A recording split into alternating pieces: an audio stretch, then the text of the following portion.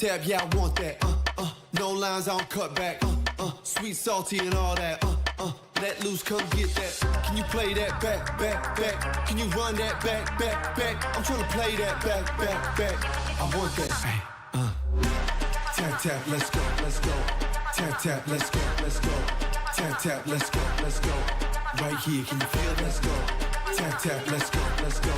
Tap, tap, let's go, let's go. Tap, tap, let's go, let's go.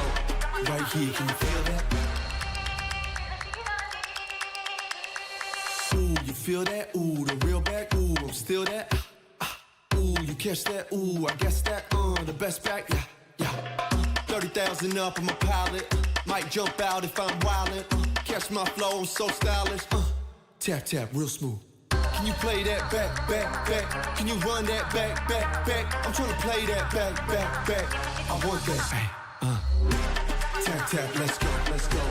Tap, tap, let's go, let's go. Tap, tap, let's go, let's go. Right here, can you feel it? Let's go.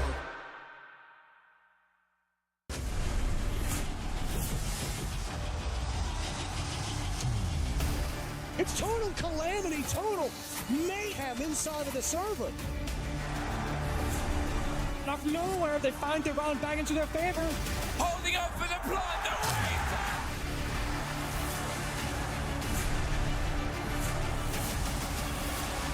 And I think he might just find it!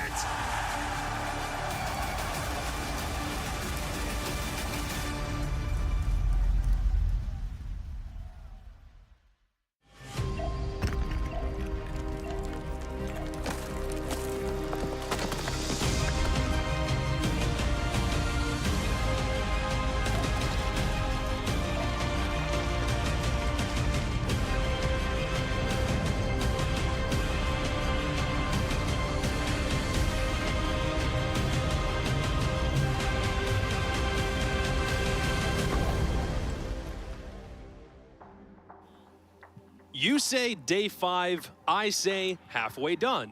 Both are simultaneously true, but talk about a reality check. Most of the league has already played 4 games. Some will be playing their 4th today. Life comes at you fast, but for all 9 teams in the NAL, it's all about how fast their reaction times to their current records are. Welcome back to the North American League, live from Philadelphia HQ. I'm Caliber Jacob Anderson. He's Gabriel Laxing Miralez. He's Davide Foxy Bucci. Boys, can you believe we're halfway done with the round robin at this point already? Oh, yeah. Yeah, I mean, we're zooming through. We really are. I mean, like I said, I'm also doing Brazil, and to just be this far into Siege so far right now is, I can't believe we're already this much ahead. Yeah, as a player, I feel like the seasons definitely felt way longer because every single day was more build up and build up, but just being a viewer now, watching it from the outside, it's like, I can't get enough, you know? I mean, there were times where we would play multiple games all on the same day, like, obviously don't want to go back to those times, but just remember what it was like when we'd zoom through a whole round robin, 8 or 9 teams in like 4 days as opposed to 5 weeks. I don't want to say those were the days, I just remember what it was like back then. I mean, like you said, like being a player, I felt like it was a lot slower, whereas like now being a viewer, like this seems so much faster that we're already like halfway into this now. It's kind of weird what it looks like on this side of the couch, right? Yeah, it's very I enjoy it. I like enjoy being on this side. A lot less pressure, tell you that absolutely. much. Yeah, especially if you lose a game and you just got to sit there and like it's a slow burn just to get to the next play day. You guys don't have to perform, but these guys do. This is standings through 2 weeks already donezo. We have a couple more play days left, 2 of them today. Sonic still remain at the top in spite of losing their first game last week. Space Station and C9BC are right there in contention for the top 2 spots, but the story at the bottom is just as interesting here too. I wouldn't say it's that interesting. I mean, this is kind of where I've seen it shake up. I mean, I guess if you want to talk about the interesting bit of Oxygen being the absolute worst in that, then sure. But overall, I mean, this is, you know, still where I had the standings for myself, and the same with Fox. Yeah, I guess the biggest surprise for me would probably be OXG, like you said, being completely at the bottom. But everything has been so competitive, especially with the teams from the bottom. Los and Wildcard, Luminosity performing pretty well. I mean, every single team that we would expect to be that low definitely has been playing a lot better. Team that surprised you the most was OXG. Team that surprised you the most, is it also OXG? Or no, that's Luminosity. LG? Luminosity 100%. Yeah? I mean, when we ranked these in the beginning, we obviously had those 4 at the bottom, and then Luminosity has exceeded my expectations well above and beyond. I mean, they've been performing and like getting better with each and every single match.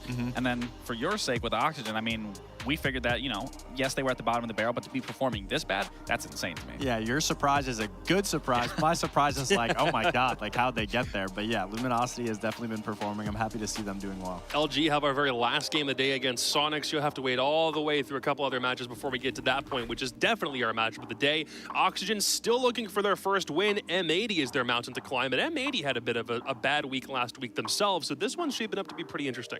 Yeah, obviously game 2, I think we're all expecting OXG at some point during this stage to liven up and get that first They should win. win something. Exactly. Yes. Keep it like something close to where that they're able to get more than just 1 point. I'm really excited for C9BC Los. I don't know why, but I got a good feeling about Los. Do I think they're going to win it? We'll have to see. But I'm really excited to see more of Los so far.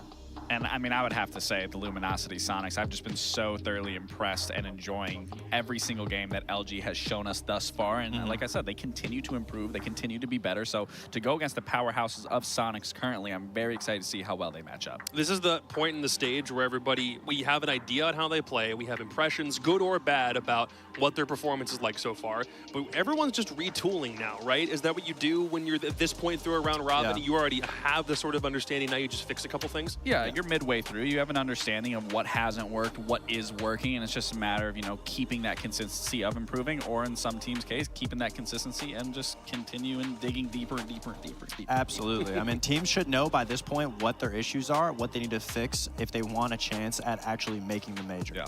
So let's talk some historics real quick for game number 1. We start day 5 with an interesting one, because DarkZero and Wildcard have only ever played one another when Wildcard was in the North American League. They didn't play as an Australian roster. DarkZero have won every time they've ever played. 5 matches. Wildcard have won a couple of maps here or there, but every single time it's been in a series, DarkZero has pulled out ahead. So are we going to see that thing go up to 6-0 today? I'm not surprised by that margin by No. any means, especially given the powerhouse of DarkZero, where Wildcard has always been the bottom of the barrel. So it's not too shocking to see that result. I mean, Wildcard is a team that we know always struggled on the attacks, but they had their defenses, and DarkZero has always been an attacking powerhouse, and so that's where we would see DarkZero take advantage of Wildcard. They were always able to win their attacks because they were able to exploit the good defenses from Wildcard, but right now we see a very shaky Wildcard, better on attack than they are defense. Yeah. But we still see a shaky DarkZero, better on defense than they are attack. Their attacks are still finding their footings, but I mean, obviously a lot of their stats have been skewed because of their first week. Let's talk about DarkZero because, yeah, again, that first week they only played the 1 game. They're doing their darndest to make sure everybody forgets about it as fast as possible. Because they played 2 games in week 2. Both of them went exceedingly better, and they also had a couple of switch-ups. So I think they're dead serious on making sure that Sonics game is just a fragment in everyone's memory. Absolutely. I mean, week 2 was hints at what to expect from DarkZero going forward, and it was almost like a fast DZ that we saw in Brazil, in the Brazil Invitational, that we wanted to see come back since getting Nafe on the team. That since getting Canadian outside of the picture, they were able to really adjust their attacks to make it a lot faster and have a lot of redemption and adaptability. And we didn't see that week 1. We saw it week 2, and it looked very promising. So, I mean, we know DZ being a really slow attacking team has just been the norm, but Troy is not on the team, and now Kobe being in there, not being on a support role. I mean, he wasn't in, it was just, what, Skyscraper, it was those 2 rounds on Thermite, and everyone thought, is this the way they're using him? Not in those last 2 games. Thankfully not, but a big player that was really highlighted in the game against Los was Pamba, and the way that they were using DarkZero to just really take pressure. So you see here, round 1, right off the rip, they do a classic DarkZero red take. They completely shut down Legacy on red stairs. The rest of the team is behind DarkZero, taking red stairs to cash. Beautiful. And now we're in the next round. Oh no, I believe this is the same round in round 1. And so you just see it was a really step-by-step DarkZero execute where they take the time to clear it out. As soon as they get that control, they're able to just access the rest of the site. And now this is 2 rounds later where they understand red stairs was so easy to take. And Pamba calls it, says we can take red right away. The rest of the team is behind them. They're able to get red stairs control a whole minute faster than they did in that round 1. The rest of the team is behind Pamba. Kobe's able to take the site. The rest of DarkZero floods into the site. And now DarkZero has so much positioning because of how fast that they caught off Los. Los had no chance to get back in the sight because DarkZero had everything, and that was just beautiful reading and the fast aggression from DarkZero that we really wanted to see. Yeah, and I think it's important to note that especially with this meta, it's a very aggressive meta in some instances, but especially for a team like DarkZero, I was wondering, you know, how fast are you going to be able to transition into a new playstyle like that? And especially with the players that they have around them, they're moving into that pretty quickly, but again, it matters and it comes down to the consistency, is can they keep that aggressive? Because I can't say that Los is the most formidable opponent to really be testing that against. Sure. Where again, you know, they obviously can't play against Sonics again, but there was aggression there. But still, nonetheless, it is better to be seeing this team playing this way and meeting that meta. Yeah, it was a perfect 6-point week for DarkZero, but it was Space Station and then it was Los, so it's two sides of the spectrum on how well those teams are performing and what DarkZero is shaping up against with a new team. For Wildcard, bit of a different story. They still only have the one win over OXG. They lost 7-2 to Cloud9 Beast Coast on Consult on Friday. One of the worst attacking teams in the league right now, and they had to go into that Consult game starting on attack first. Needless to say, it didn't go very well. Yeah, it definitely did not go well. I mean, they did find the win against Oxygen, but even then, that wasn't great. But, you know, we've already touched up on where their strengths are and where their weaknesses are, and it's always been the front line and the back line. But an even bigger problem that I've been looking at is actually their map pool. Their map pool has stayed very consistent with each iteration of this roster. You're going to look here back to stage 1 of that original results. You know, they got a 2-0 on Bank, great, success.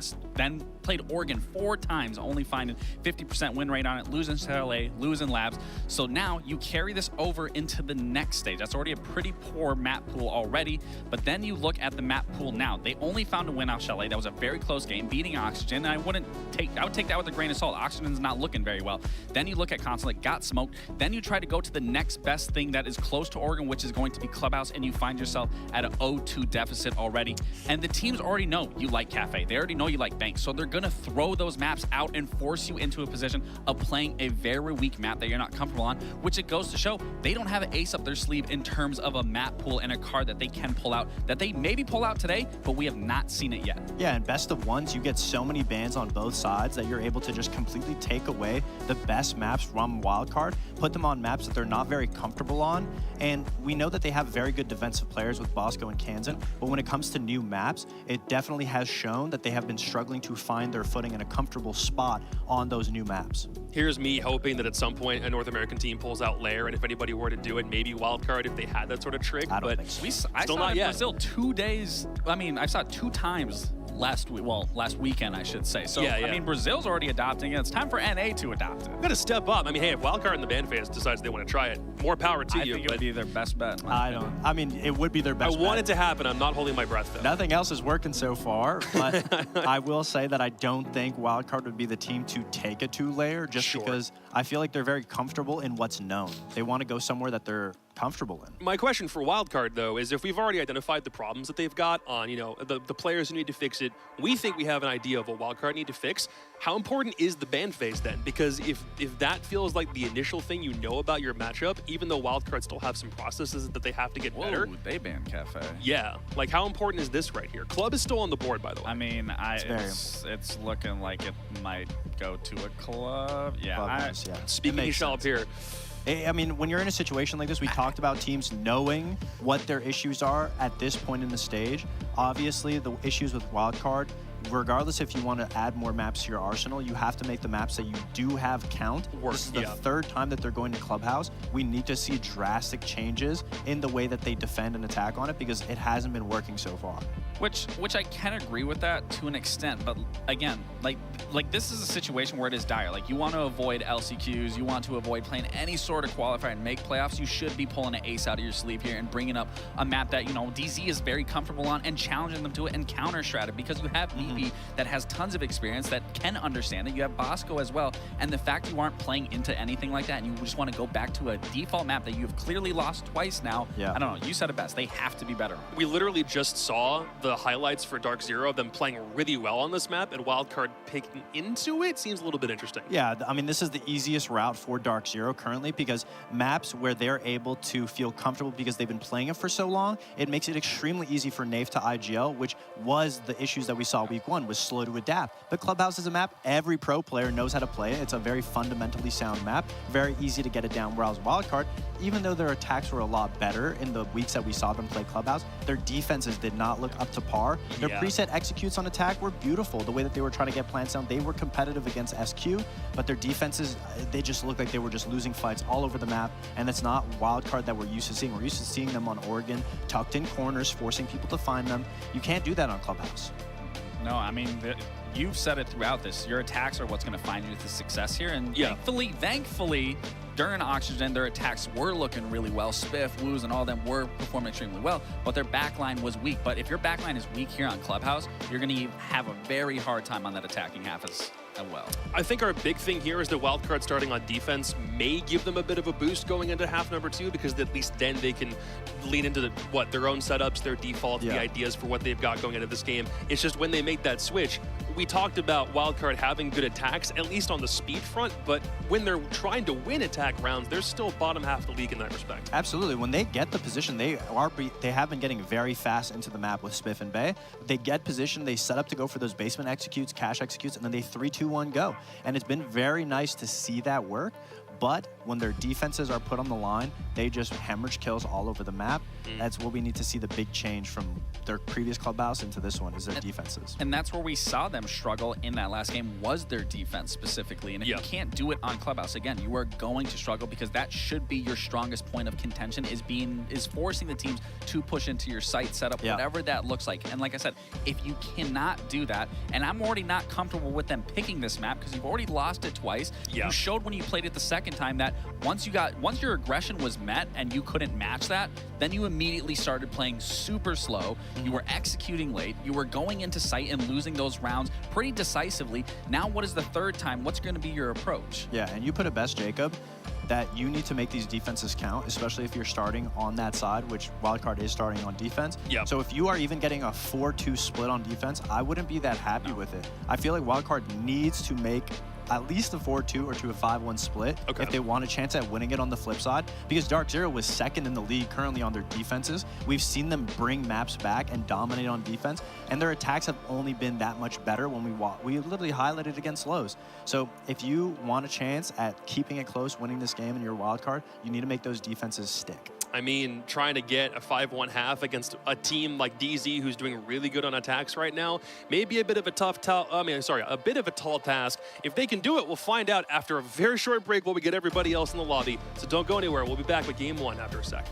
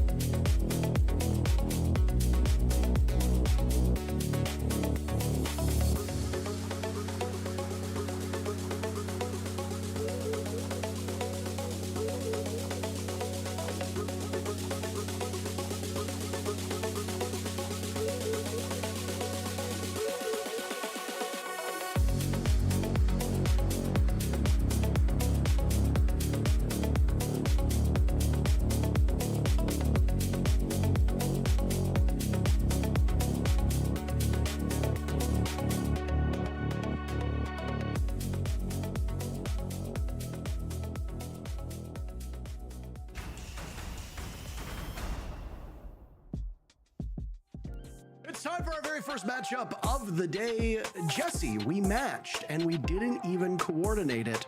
It's a shame that the colors of Wildcard and DZ do not match. But how do you think they're going to match up in the server, Jesse? Well, Parker, it's going to be an exciting one. Both these teams obviously have had their ups and downs this stage. Wildcard certainly more downs than ups. DZ looking way better in their most recent weeks. So it's going to be exciting to see. I think DarkZero should come out on top. I think the desk kind of touched on this as a more experienced team. DZ are looking like the team that we expect to find. And it'll be a Deimos to ban us out. On Clubhouse, we have a lot of data because Wildcard have played it twice. DZ have played it once this stage. Wildcard have never banned Deimos before. I was expecting maybe a Ying ban to come out, but Deimos does make a lot of sense. I was expecting the Capitao from DarkZero. Other teams have banned that against Wildcard in the past. I'm expecting an Azami here. It's DarkZero. They love their Azami bans, and she is extremely good at Clubhouse holding Raptors, as well as many other positions. There she goes. And then Wildcard in their last two games, they banned Tubarao and Mira as their two operators. So they could switch it up again, ban a third off like they did on attack. They will stick with the Mira this time. So sensible operator bans, especially with Deimos just being so powerful these days, and DarkZero really enjoying that operator. Of course, one that we see Pamba run around with all the time, but it's also an operator that Kobilax has really been picking up recently. So smart to take that off of the board as we get into this first round. Parker, excited to see how things turn out. Alrighty then. The new operator, by the way, of Skopos is in the game. So for those of you that are unaware, the Greek operator on defense, the defender, is now out of quarantine and is available. I am curious to see if she and her robots will make their debut, but so far, no. It's the first time that we will see her on the board for the North American League, as I believe today is actually the day that she got unshackled. I don't even think she was available yesterday. I think it went into effect today. So whether or not she will be played in one of the quote-unquote major regions will be a fascinating thing to watch. It's just a small point about what is and is not in action. Bay has been exceptional for Wildcard so far. Wildcard, though, having some pretty obvious struggles. They picked up an overtime victory over the only team in the standings that is below them, and that's Oxygen. OXG sits in dead last with 1 point, then it's 2 points. Wildcard low at 3, then the jump to 6th is a full win as 6 points and up are from 6th all the way through 1st. So Wildcard have their work cut out for them. DarkZero, after I think you could say a slow start, they're at 6 points now, sitting in 5th, tied with M80 and Luminosity. The first round now underway. Operator bands locked in, and hold on a second, DZ will take no prisoners, Jesse. They're storming the bomb site. Wasting no time at all getting on in. They're in the site now. Kobe, the first one to make that entry through the ash wall, lets Nate start up that plant to get it down on the ground. Nobody on Wildcard able to respond. Finally, Bosco tries to make a move, taken down by Kobilax. Bay as well, picked up on that return from the roam. They're all coming blue, Parker, but they're just being stuffed out. Bolo takes down Spiker after a trade. Now it's Kansan, Bay, and Spiff in the 3v4, looking to do something here, but Kansan's got a flank coming from top blue. It's going to be Pamba who's trying to find that. Doesn't get the kill, but doesn't need to, just has to pull their distraction away. Will back off with 4 players left alive for DarkZero playing this oh so perfectly. Nafe, prone next to the defuse kit, guarding it with his life, sees ahead across the bomb site, very close, not quite able to get it this time around though, still does go taken down. Spiff, the last one alive though in the 1v3, and won't be able to hold it down. DarkZero, a great first execute. Really good job on the play-by-play there, Jesse. I really appreciated listening to that. Thank you for jumping in. Anytime, Parky. Now, that's what happens when you overextend just a little bit too much on that bomb site. And Wildcard are far from the first team to ever have this happen to them, Jesse. Time and time again, teams will invest quite a lot in a roam that involves clearing the top floor and that main floor. But if you read into it very early and you assess that we can take garage, we can go down oil pit, we can go down blue, have somebody go down main stairs very quickly, potentially even from kitchen, and you've got 3 avenues to the bomb site that are under watch and under lock and key by the attackers. DZ saw weakness on the side of Wildcard and they exploited it. And just like that, within the first 45 seconds of the round, DarkZero had the case down and guarded it quite well.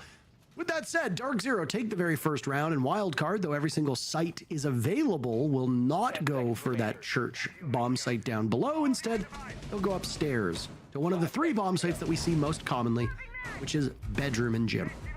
And I think DarkZero are going to be pretty happy about seeing that gym bedroom. When they played this map against Los last week, they had played gym bedroom 3 times, twice on the attack, once on defense. They never lost it.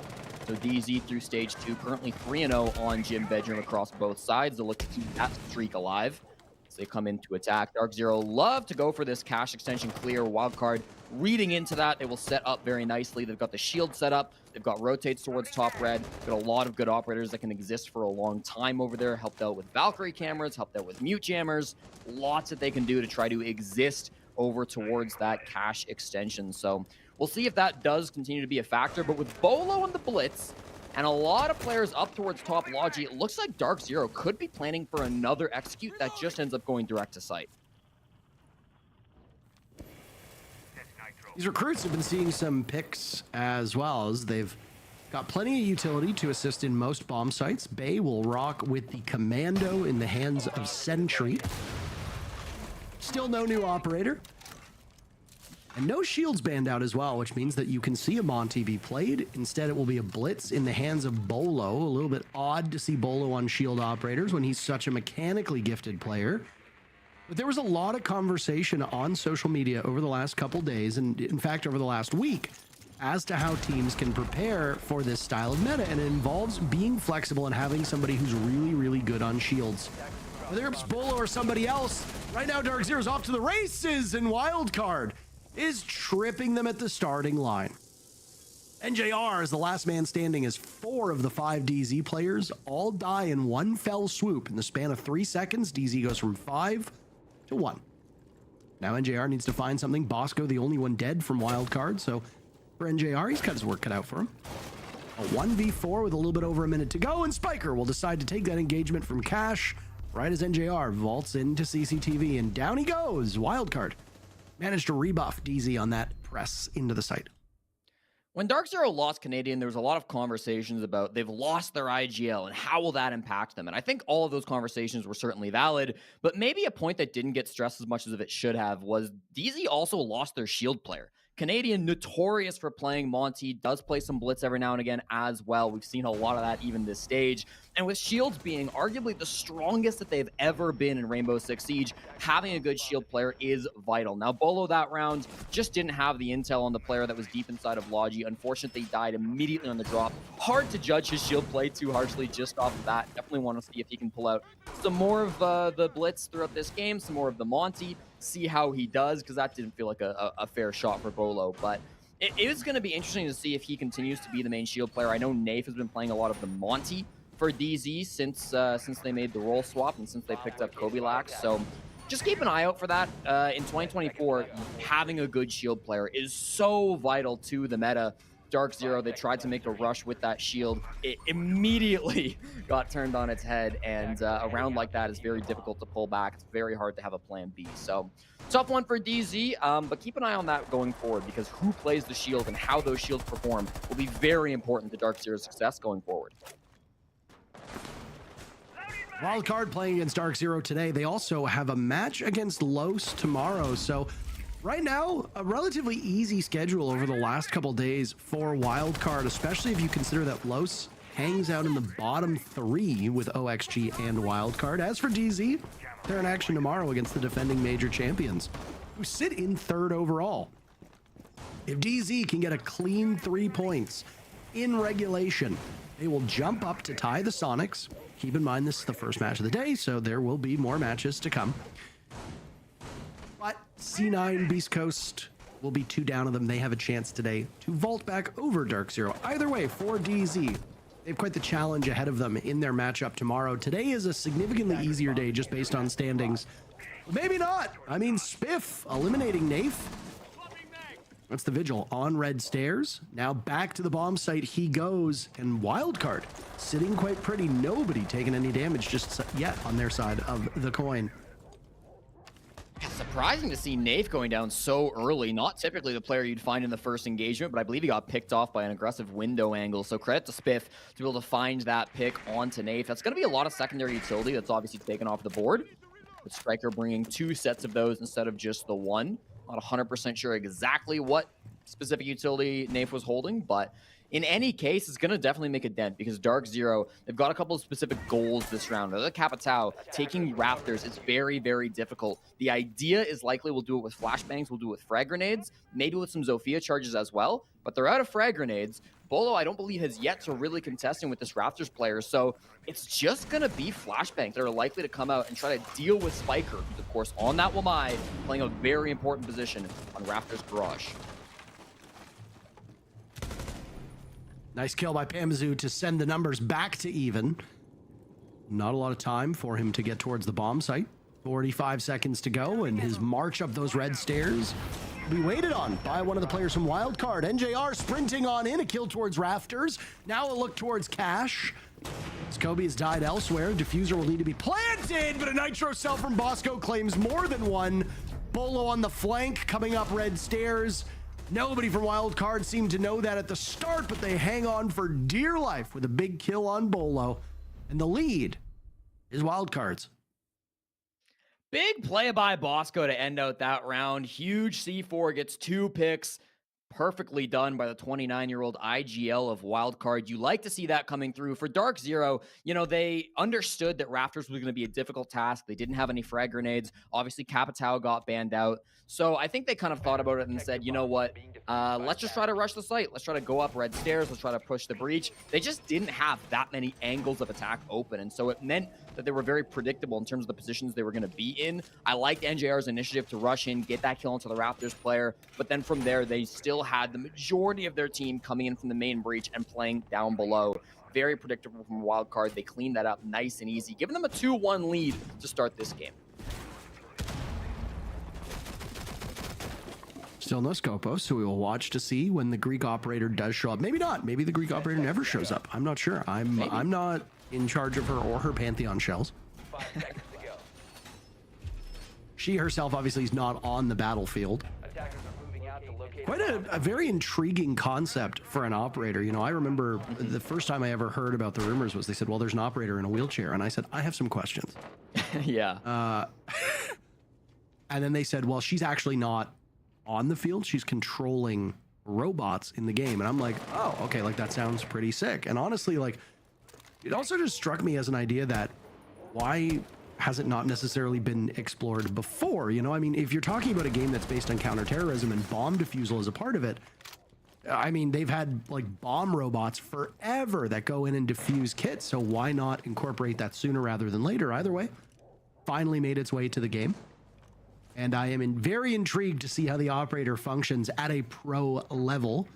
Because as we see with new maps as well, Jesse, allowing pros to experiment with the new operators, the new additions to the game, that's how we tend to know how to use them. We take a lot of cues from the pro scene. Anyway, 1 minute into the round, logic bombs went off. Everybody from Wildcard holding on. The only damage right now being done, it's been done to Dark. Oh, never mind. DarkZero had taken some damage, but they killed Bay. They isolated him above, and it was either that pick or the shield of Bolo. Yeah, beautiful little entry come on through. Take that opening pick away from Bay, and the rest of the roamers are going to fall off as well. You're talking about Scopos. A lot of people theorize that Scopos could be quite good on Clubhouse. You maybe go for an aggressive roam up on the top floor and then immediately teleport back to the bomb site if you get pressured out, if you manage to get a kill but are worried about getting cut off. But Bay can't teleport back to the bomb site. He's playing Malusi, so cut off from the window, not able to make that great escape. Maybe an operator they could consider the next time they play this bomb site if they manage to run it back. Still, they're in the bomb site, and they've got some strong utility around them. There's going to be Goyo canisters in sight. There's going to be Electro Claws on these hatches. There's a lot that DarkZero still have to deal with before they can set up their own execute. They have the tools to do it. You know, they've got that Thatcher. They've got a Blitz to help them get on through. So it'll be fun to see how they actually tackle this problem. There is no Hibana being brought, but it's the Ace instead. A bit limited on the hard breach. They've obviously got to use 2 of their Selmas just to get this hatch open. That's 2/3 of all the hard breach they brought, and it looks like they got taken out. They weren't able to explode that hatch, which means that Kitchen Hatch is staying closed this entire time. Even with that last Selma on the side of Nate, yes, he could make an angle, but he can no longer open this hatch, nor any of the hard breach that Wildcard has set up around the map. All that hard breach that you talked about is now being put to good use. The final logic bomb will now go. Players from Wildcard with 20 seconds left will at least have their positions revealed. Spiff gets flashed inside of Moto, the follow-up from NJR, but he's wary of the door. No way! Does Spiff win that blind? He almost picks up more than one for his trouble. Nafe getting diffuser down, but it's him in a 1v2. Bolo dies to the flames, and Nafe is finished off. Look at the elation on the face of these Wildcard players. This is anybody's game right now, but Wildcard showed up to play. The kill feed seemed to show that Bolo killed himself with the Goyo charge. I'm not sure exactly how that happened. But regardless, without too many angles of attack, it's very difficult to get into that bomb site. You saw Spiff playing inside of Moto. That's a position that in, I'd say, 90% of basement executes, unless you lose a crazy amount of bodies up on the top floor. That hatch gets open. You deny that position. You make it impossible for somebody to play there, because if you're rushing down main stairs, somebody in Moto is extremely dangerous. And DarkZero, because they only brought one hard breacher, because they couldn't get anything open with just the Ace, especially after their 2 Selma charges got tricked, they had very few angles to work with, again, pushing into that bomb site. Really wish we were able to see a Hibana come out there, maybe even a Maverick, maybe even just some can openers being brought as secondary utility. None of that was alongside DZ, and so they really struggled with their angles, despite getting that great opening pick. When the utility is that heavily stacked in favor of Wildcard, of course they're going to win the round. So that's a 3-1 lead now, as the tactical timeout does get called for DarkZero. If you're Wildcard, especially being the underdogs in this matchup, you got to be feeling really good. Yeah, I mean, you've burned a timeout very early on. I am so shocked at the way that this is starting. DarkZero obviously have had stumbles so far this stage. You saw it in their matchup against Sonics, but beyond that, it was 2 regulation wins to carry them to the position that they are at. And DZ, again and again and again, this will have to be mentioned, are still adapting to that new system that was put in play by Nafe. They have a new IGL. Presumably the team has a new identity. They're going to play differently. That's going to take some time for them to find their footing. Wildcard, though, came out swinging. This was a team with very little to lose. They were already towards the bottom of the standings. And honestly, on paper, this team shouldn't be where they're at. They should be better off. But they themselves made a couple roster moves. And Bay has been a huge standout for this team. We can't see the kills, so we don't know exactly how he's doing right now because the HUD is still broken. But I assume he's probably doing semi-well. Hard to say anybody's doing poorly when you're up 3-1, even if you're not contributing in terms of the kills. Often that means that you are helping out with utility or with calling, or in many oftentimes even just baiting. Sometimes can work out if it gets your teammates kills. That will do. So we'll see the hard breach coming back a little bit stronger this time for DZ. They've got the Maverick in the hands of NJR, an operator he's very proficient with, and you always got to be weary of those C4s. Of course, with the new outlines, not new anymore, but it can be very dangerous playing Maverick these days. But NJR does survive. The C4 doesn't make it through the gap, and so it won't deal any damage to him. Makes the wall soft, and now they can open it up with a frag grenade or maybe one of the breaching charges. The pistol will also do for Bolo. That gets them into CCTV. The next option, of course, is going to be Cash. There's 2 bodies that are playing either Cash or top red. If they can get a couple of kills and or stall it a lot of time, they're going to set Wildcard up to be in a really strong position. But of course, that's why DZ have so much pressure coming in with both Grim and 4 frag grenades as secondary utility. There's a Zoto canister in hand of Kansan now, sitting inside of construction. The lineup from Bosco will go towards the breach, and it claims 2 again. Bosco repeats his success from several rounds ago, and it blows DarkZero up. Kobe and Bolo gone. Pambazoo will join them in the afterlife. How quickly this round has turned. Nafe and NJR is the last 2 standing, and Bosco will see Nafe losing the engagement, though. Nafe has the position. NJR looking for something. Another Nitro Cell. Now it's from Kansan. And suddenly it's all up to NJR. Bosco is retrievable, but he might just bleed out. Or NJR secures the kill. It still gives them some information. Wildcard will adeptly fall back and leave NJR in this position to try and clutch out a 1v4. Through the door frame, looking towards Logi. Cold as ice, another Nitro Cell. 4 of the 5 kills for Wildcard in that round, Jesse, coming from explosives. Yep. Oh my, Wildcard, another round. Yeah, I think DZ a little bit annoyed by those Nitro Cells, I'm sure. 4 kills, and then 4 kills as well from Bosco with C4s. He's had 2 2Ks with separate Nitro Cells in the same part of the map as well. Both times the C4 coming out to CCTV, as you brought up. So nice to see some of those explosives really coming in handy for Wildcard. For DZ, you got to imagine they need to be more ready for that. I mean, there was a Valkyrie on the board. They had an IQ. It was difficult to say if any of those IQ pings actually came out to guide those Nitro Cells. But regardless, the intel was clearly there from Wildcard. They had nobody going down below. Despite having some tools to counteract those C4 plays, they just couldn't get it going. A problem that people have had with DarkZero in the past has been their pacing. And when you're a particularly slow team, when you get stalled out, when you see these obstacles, oftentimes it makes you very predictable as to where you're going to be standing, where you're going to be entering from, and that's where C4s can shine the brightest. DZ always grouping up, always being exposed to those Nitro Cells. Really like that from Wildcard, being able to read into that. 2 separate gym bedroom defenses. I said DZ had never lost it this stage coming into today. Well, they've now lost it twice, and they lost it in 2 completely different ways. That's concerning. Don't know what the technical pause is here, but yeah, 4 rounds in a row by Wildcard, and it's been done by pugilism, as you can see. It's just been all kills for all of those rounds. They haven't had to worry about a counter disable, and obviously since they're not on attack, they don't have to worry about shepherding that case in and getting the diffuser down. It's good to see, though, that DarkZero are still in good spirits despite the results. I mean, it is Clubhouse, and you are on attack.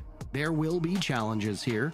There will be stumbling blocks, and you will hope that when you switch sides, you can do the same thing that your opponents did to you when they were on defense. DarkZero right now are looking at a 4-2 half to go to overtime, though. It is still within the realm of possibility that Wildcard can take this final round of their defense. It would be a 5-1 half, and then things become significantly more challenging for this DZ squad.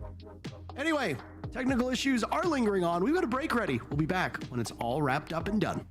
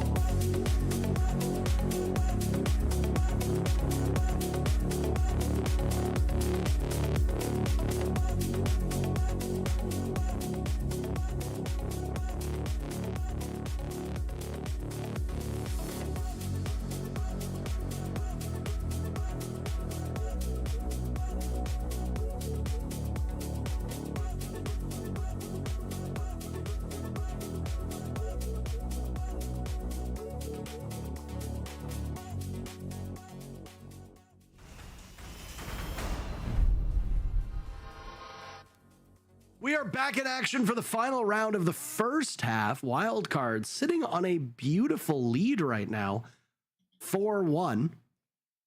DarkZero on the bad side of Clubhouse, admittedly.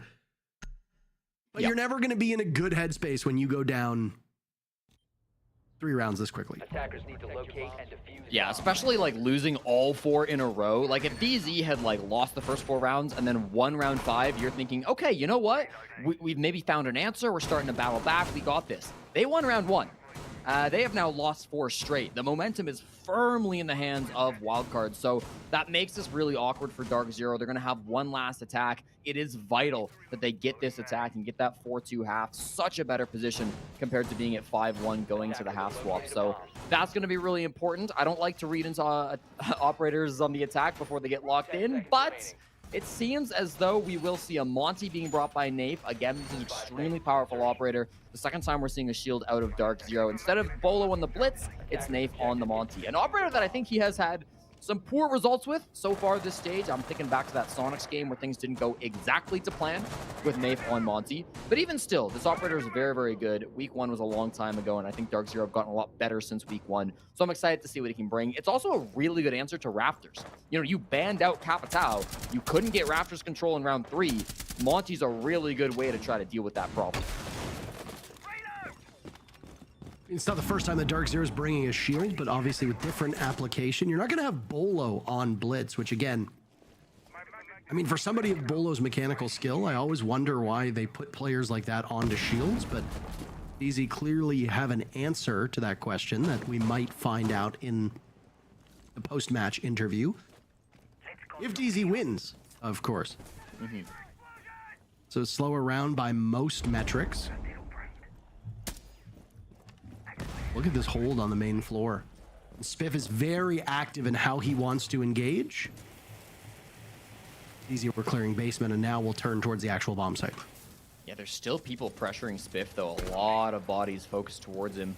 It will be more focused on the main wall at the moment. Getting this open with the Maverick is no easy feat, but Bay actually didn't bring C4s on Bandit. He's got barbed wire instead. So he won't be able to hard punish this like you'd usually see a Bandit do. See, barbed wires can be really, really good on that bomb site, so not saying it's the wrong decision. Maybe stepping in front of that doorway was the wrong call from Spiff, though. Gets his toes shot out by Pambazu. No, I mean, it seems kind of silly to die to getting shot at your feet, but I mean, it's hard to play if you lose the ankles below. Impacts tossed out by Spiker to try and slow the advance of Nafe's Montaigne, but it is not doing the trick. Pambazu is waiting for his head to show up just for a second. And Kobe's also right there. Spiker drops, catches Kobe off guard, and a little bit of damage is done to 2 different players from DZ. Bolo gets swung by Bay. Again, been a standout so far for Wildcard, but that Monty will be a problem, and he's on rafters, looking to pressure the actual bomb site. Bay sees him. Does not want an engagement. Hold on, Bay wins that. How does Nafe lose the duel through the window? DZ in tough shape with 30 seconds to go. Ridiculous play by Bay to start us off. They equalize the man advantage with that, but he's looking for more. Still in top red, an incredibly important position. The sledge will get them in, but of course with the Monty, planting is going to be a bit harder for them. Out of nitro cells, Bosco is the only one that brought one, and he used it earlier. Still Bay on the red stairs in advantage here. The plant starts from Pambazu. No pressure from down below, but somehow Kansan, he finds the angle. He just found a swing and he got the head. Bay for the final one, and that's going to be a simple round being closed out again by Wildcard. A 5-1 half, Jesse? That's crazy. A 5-1 half. That is a wild scoreline. And DZ cannot be happy with that. I mean, with the way the clubhouse is played out, you expect the defenders to win more rounds than the attackers. But in North America, clubhouse is actually an attacker-sided map as of right now.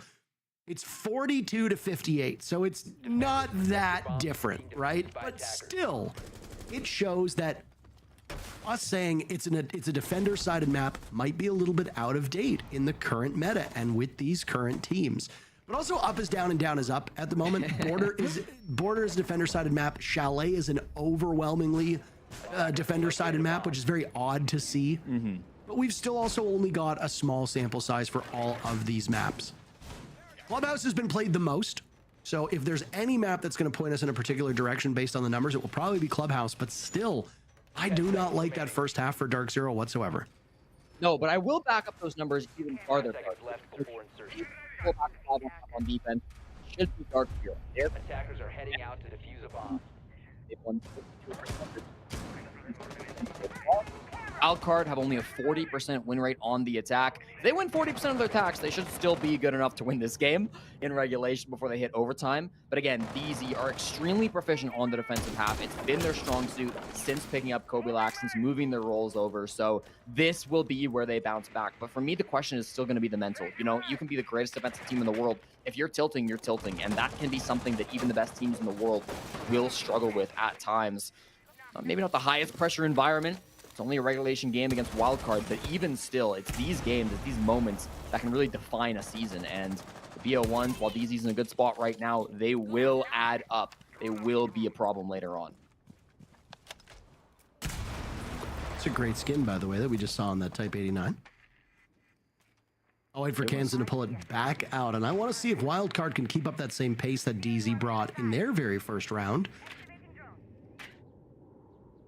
It's funny because you can take Troy Canadian out of the team, but you can't take the Troy Canadian out of the team. And sometimes DZ are a little bit too slow, though I will say, I did not see that same stuck in the mud style of gameplay that DZ had at points. And that's been one of the bright spots for DarkZero. They do seem a bit more nimble. Harder for them to do that on defense. Certainly. I mean, they're going for a full anchor strategy. Bolo, we've seen him do some crazy things on these staircases before, and that's a great headshot to start it off. Takes down Bosco. Really putting the pressure on now. Your Maverick's gone. And another one, too. Spiker continuing to pressure. Bolo, he's got no reason to leave. Why would he when he's hitting shots like that? Continuously, players will pressure him. There's two more bodies up at the top of these staircases and want a piece of them. Finally, a flash, though, will send him back, but still two huge kills off the board. Bolo's going to be feeling very, very happy about that one. And now Wildcard down to just 3 members alive. They lost their Maverick. They lost their Buck. So much good utility off the board. They have Kansas still on the Habana, but this is going to be a very tricky push to navigate in a 2-man disadvantage. Kansan will go for the drop. Kills need to be had by Wildcard. They need to happen yesterday. That's Kansan eliminating Bolo. Nafe taking down Bay will give the numbers back to DZ, though. And Bolo being the only one lost, that's good for DZ. Kansan circling around. We'll have to watch for Pambazoo now as he looks to stop that diffuser in its tracks, and it's NJR to actually get the final kill. Spiff attempted that diffuse plant, but DZ beats them, and now Pambazoo has something to say, a bit of an oddity, as he tends to be one of the more quiet players on DarkZero, who are, at this point, fighting for their lives in this match. One player who's not quiet throughout the stage, nor in that round, was Bolo. He's been the best player on DarkZero this stage. He was 27 and 21 coming into this game, more kills than any of his teammates, and then having a big moment on those stairs. Again, he is very familiar with this position. I believe it was over the offseason. He was playing Valkyrie on those stairs, and he got like a 3K just with the Deagle. Played exceptionally well there, so very, very used to playing that position. This time plays it with the primary weapon, still managed to deal so much damage to the enemy team and start them off on the right foot. That could be a way back into it for DarkZero. If they can really catch Wildcard off on these opening picks, they could spiral that into a lot of good round wins. Wildcard are actually the worst entry team in the entire league. They've only won 37% of their opening engagements prior to the start of the day. So if that's an area where DarkZero can capitalize, if they can keep getting these early round man advantages on defense, that could be their key to get back into this game and maybe even push this to overtime, or if they're crazy good with it, a 7-5 win. The newest operator still not played just yet for anybody that is watching, though we have seen plenty of recruit play up to this point. 20 seconds in, still a late setup being done by DarkZero, but that's okay because Wildcard do not have any real interest in pressuring this DZ team. Instead, the focus, open up that wall. The electrification is too much to handle for a lot of these teams, and instead of bringing EMPs and an ace, we often just see the Maverick get brought because, well, Maverick's got a great kit and a great gun. It looks like that wall's now been opened up, which will give an entry point to CCTV, which is not where the bomb site is, for the record, but is still a very important avenue that needs to be taken by the attackers for a couple reasons. Number one, rotates. Number two, so you can control cash and eventually control construction, because if you do not control construction, it is extremely challenging unless you go for an all-in execute on weight room for you to be able to pull off a successful attack on this bomb site. All right. My God. What a shot from Kansan, and certainly will be a highlight that we will see over and over again. I don't even think Bambazu was on the screen for more than a nanosecond. Yeah. Kansan exceptionally good at that. Leads the league in headshot percentage, 71%. Adds to the total on that. Extremely good with his aim. Never been criticized for that. Leaves Bolo kind of in an awkward spot. He rotates down to the basement as his partner in crime, Bambazu, on that cash extension did go down early. They've got Nafe down below site as well, but it's Bolo who strikes back. It's his favorite staircase, Barker. Once again, finds Spiker to equalize that man count and get back to the bomb site. Beautifully done by him. Rotating all the way around. And now that kind of leaves the question, are Wildcard going to expect another flank? Because Nafe is still inside of Secret. He could still lurk up those red stairs. And if he were to do that, since they've already cleared out 2 of the roamers, since they know one of those roamers went back to site, they might not be aware of any shenanigans that Nafe is trying to pull. Nafe does like these lurking roles and flanking roles that are so necessary in this current meta that we see. Bosco's being watched by the Evil Eye, and that will be Spiker on drone duty for his team. Bambazu for DZ. NJR, the one who put down that Maestro cam in the first place, will get the job done. And now go on to cams with 20 seconds left. The fire that lingers will slow down Wildcard's advance, if not outright stop it. No duels to be won by Wildcard here. Last one standing is Spiff as he breaches into the bomb site. Diffuser might as well be a mile away, and it's an impactless exit kill for Spiff as the timer hits 0. 2 in a row for DZ, as Wildcard's momentum has completely been blunted at this point.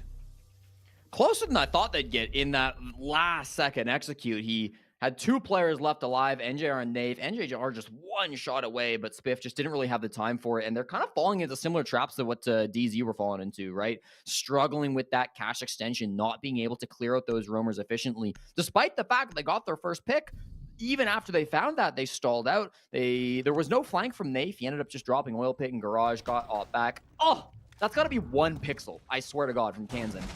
Just ridiculous shots, but it doesn't matter. If you get your opening pick and then you let the rest of the roamers escape and you don't do anything with the map control that you were able to take. Yes, they had construction control. Yes, they could sit on the windows, but they weren't actually able to turn that into an execute. Great Maestro play coming out from NJR, one of his favorite operators, one of the best anchors in the game. Good to see him performing. Not had to be in too many gunfights so far this game, but he's very good when he has to get into them. This is the DZ team that on paper we knew would eventually pick up the pace. Bolo sitting at 4 kills, 3 deaths. Bay leading the way on his team, tied with Kansan, 4 kills apiece. Spiker and Bosco have had a rough go of it for this entire stage, and those woes are not going away today, as neither of them have found a single kill since the rehost, but we've also had 2 separate tech issues that have prevented us from keeping accurate numbers on kills.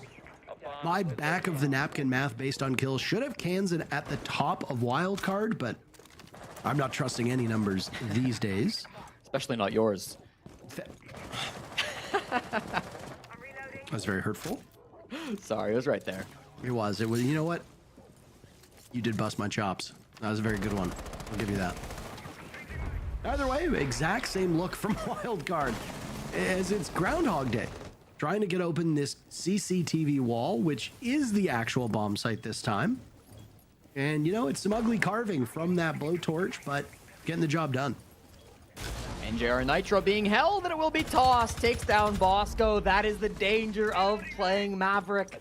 They're so susceptible to Nitro cells, and we see that coming through. It's something that Wildcard attempted a couple of times on their own defenses, but this is the first time we actually see a kill through the map holes. That's going to put a huge problem in the face of Wildcard, because how else are they going to open up this wall? Yes, they have 2 more can openers. Those are being held by Kansan, but A, he's on the other side of the map, currently inside a strip. It's going to take him a while to rotate over if he even wants to. I suppose they have the Selma charges as well to come through, but that Electroclaw B is going to be the second biggest problem. So lots of issues they got to get through.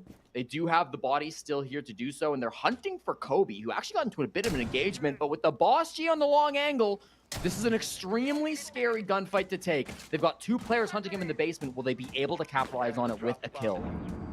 The drone's been handled, and now there's some follow-up from the actual cloaking gadget of Kobe as he backs away and away and away.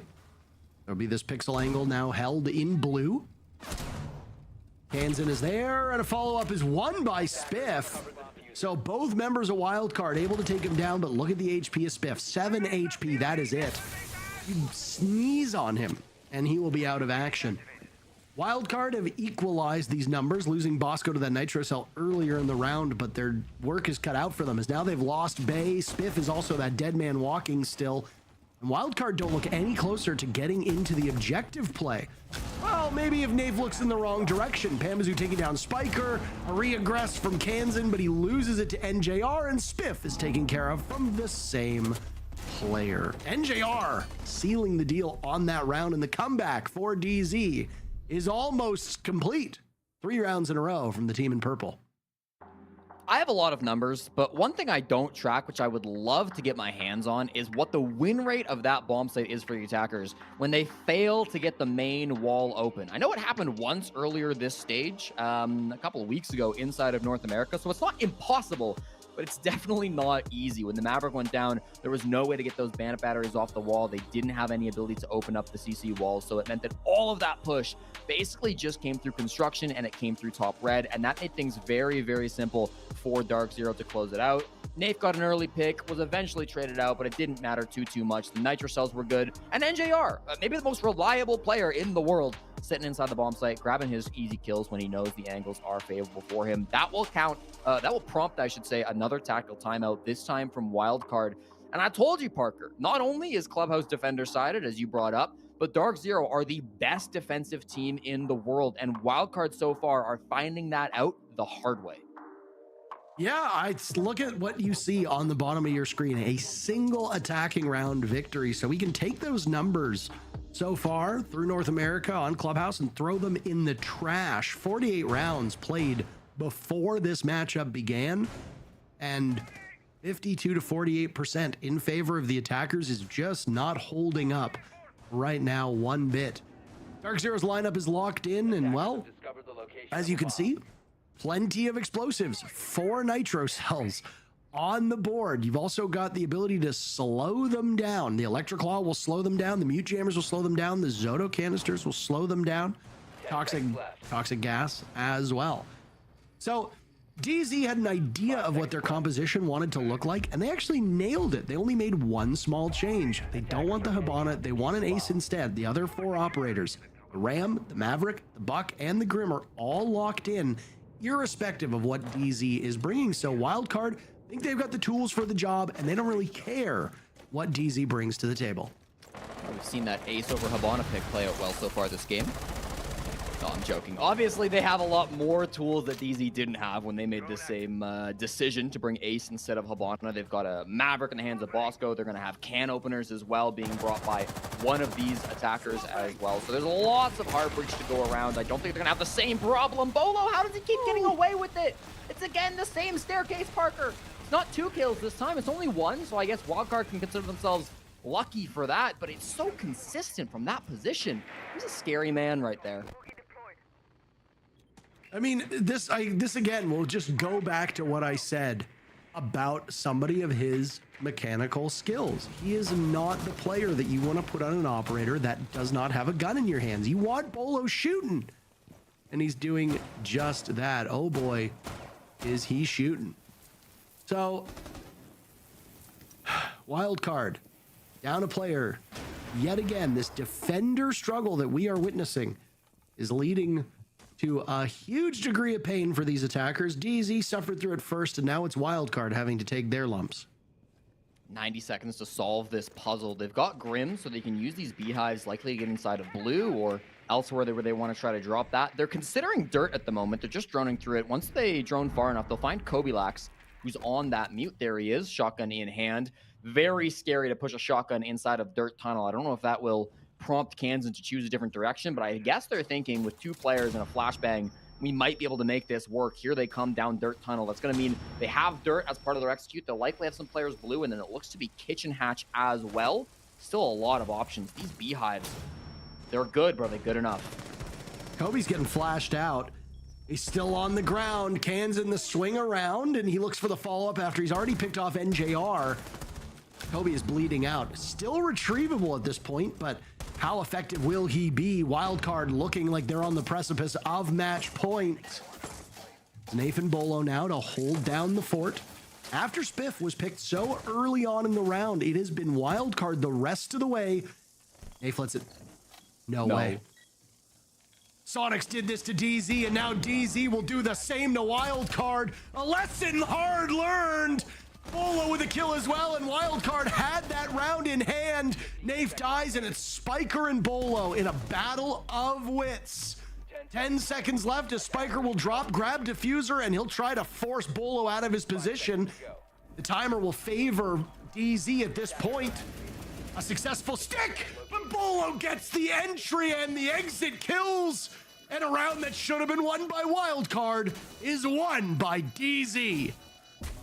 I can't tell whose play I like better between Bolo and Nafe that round. Bolo, an exceptional opening pick up on the main stairs. Then we see the play coming out from Nafe. It's so big brain to sit underneath the hatch, wait for that plant to go down, and then the flick right after to kill the guy Dirt Tunnel. Beautiful stuff. And then Bolo clutching up the 1v1. Of course he does. I think I'd give the edge to Nafe. I think Nafe was a little bit more impressive for me, but Bolo gets the 3 kills. It's close. Both players played absolutely exceptional. The 2 23-year-olds on DarkZero, the 2 oldest players on this team, actually, really stepping up big in this round to continue the winning streak and tie this game. A match that once looked almost a foregone conclusion when it was 5-1 wildcard has been battled back to a tie matchup. I cannot believe they did not bother to drone out Nafe in that position or even think that he would be there. Whose call was that? Who got that so wrong that you can go for effectively a dead drop and not be aware of them being in such close proximity to you? It is 10 seconds to insert. genuinely, it is quite puzzling. And if I was Wildcard, I would be dumbfounded after that one. I would love to hear the comms basically saying, how the hell did we not see this guy, and whose fault is it? Who droned that? Because that round should have been won. It should be 6-4. It is not. And overtime looks very likely. You gotta imagine that might be a little bit tilting. A run out could be even more tilting. Nafe will try it. Oh my god, he's right on the other side. He's gonna hear those shots. He's gonna know that there's somebody out towards his left. Does he go for it or not? He's losing his window, though. Look at how far away that silhouette has gotten. Making the decision. Now that guy's pretty much gone. Bay repels up and goes for it, but repelling on the other side of the wall means that it won't be a frag coming out for Nafe. We're definitely aware of that. Good choice from Bay to choose that angle of the wall to repel up and not the other one. Means that he gets to keep his life and there will be no opening death from Wildcard, at least not yet. Oh, count your lucky stars if you're Wildcard, because your entry so far on this side of the coin has been dreadful. DZ has been eating you alive. So the fact that Wildcard will make it through the first minute of this round with all 5 players still on the board is frankly a cause for celebration. They lose one right after I finished saying that. Good Lord, poor Spiker, who's having a rough go of it. Really well below what I'm sure is his preference and his expectations, but you have to begin to ask, is that dragging Wildcard down this stage and in this matchup? Well, they're going to have to find something here. Another man disadvantage to make the execute work. They've got construction control, so that's something that they have going for them. They've got gridlock track stingers as well to stop any shenanigans coming up from Nafe. This is the same position he wanted to play in the last time they attacked this bomb site. He didn't go for a flank last time, and I think he might make the same call here. They're going to have logistics control as well, meaning this push is likely to come over from the Logi side. Kansan over on the main bridge too. They've got a lot of angles, which I do like, but the angles are also very good for DZ, who get not 1, not 2, but 3 right at the start of this push, leaving Spiff all alone in the 1v5. He's says, what happened to my team? Well, they all died, and that's match point for DarkZero as they go up 6-5 in this game. Could we have a 6-0 half for DZ? It is really quite astonishing to see what is happening to Wildcard. This is a team that through the first half was 5-1, and you think, okay, great, this matchup is basically over. We're going to skate on right out of this. Wildcard's going to take 3 points. We prepare ourselves for OXG M80 next on deck. And that's that, right? Well, wrong. Wildcard have a chance to do the funniest thing possible and win this round flawlessly and send us to OT and then have us go, where was this previously? But they've taken their time out. They've swapped up their operators. They've swapped up the way they want to attack these bomb sites. And to no avail whatsoever, nothing is working for Wildcard. They are in a terrible, terrible spot. And the longer this match goes on, the better DZ looks. We're starting to get into the we're very concerned category for Wildcard. They're now do or die round 12, match point for DarkZero. This has to be where they finally get their feet underneath of them. We haven't seen an attacking round win since round 1. It's been a long time, very defender-sided game between these two teams here on Clubhouse. It'll be the Clash from NJR, a new operator this game being brought out, likely to control... Sometimes you see the Clash over by Rafters to help out in case a Monty pushes up. There's no Monty this time around. Could be just playing towards Red Stairs instead. At the moment, sitting inside of Cash, hopping on cams, helping out his teammates. It's Pamba with the Boss G down at bottom Raptors and Bolo up above on the Legion. If they're going for a Raptors take, again, without the Capitao, they're going to fight a lot of resistance. And look at this. The player's right on the door. This could be a disaster. Could be. But then they wait. Panbazoo eliminates Spiker. The bad day does not get any better. Panbazoo now has free reign inside of Garage. Might have to fight his way out of this position, but Wildcard will be down a player again, losing another body a minute into the round. You are in such terrible shape on attack if you are in a perpetual 4v5 the way that Wildcard has been. The fact that some of these rounds have been closer is honestly a testament to Wildcard's improvements as a team, but it doesn't really seem like they are learning. They're changing things, they're trying things.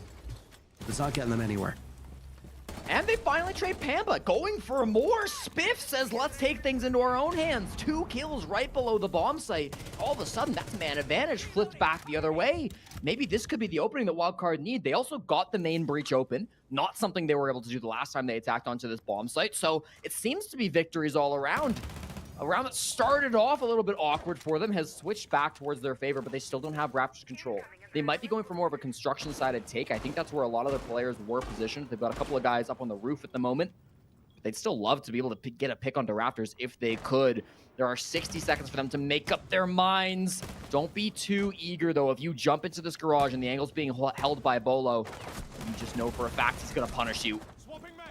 Is Bolo now under fire, still on this Raptors position, and a Nitro Cell will kill Bosco. Bay dies shortly after. There goes Kansan, and it's Spiff against the world. A flawless second half for DarkZero. It's possible. They haven't dropped around yet. Spiff will need a 3K to keep this going. Panbazoo will hit him with the GG as the Clash slows him down inside of the sites. In Garage, the final kill comes out, and it's DarkZero's matchup. They win one attacking round, then it's all Wildcard, and then it's all DZ. In a very lopsided defender matchup. Good grief. DZ pick up the 3 points, and it's a big game for them. I am going to be shaking in my boots when I see that DZ defensive win rate after this game. They were already the best defensive team coming into it. That will only get even stronger for them. They completely dominate in that second half, and I got to shout out Kobe Lax. Not a player that's had the best start in his rookie season, but that final round, he certainly stepped up big. Love to see it coming out from him and the rest of DarkZero. Well played by them all. That's it for our very first matchup, but we've got plenty more coming up, including M80 versus OXG next. We'll see you in a moment.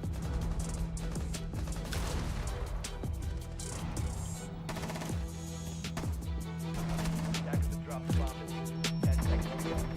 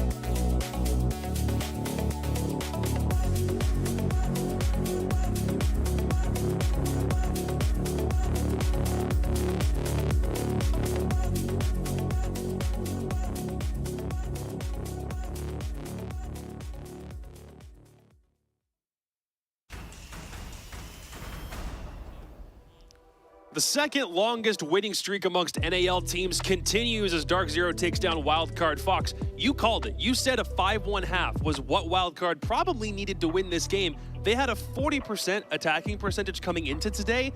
That should have been enough. All they needed was 2 attacks. That's all they needed in order to win this thing, and DarkZero still won with a perfect half. I mean, it should have been. I mean, that's all they needed was the 5-1, but the 5 is all they got after it swapped sides. I mean, first, let's commend Wildcard for the way that they played on defense. It was really well orientated around the utility. Every single moment, the Cade was blocking DarkZero. We saw a couple Bosco big C4s. Those C4s were detrimental to shutting down DarkZero. But once the sides swapped, oh my god, it was like a whole different DarkZero. They were holding their ground. They got so many opening kills. Bolo was locking down that main stairs area. There wasn't really a moment where Wildcard looked like they could really get an opening kill, let alone get into the map. Yeah, and for Wildcard, I mean, you just said it, but I thought the utility game was extremely impressive. I think that was some of the best util I've seen it out throughout Clubhouse in my history of playing this game. But yeah, then once it immediately switched to their attacking side, that is where they immediately fell out. But it goes back into what I said. Clubhouse is a very default map, so sure, you might have found success, but now you have to do it on the other side. And if you can't do it on the other side, what is the point? The way you were hyping up DZ's attacks made perfect sense, and then they only go and win one, and it was the one where Wildcard had nobody on site and they were able to just storm downstairs and take it quickly. Why couldn't they win another attack? I mean, it's more so like we're in a meta of Siege where if like one round on attack can literally make or break the entire rest of the game. Like, that's exactly what DZ did. That's what happened here, yeah. One attack and then closed it out on defense. I mean, DarkZero was just getting held back by the utility from Wildcard. Wildcard wasn't letting any of those rat plays on the red stairs affect them. They kept hatches and walls Cade trick, and it didn't look like DarkZero was answering to that correctly. They were really playing a pick game and trying to play that fast, aggressive sort of attacks, but Wildcard was so good at stalling it out. They were able to impact trick the kitchen hatch late rounds. They were forcing DarkZero to go for these uncomfortable executes, and that's what kept them ahead. But like Latcher said, all you need is one attack, and that's all DarkZero needed, because once they swapped, the club is all about the attacks. It's how you win the map. And I mean, DarkZero played it very well. They held their ground, but Wildcard didn't really look like there was any trade potential potential in any of those 1v1s that they were losing. Yeah, it was two very different defensive halves in terms of how those rounds were won, but when you have moments like this, Bolo and Nafe both in the midst of a 2v4, this thing was just almost perfect start to finish for those two guys specifically. This was the one round where Wildcard looked like they were going to break it to that match point. They had the dirt, they had the kitchen hatch, they had everything they needed. They didn't have information on what was below them. Nafe played this beautiful, he just played the trigger discipline, waited for the plant to go down, counted it down, and he was able to secure it and then put the time on Wildcard's backs. He stays alive, gets the dirt pick, Bolo from across the map gets the blue player, and now you're in a position where it's a 1v1, Bo's gonna do what he does best, just stall at the time. You have everything on the defender's side. It's Wildcard's game to lose because they have to try to make the plants go down. And what a beautiful round start from Wildcard. Where they messed up was just the discipline, and obviously when you're losing so many attacks to not being able to get into the map, losing the first pick, it was probably an unfamiliar situation for them to be in to even get that far. So that's why they just missed drone Nafe. Nafe put a great player in a great position, and he made something happen. Yeah, I mean, you just said everything best that I couldn't say outright because you took that first. But I mean, Nafe in that position, I mean, realistically, you should never be able to sit there. In any case scenario, you saw all the destruction, you saw the floor being exploded. Like, the fact that Nafe was able to play in that spot and no one from Wildcard to check that is insane to me. Like, I would never just think, like, I'm gonna sit right here underneath the hatch that's exposed, and no one goes in and looks, and it just goes to show, one small error like that, when it's entirely your favor and in your round, and you lose it like that, that's what cost you the game. That could have put you in OT. That could have made it, possibly be an 8-6, 7-8. But that one small thing costed you the entire match and even the chance of earning points. Yeah, and I think Nafe was sitting under the hatch in that moment.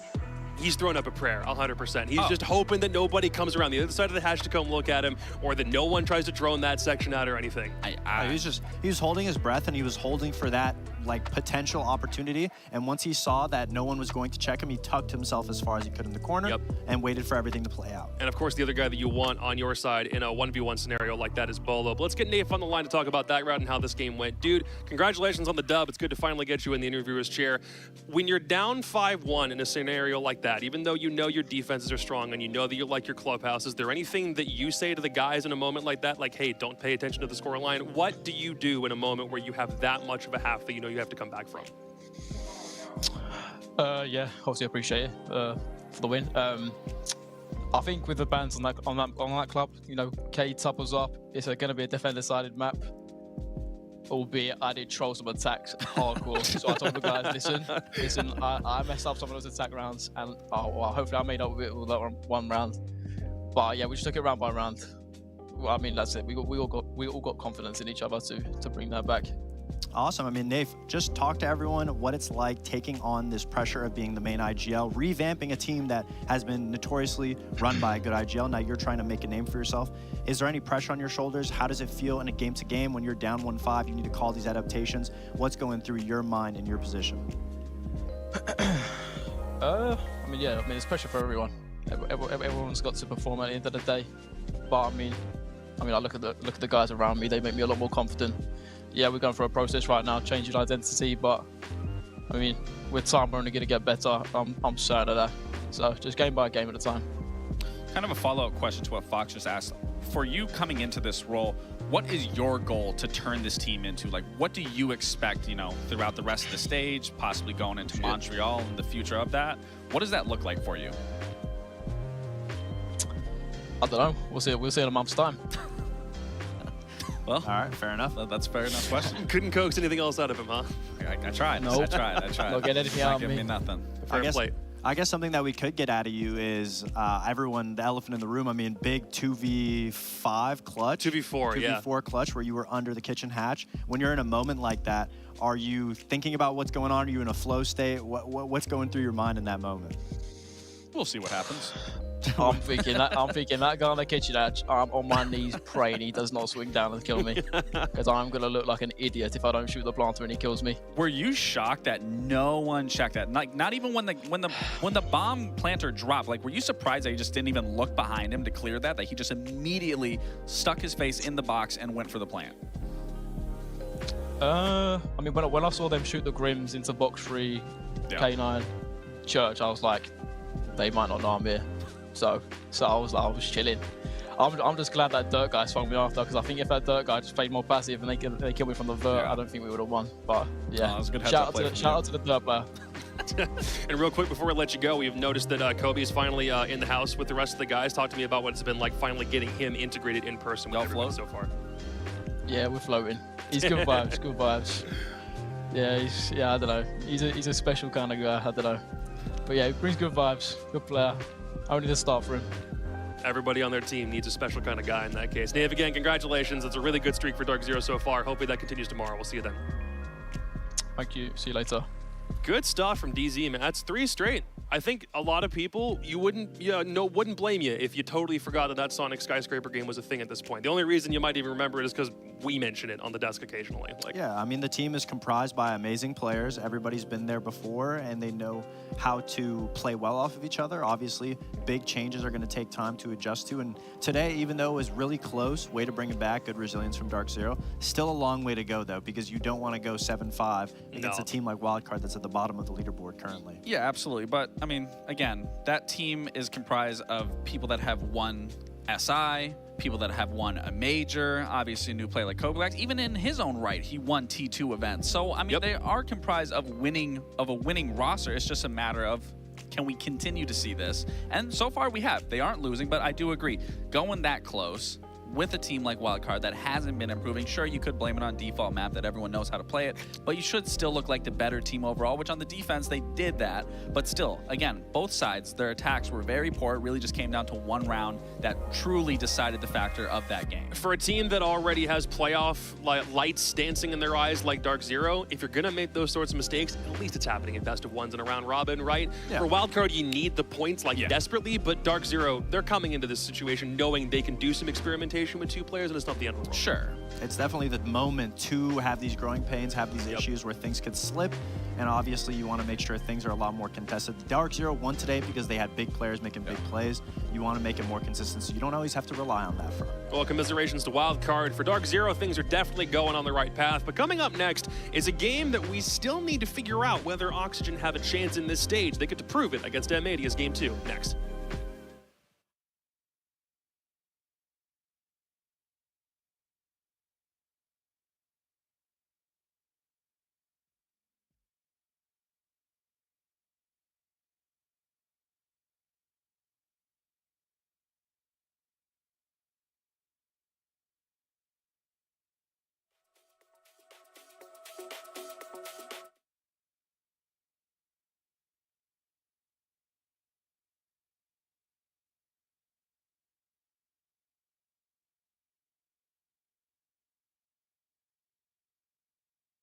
This one could be a real slobber knocker of a game. They've got to clear out that position. That one through the screen as Spirit pops the head. Managing to close it out. Spirits must know that they're there. Manages to find the kill. 2v1 Breeder is low health though. Oh, the take from Spirits! In the 1 versus 1, holding onto the back of Spirits. They've traded places, but Breeder has that one extra little bit to tie him.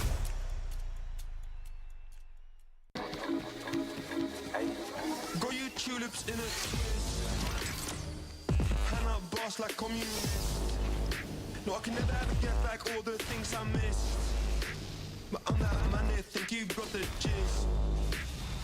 Got you tulips in a twist. Boss like communist.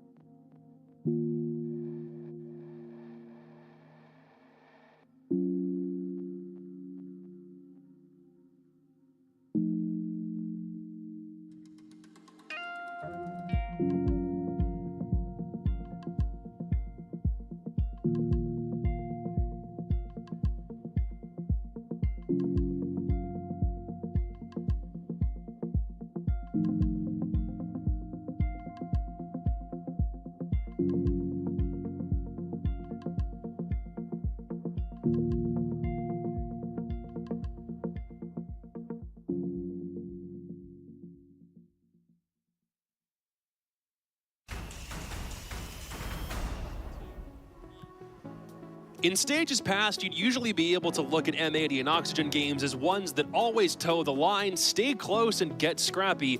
They're usually fantastic television, but will that be the case today? Both teams are reeling from a couple of losses in a row and really can't afford another one, and even on play day 5, for at least one team, this game reeks of a little desperation. Welcome back to the NAL. I'm Jacob, he's Laxing, he's Foxay. We still need to figure out when OXG get their first win at the stage. They have 1 point, but they need to get more than that at the stage. Yeah, I mean, no team ever really goes out that badly. They always will power up, get at least one big win, one upset win. So it's just a matter of time before Oxygen gets on the board with more points. But this week is such a difficult week for them. They got M80 today, they got SQ tomorrow.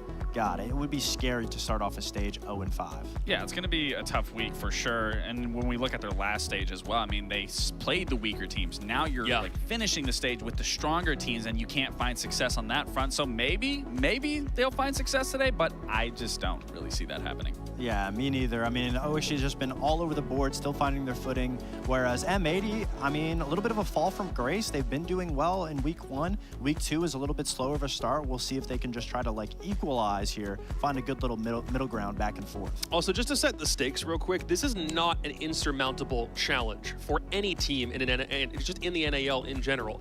If a team has ever gone down 0-3 to start a stage, it has been recovered twice since we've had this playoff format. Mirage obviously couldn't do it, so they didn't go to the Copenhagen Major. Space Station and Beast Coast both recovered from 0-3, even an 0-4 start, and made it to that major, even if it meant making a last chance qualifier run. Yeah, absolutely. I mean, the only difference here is when you look at these teams, SSG learning their growing pains. Beast Coast definitely didn't have much time to adjust to what... Yeah, 2 weeks. They didn't have much time to adjust to where they wanted to go. But on the other side is when teams start losing, you can see the effort changing, the steps that they're taking towards the right direction. So far from Oxygen, we haven't necessarily seen that. And we've been highlighting it that since they've gotten rid of Dream, since they've gotten rid of me, they don't really have a call out on the team that's pushing people forward. They don't have a Canadian on the team that's pushing people forward.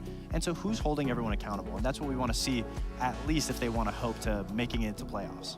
So what do they need to do at this stage? To avoid an 0-4 start, which again is recoverable, what does this Oxygen team need to do to bounce back and actually get some meaningful points? I mean, they got to play together. They got to play as a unit. They got to play exactly how they played when they had Fox, when they had Dream. Because again, Fox said it. They don't have someone that's holding anyone accountable.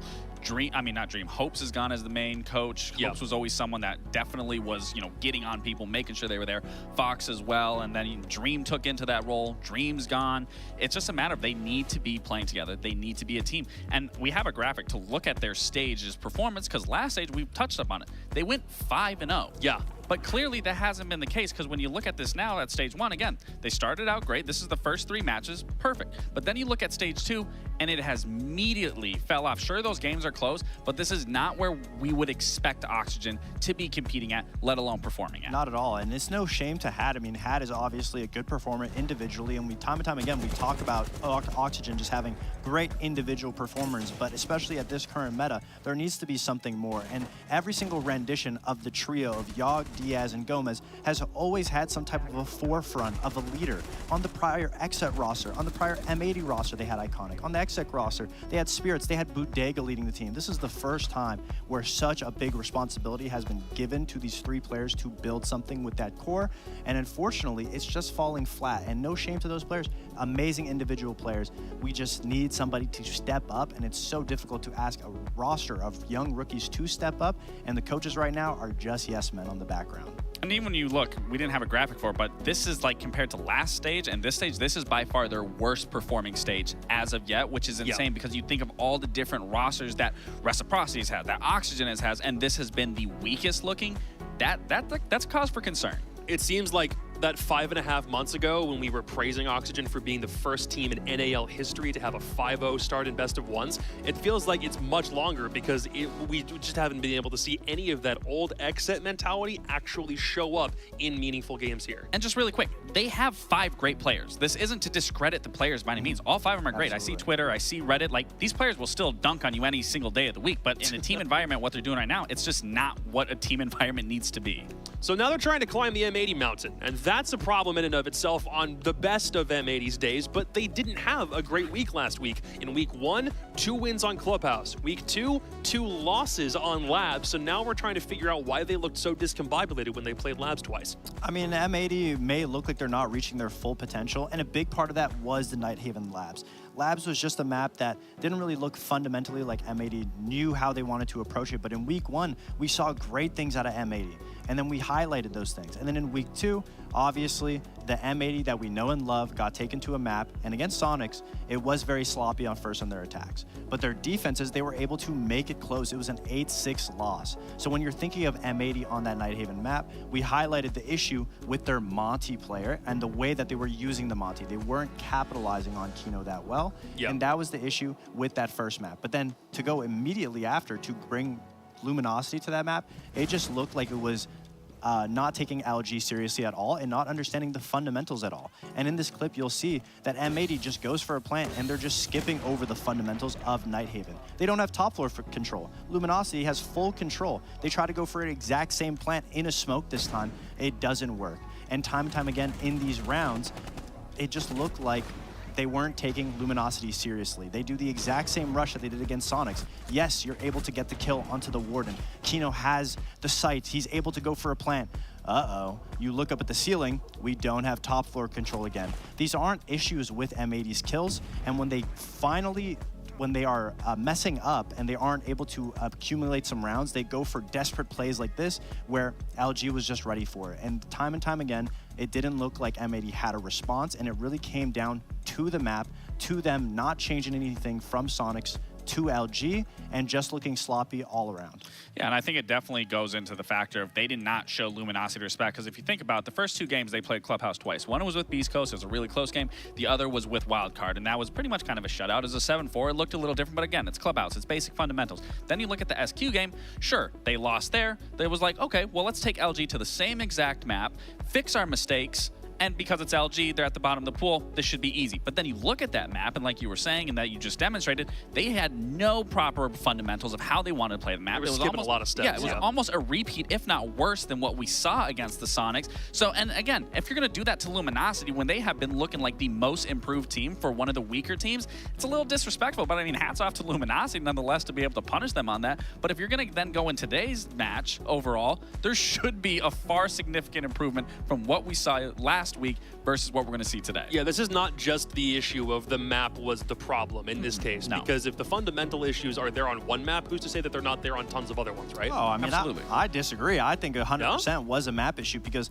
obviously Nighthaven Labs, I mean, just not holding the top floor is such a simple issue that could be corrected. And it looked like M80, their solution in the Sonics game was, we'll just win on defense. We almost brought it back. And against Luminosity, they just said, we just need to get 1 or 2 attacks here, and then we'll bring it back on defense. They just didn't respect LG. And I do think that has a big part to do with the map, but I don't think they're going to let that disrespect happen when they just lost 2 big games that they needed to win in week 2. Right. I mean, I'm on the fence about that, because even if you aren't respecting the team, the fundamentals should still be there. You should still just run into a site or hold a site and just think like, oh, it's going to end this way. Like, there still has to be some sort of teamwork being implemented. And you go from such an intense game against Sonics to not an intense game and getting smoked by LG. I mean, yeah, the fundamentals need to be there no matter whether or not you're respecting a team. That's what's going to win you the game. Uh-oh, we're getting Play Day 1 vibes here. Clubhouse is the first map picked for the again consecutively. Is it M80's third time playing? Yes, I think this favors, as much as I want to say M80, I do think this favors Clubhouse. I mean, favors Oxygen more, just because they have been struggling out, where you have seen them struggle on every single map that they played. Now you're going to go to a map that is very basic, very simple, that really does allow Oxygen some hope, some air back in. But again, it's just a matter of, I mean, both these teams are struggling in certain areas. Obviously, Oxygen looks to be the weakest of that, but still, for M80, this is a little ballsy of a pick in my opinion. Yeah, we talked about it last stage, where Oregon was a map that you don't take the team that you are better than to, because anybody could win when it comes to Oregon. Clubhouse now becoming the new Oregon. It's the same thing. It's such an even playing field. And for a team like Oxygen that has desperate issues IGLing and adapting, Clubhouse is a map that has been around since the start of Siege. People know how to play on it. They know how to adapt. Run it in 10-mans, run it in ranked. You don't need that in-depth of an IGL to be able to win that map. So M80 kind of giving OXG a little bit of an easier playing field for them to play on. Especially since they're on defense first, and we saw just how dominant defense was in the previous map. So what are we expecting from M80 on an attacking front? Do we need to have, hey, you called a 5-1 in the hopes that maybe Wildcard have a chance of coming back in this one. Yes. How strong does the attack from M80 need to be to start this game? I don't believe that it'll be a 5-1. I don't think it'll be as deciding as that. Sure. I do think M80 is a team that will be able to battle back when it comes down to those gunfights. For the love of God, I hope we do not see Kino taking Raptors on Monty, not because of Kino, but I just don't think M80 knows how to play around that shield. And whenever they have those guns up, especially in Kino's hands, they are dominating. And so they just need to stay true, play those 1v1s. If OXG is a team that loves to give those 1v1s, they did it against Los, and they lost to Los because of it. If they give M80 those 1v1s, everyone on M80 is ready to take those ones. It's M80's game to lose still, but it is an even playing field. Yeah, it's definitely an even playing field. I mean, we've talked about it again and again and again with Oxygen, that they like gunfights. This is a map where gunfights are definitely going to be very pivotal, and especially for power positions, and M80 isn't going to be scared to take those gunfights, but it does go on that front. If you can't win those gunfights against Oxygen, they are going to roll all over you.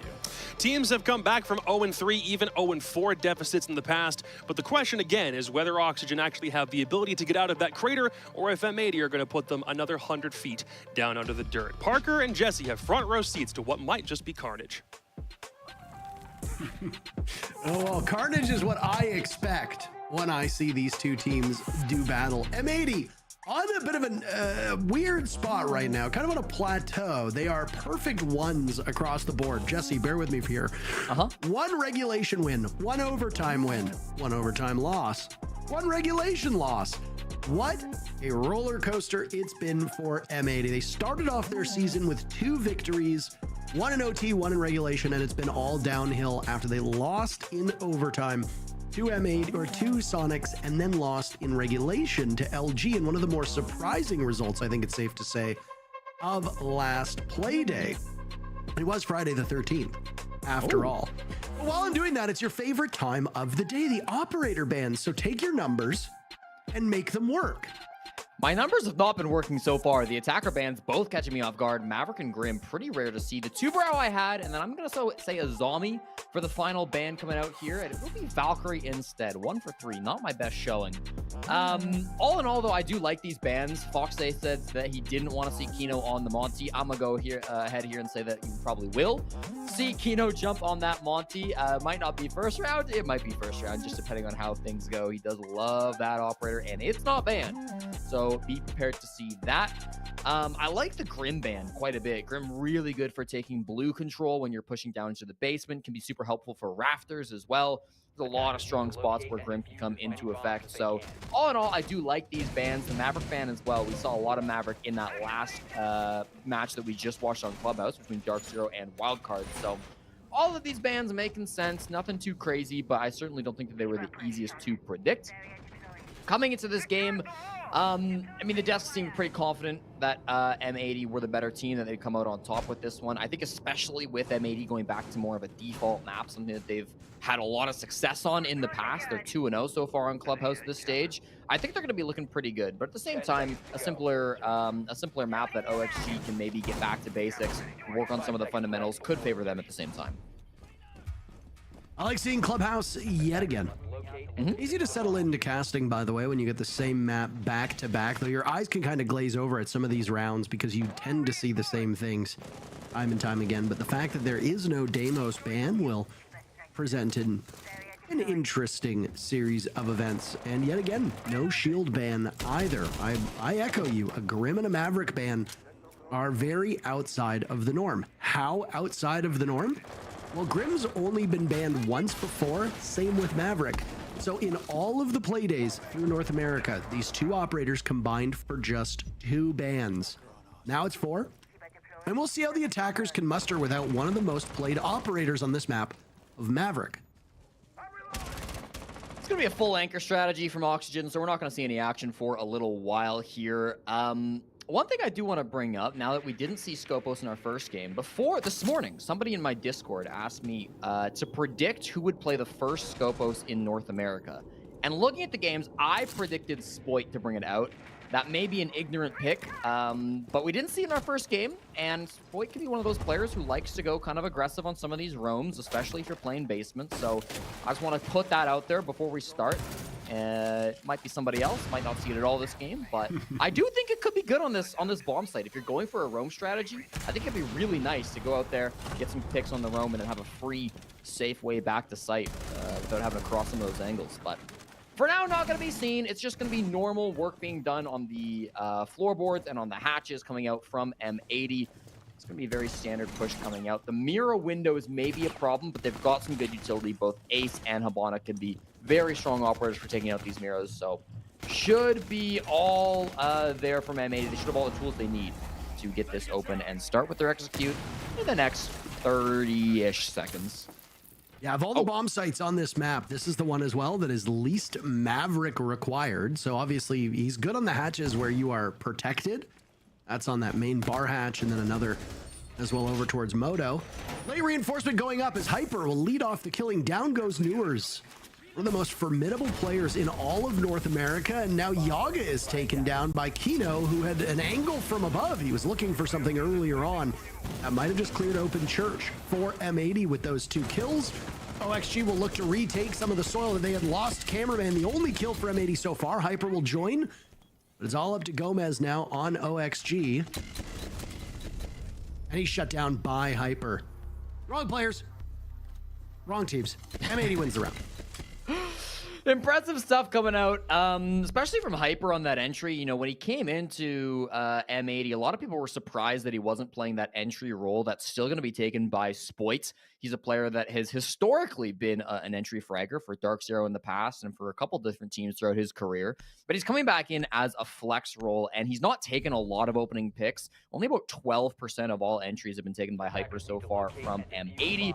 Spoit getting the lion's share of those, Citizen a lot of those as well. But he's still got it. When he needs to make that entry point into the bomb site, find those 3 kills, he absolutely can do so. Like that coming out from him. OXG on their front, a shame they couldn't survive a little bit more in the early round. I say early round, I mean like 60 seconds on the clock. They just bled too many bodies before M80 actually started their push. Or if anything, it was the very beginning of their push. When you're going for a 5-man anchor strat, you'd like to see your 5 players alive as long as possible, or at least trading that out. Neither of those things occurred, and so a pretty simple execute from M80 ended up working beautifully for them. They'll trade that one out and win it with 3 players alive. So good start for what is undoubtedly the favorites in this first game.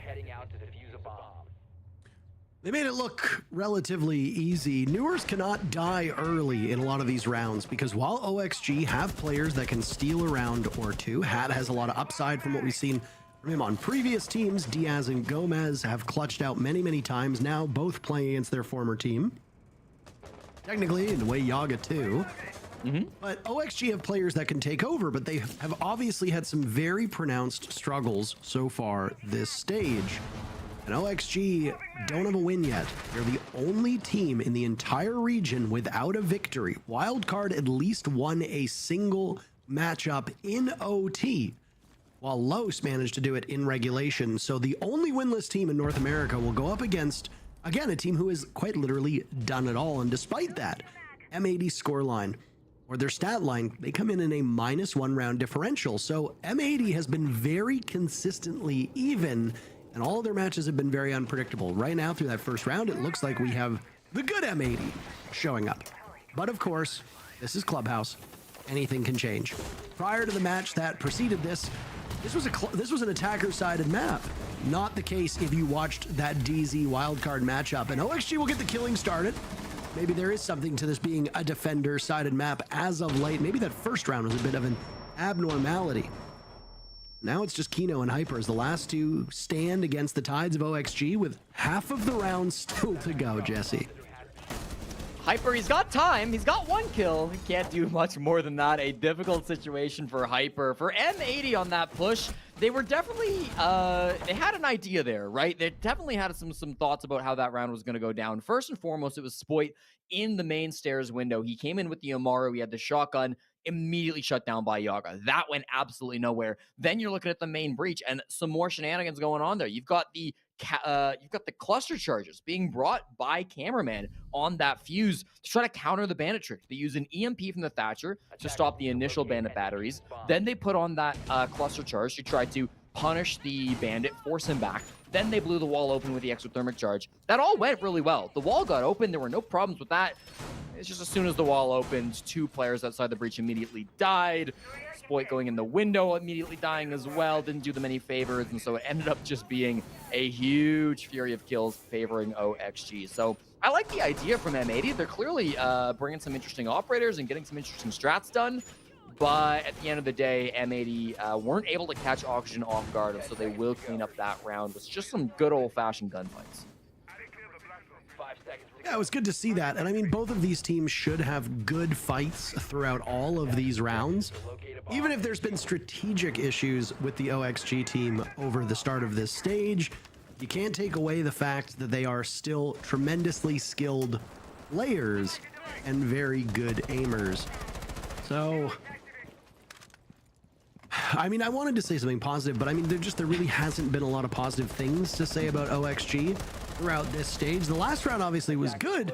M80 maybe got a little bit too eager on their entry point, and OXG punished them for it. A bad team might not be able to punish them for it as well as OXG did, but still, only 2 rounds in. That first round for OXG, not great. They bounced back with a slightly more favorable round. And now we'll see how this cache CCTV goes.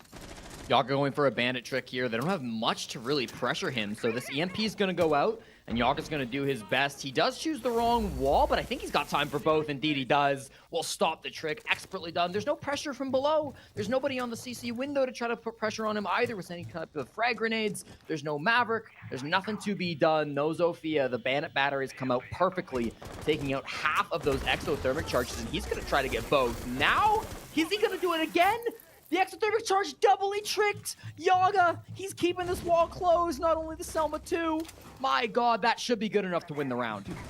And Hat with a pick as well on to Citizen, the Dokkaebi, who, I don't know about you, I didn't see or hear the logic bombs go off, but there's been a lot to follow over these first 90 seconds, so it's possible that the Dokkaebi didn't even get that first call in use. It's worth noting that Dokkaebi functions differently now. She has to wait to generate those phone calls. She doesn't spawn in with 2 of them just like before. Is that the first bit of hard destruction that's actually worked on a wall, by the way? The can opener opening up construction in towards the A bomb site of Cash. And now M80 will advance upon that position.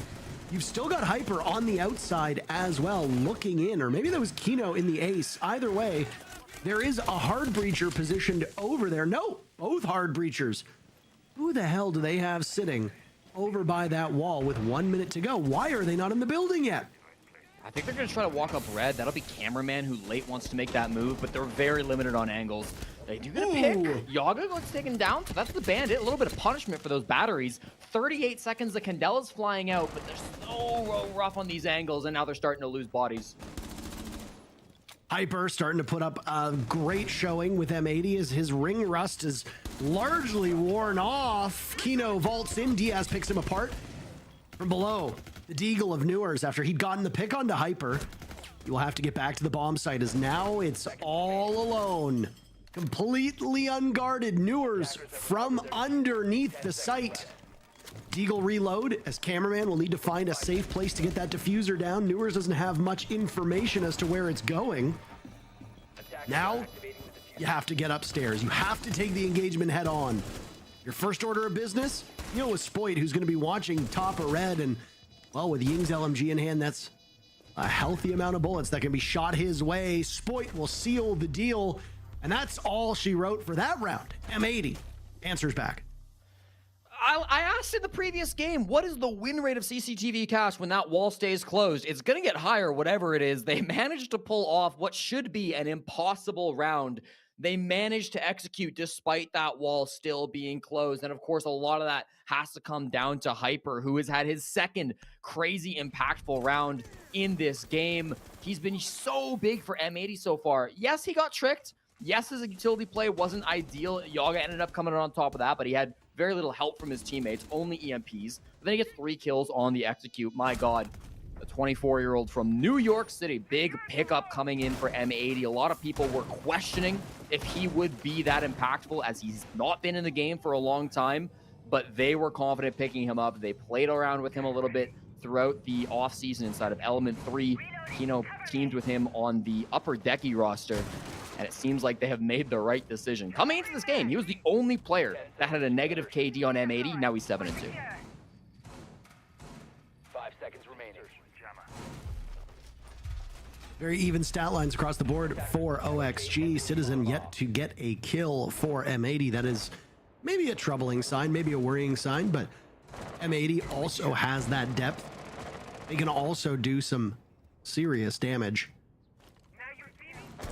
Deimos appearing yet again, no Scopos. Those are the two big things that we're going to look at in this particular matchup because Deimos was banned in our first match of the day. Is now going to be brought and will be used hopefully more effectively than what we saw from the Dokkaebi Citizen in the previous round, dying before the utility could be used. The way that Deimos is applied to certain bomb sites alternates.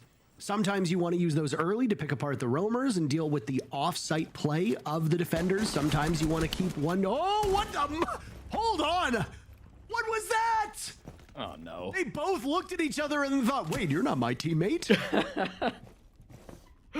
Oh no, Gomez. That's a little bit of an awkward one. Does get taken down now as the opening death. That's one roamer off the board.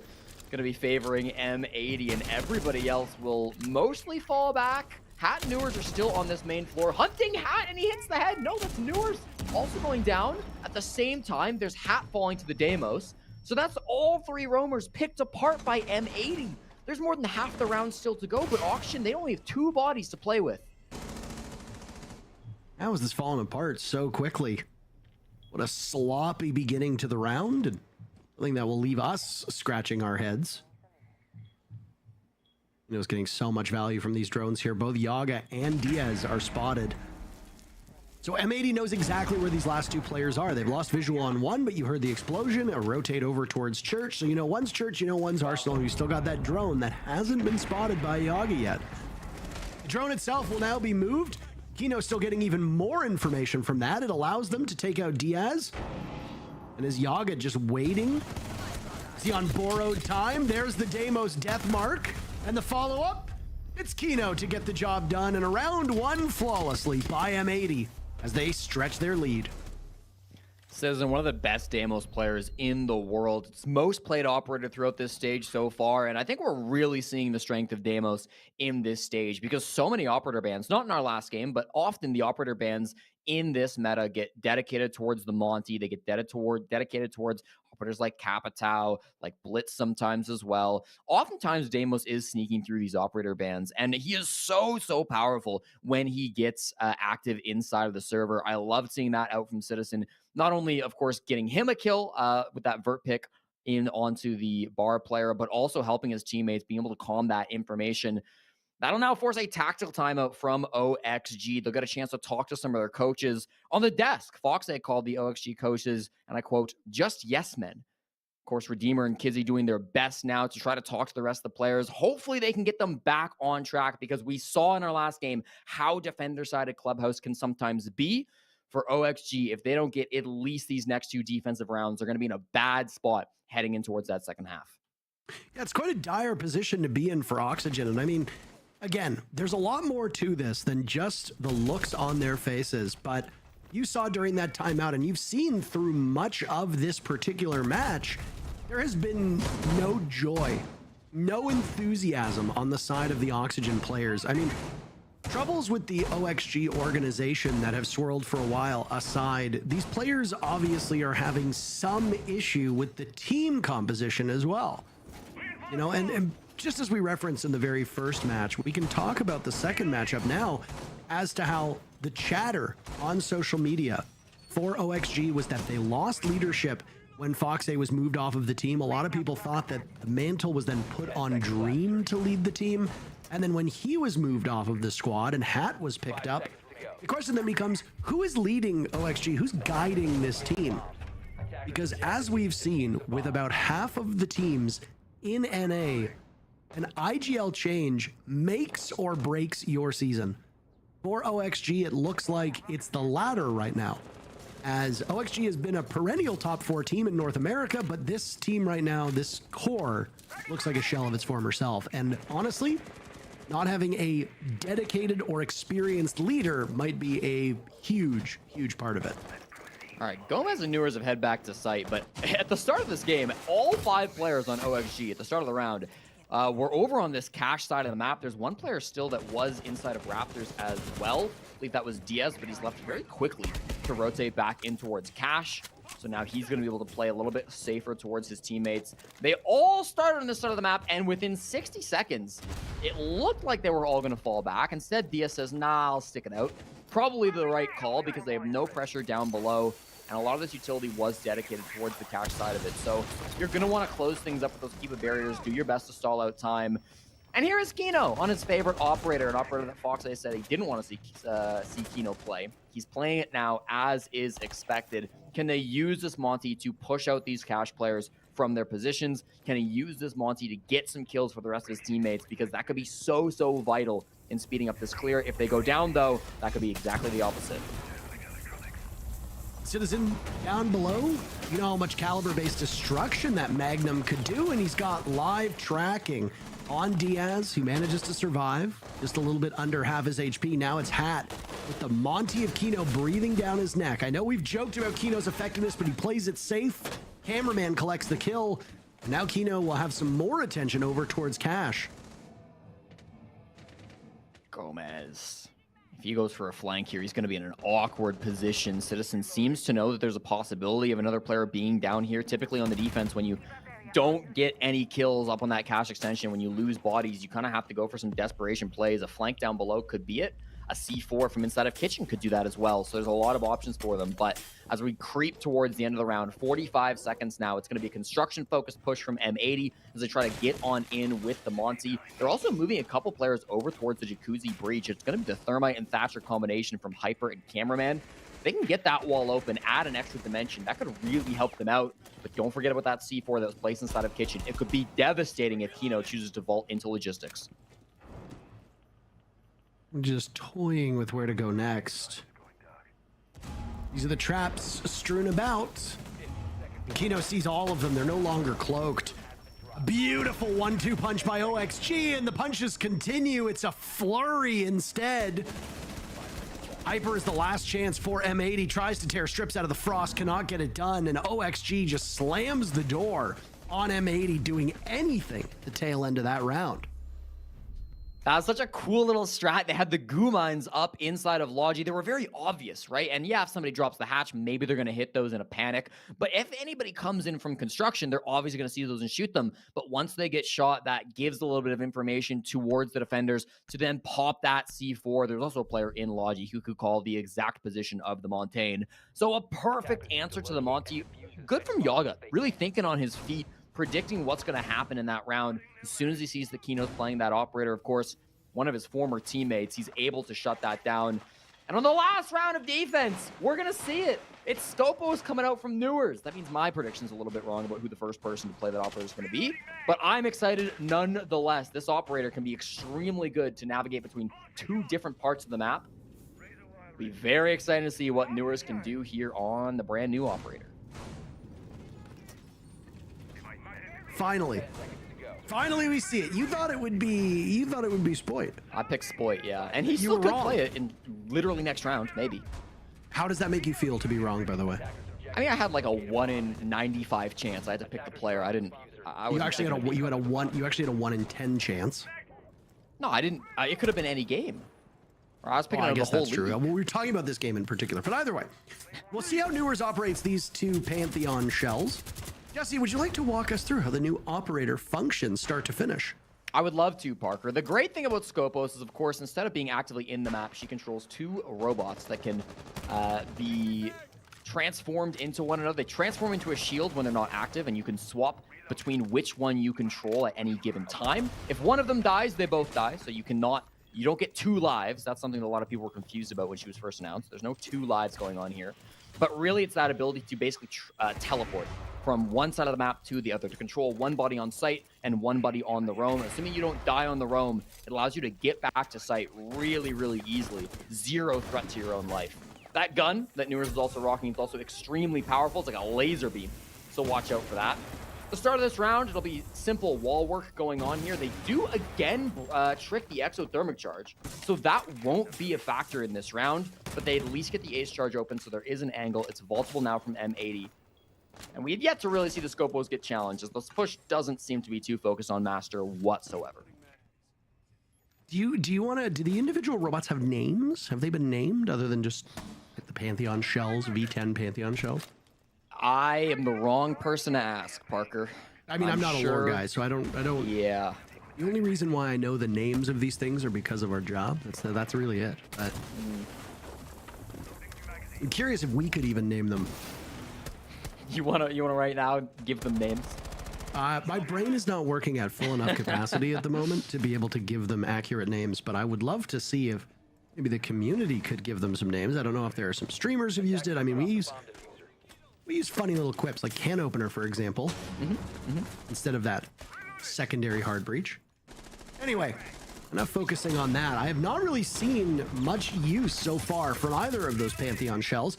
Cameraman takes out Gomez. He was the one playing on Rafter, and now it's Kino's turn to march his way upstairs towards Cash. There's Newers. He's not going to switch. He does some damage to Kino. Our very first Scopos kill in North America, and it's Newers to do that. That'll be a fun little fact that I'm sure will show up at some point. But all the while, there's an execute to actually take place. And great trepidation from M80 is that right now they're undoing. You got a Nook outside who has to vault on in looking for a pick, but Citizen has so far been very disconnected, and there's the roam from Newers. A second kill from the newest operator. Looking for another or a third kill.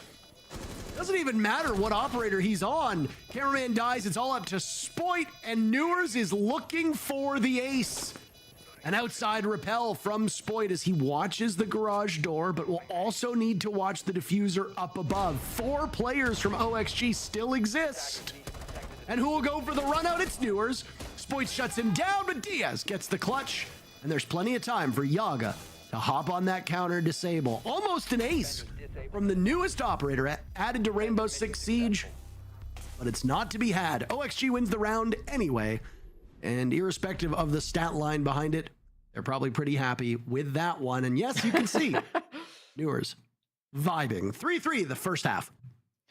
I don't think after setting up the shield in the prep phase, Newers used his ability to swap between the two bodies even a single time. I'm not 100% on that, but I didn't notice him swapping. But that's okay, because he was still able to have massive impact. They didn't try to clear him outside of construction. They didn't try to clear him outside of master. They completely ignored that part of the map, which is normally fine. The problem is he was then able to come back into the bomb site, dance around both the construction door, and then hopping out to get onto the CC window as well to kill Hyper, as you see there, and Cameraman too. Eventually running to bottom Raptors to try to get that ace, try to get the final kill. Couldn't quite do it, but the impact is there nonetheless. Expertly played by Newers to be able to take full advantage out of that operator. And now M80, as they swap sides, it won't be Spoit, it'll be Cameraman, who instead chooses to play this operator. And this is the bomb site that I expected would be the most commonly seen for Scopos. The ability to navigate between the top floor as a roamer and the basement as an anchor can be extremely effective. It counters a rush. It makes it a lot safer to get back to site. I'm so excited to see how Cameraman plays this. 2 rounds in a row. And I mean, the spectating is really the biggest issue with this operator. You can be the best spectator in the world, but trying to catch as one player flicks between two is in and of itself quite a challenge. But yeah, for a bomb site like this, it will be very fascinating to see. And you just saw Hyper walk past the one shell that was undeployed. It's just sitting there like a shield with a cam, and that's really all you're going to get from it. While the other roams all around. And it will really be the first good look that we see at a top level. There you go, Cameraman now activating it, and he will get into action. Genuinely, I think one of the most inventive operators that has been added to this game in a very, very long time, excluding a conversation about its proficiency. Oh no. Okay, so bashes the camera. Now you can't see out of it any longer. I don't believe you can get this kill. The mute jammer there as well. If you set up a claymore here, you effectively kill the second scope host. Cameraman is on that, by the way. Yeah, so you can utilize it as a camera. But with no claymores actually being brought by the attackers, that's going to be a constant threat. If they don't have somebody watching for that at any point in time, cameraman could shift back to this operator and go for a flank. That's what Yaga is trying to do right now. He's trying to bait the swap by staying completely still and hopefully trying to get a free kill. I really, really want to see it just pop into action, but they're not giving it anything. There we go. Maybe. There you go. There we go. They managed to take care of it. Okay, so the drone is gone. Yes. And now it's cameraman just on the final of the 2 Pantheon shells. But look at that investment in time that OXG just had to use just to deal with that single problem upstairs. Now you have to rotate out, use your utility to crack open this site. You've only got 40 seconds to do it. The other Pantheon shell positioned over inside a dirt tunnel. There'll be Yaga to tussle with it, all while cameraman stares at us. Look at him, he's not moving. What a great photo. Now it's on Yaga. We'll toss out those smokes. Pantheon is still there. The shell will get the kill. Cameraman, the only kill so far for M80 as Diaz collects 2. He's still alive. He's losing his teammates though. OXG has suffered 2 deaths and a 3v3 with only 10 seconds to go. Cameraman's return, killed by Diaz, who's now picked off by a nitro cell. All the while, the diffuser going down in the hands of Hat as it's Hat and Newers to defend against it. A retake from M80 is very possible as 3 kills to Citizen's name in this round is allowing his team to excel, but he's been dropped. Hyper and Hat. A bleed out as Hat sees him and spray transfers over to get the final kill of the round and a rare smile on the face of OXG. It feels like it's been an eternity. Oxygen on their very first round on the second half. They win it and they take the lead. Hat is new to the support role. He's typically been playing more of a flex/frag role in his previous teams, but when OXG picked him up, they put him on support, and he has already racked up 5 plants prior to this game starting. That will be his 6th throughout the stage, meaning that he now has the, I believe, tied for the most plants in the NAL after getting that 6th plant down. He was previously had the 2nd most amount in the league. So really nice seeing Hat stick to those support roles, gets the plant down, wins out the 1v2. Not an easy situation. M80 could have utilized their bodies to force a 1v2. He managed to isolate them, get those 1v1s. Expertly played by Hat. And not an easy plant with so little time remaining after they dealt with that Scopos drone all the way on the top floor. It took up so much of their time, but it didn't matter. OXG got the execute down regardless. Love that play coming out from them. They traded out well. Diaz a good round as well, bumping his KD up to 8 and 4. Could be some positive signs. OXG, not a lot of people had faith that they'd be able to take down M80, yet here they are now with a lead up 4-3. By the way, I just want to shout out our great observer, Medics, because they actually do have names. Oh. Colossus and Talos are their names. Officially their names, but I am not entirely certain if one is named one and one is named the other, because I cannot find which one is which. They do look a little bit different. Yeah. One is a slightly goldish hue, the other is silver, and they've got the little, one is the antennas, the other is more pronounced like roll bar around its head. But either way, you know, I'm curious as to which one is which. At this point, it's mostly just something to pad out the broadcast with. Like I said, I'm not a lore guy. I usually don't care. Oh my. Yeah, even had the Zo. Did you see Yaga's face? Yep. He knows that that's partly his fault as well. If you go down below with the Zofia, you can permanently stop those bandit tricks. Of course, that's one of the best things about Zofia's gadgets. A lot of people don't run Zofia anymore just because she's very slow. She's kind of clunky. She's not a very good entry operator these days, but her one niche, she's really good at stopping bandit tricks. They do get the wall open eventually, but losing that extra thermic charge will be a big loss, especially if they want to open either the con single wall, maybe the jacuzzi wall. There's lots to hard breach on this map, so definitely we'll be feeling that on the side of OXG, of course. support player of Hat will be having to deal with that, but it's Hyper. The first one to go down, I believe that was from below. Newers, whether he had some pings or not, he will get the down, but not the finish off. As he crawls his way into construction, cannot get confirmed, and is picked up by his teammates. There's a lot of HP all gone at once. And with how pivotal Hyper's been in a number of these roles, or a number of these rounds, you want him there till the very end. Round has flown by, 1 minute remaining. Now that Hyper's been brought back from the dead, everybody is still upright. But OXG cannot fall behind on this clock at all, and it seems like they're going to linger for the moment.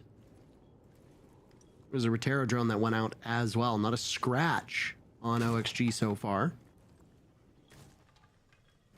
This is going to be chaos. This is going to be chaos. Oh, Everyone. I'm so excited for it. And Kino will be the first point of defense. There goes an EMP. And the walk on through, but Kino actually botches it. That should have been a free kill onto Hat, but it now allows OXG to take up more space. Can they use that to their advantage? They've lost one player so far, Kino, ensuring he doesn't make a mistake the second time, as the slaughtering will go both ways. The timer almost at 0, and Spoit will get the final 2 kills. So M80 now equalizes. On paper, this should have been an easy matchup for M80, but OXG is making them sweat. And through 8 rounds, both of these teams are tied.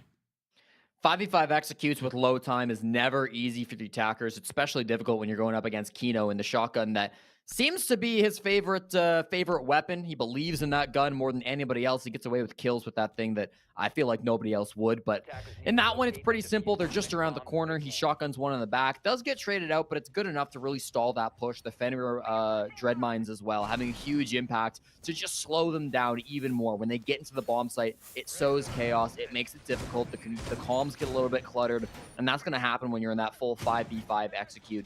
Really difficult to make that happen just because there's so many things that you need to focus on. There's 5 different players trying to enter from potentially 5 different angles. Nobody's dead to kind of calm things down, look at things from a big picture, call the shots. It's a difficult round to call as an IGL, and I'm sure for OXG, that was a tough one for Gomez to try to navigate around with the rest of the squad. But it's still 4-4. They're not in that bad of a situation, although they did kind of blunder the Zofia bandit trick situation last time. They'll get another attempt. Not with the Zofia, but with Thatcher and with some more operators that can try to pressure in Cameraman. I'm a little worried that they don't have anybody that can easily go below, but we'll see what answers they have to another bandit trick being brought out by Cameraman. Citizen goes huge through the door.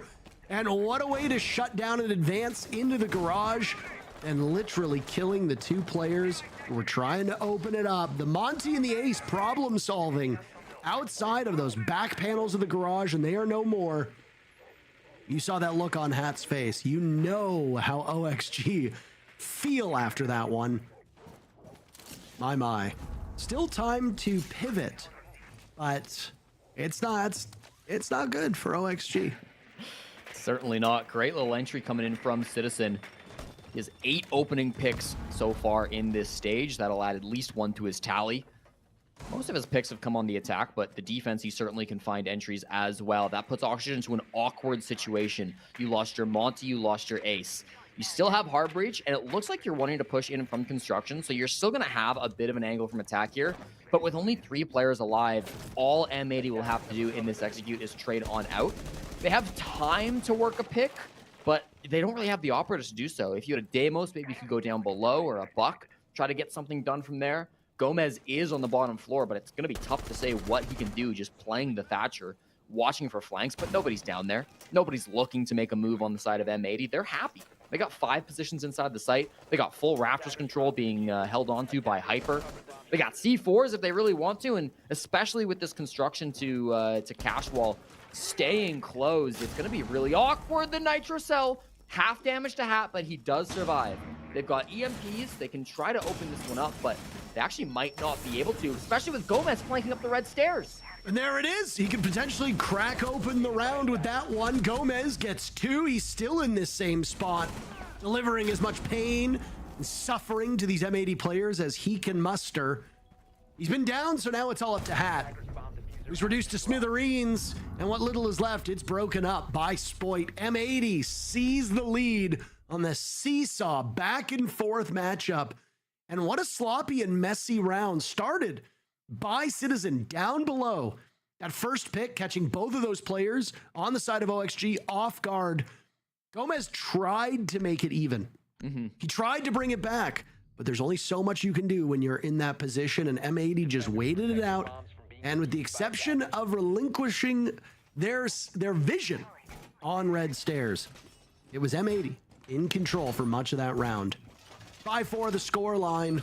M80 can move to match point with this bottom floor defense going in their favor. They liked the Skobos before. They're going to bring her yet again.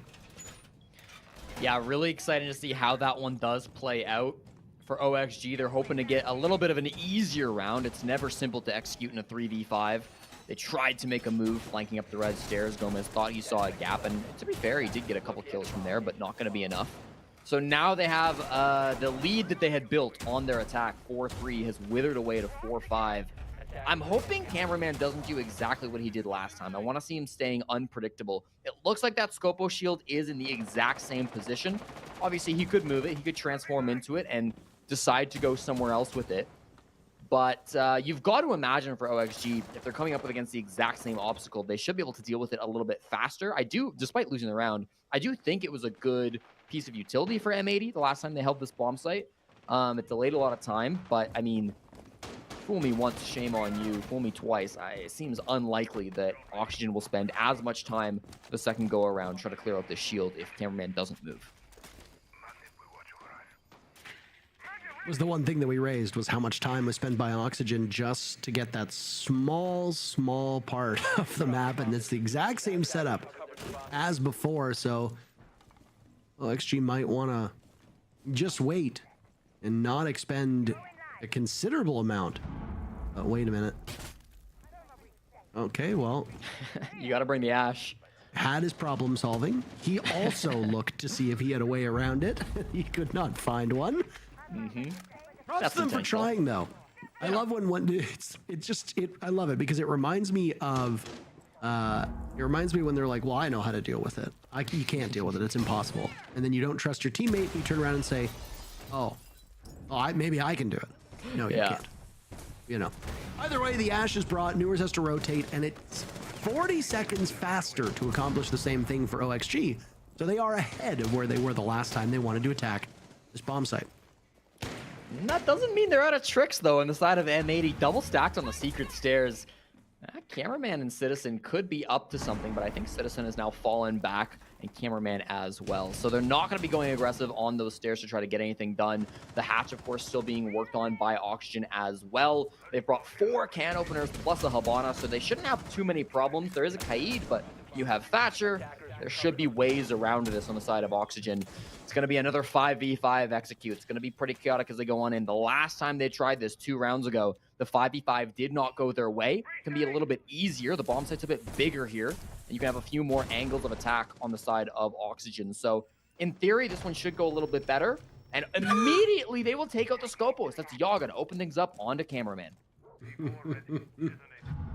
The Yog Dog himself will march down the rest of Dirt Tunnel. Robot is gone. Doesn't matter if you were alive or dead, or active or inactive, I suppose, in this particular instance. Now it's Citizen's turn to watch Dirt Tunnel as all the attention from M80 is in a different direction, and Hat could capitalize off of this. No, M80 cleans up hard on the kill feed, though. Yaga with a quad kill. Gomez actually steals the ace. Excuse me? Where did that round win for Oxygen come from? You know what? He kind of had to bait his teammates, but he got the 4K and he got the round win, so it's all okay. The Habana drops the hatch with the fuse kit. You'd think that'd be the most important operator to keep alive. Immediately shut down by the Warden, but who's in Dirt Tunnel? It's Yaga. Got the first kill entering into Dirt. Got the second, the next 3 kills, really. Exiting out of Dirt Tunnel. The smile on his face, the man who rarely smiles, coming across from Yaga as they equalize this scoreline. Look at the shot. Look at the shot. Oh, hardly a pixel. Yaga playing fantastically against what is his former team. Those who are maybe newer to the scene may not know it, but Yaga and Kino actually entered competitive Siege together when they both decided to join Oxygen back in February 2021. The next year in 2022, Yaga and Kino left OXG together to join this new XSET roster. They formed the core of it with Gomez and Diaz. That XSET team eventually became M80. Yaga then left that M80 to go back to Oxygen in 2023. Then in 2024, M80 benched Kino for the Sixth Invitational and used Yaga as a replacement, being loaned in from Oxygen to play for them at the SI. And then after SI, Yaga returns to OXG, taking Diaz and Gomez with him. The history between these two squads has been absolutely ridiculous, and it can be kind of tough to keep up with. But there's a lot that goes on between Yog, Kyoto, and the rest of them. There is, but unfortunately, there is a technical issue, which is once again necessitating a break. So there will be more storytelling and narrative to happen when we get back into the action in just a few minutes.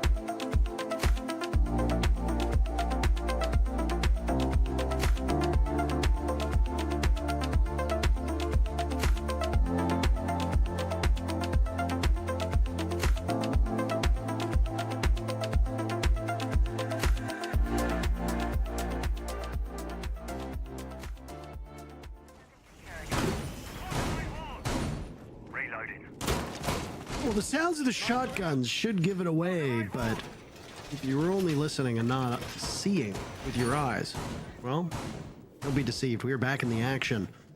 Unsure of what tech issues have befallen us, but we are back, ready to roll, and these teams are no closer to a victory than we were, 10 minutes ago? Yep. 5-5, the scoreline. It's been over a year since Oxygen have beaten M80. Admittedly, they've only played twice in the last year. It's been a couple of months since Oxygen have won any game, regardless of the opponent. So this would be a big one if they were able to finally lock it down. 7-5 would be enough for 3 points. Be desperately needed as they are currently at the bottom of the standings. Top 6 make playoffs. There's 9 teams in the league. They got to get out of bottom 3. Even an overtime window, I'm sure they would be okay with, just based on how the season has gone so far. They've got to do it on attack if they want to get that 7-5. They're going to be attacking in through the cash extension. Pretty normal first round back. No rushes, nothing crazy to start us off. Sometimes you see that, but not today. Can they clear out these players without any problems? It's going to be a Warden from Spoit at the top of red, and then inside of cash, currently nobody, but Hyper and Citizen aren't too far away.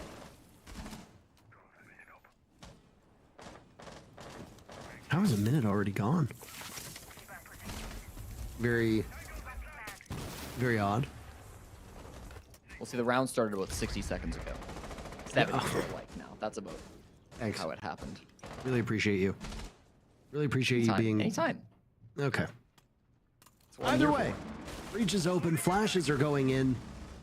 That's Spoit to contest with them. He's lost his reticle, but it doesn't matter. M80 with 2 picks. Back to back, another will be had. Every member of OXG walking into their own doom. Yaga with 1 kill, he'll prevent the flawless round. He sees the outline of Kino's mute hopping on through, and he spots Hyper and does a bit of damage, but not enough to get the kill. M80 overpowers OXG's entrance. That's M80 on match point. Spoit and Hyper, the newest and the oldest members of M80, working together to lock down that cash extension. Nothing that Auction could do to get in. Really well played by the two of them, creating that crossfire, making it so deadly. Spoit drawing that attention, and then Hyper being able to shoot them in the back as they tried to walk in and clear the guy that was playing top red. Good coordination after a long tech pause to come on back. Spoit with the headshot onto Hat, and then I think he does get this kill. It credits it to Hyper. I think that was Spoit. Again, Hyper right next to him, so the two of them combining for 3 kills apiece. Cameraman as well for 2 frags in that first round since back from the rehost. So lovely to see, and it's quick from M80. I do worry after a long tech pause, sometimes the blood stops flowing. Sometimes you get a little EP, you get a little tired. And for Auction being on the attack, that could be a big problem. They gotta snap back right away, right now. They don't want to lose 7-5. Another game will go away from them here in the North American League Stage 2.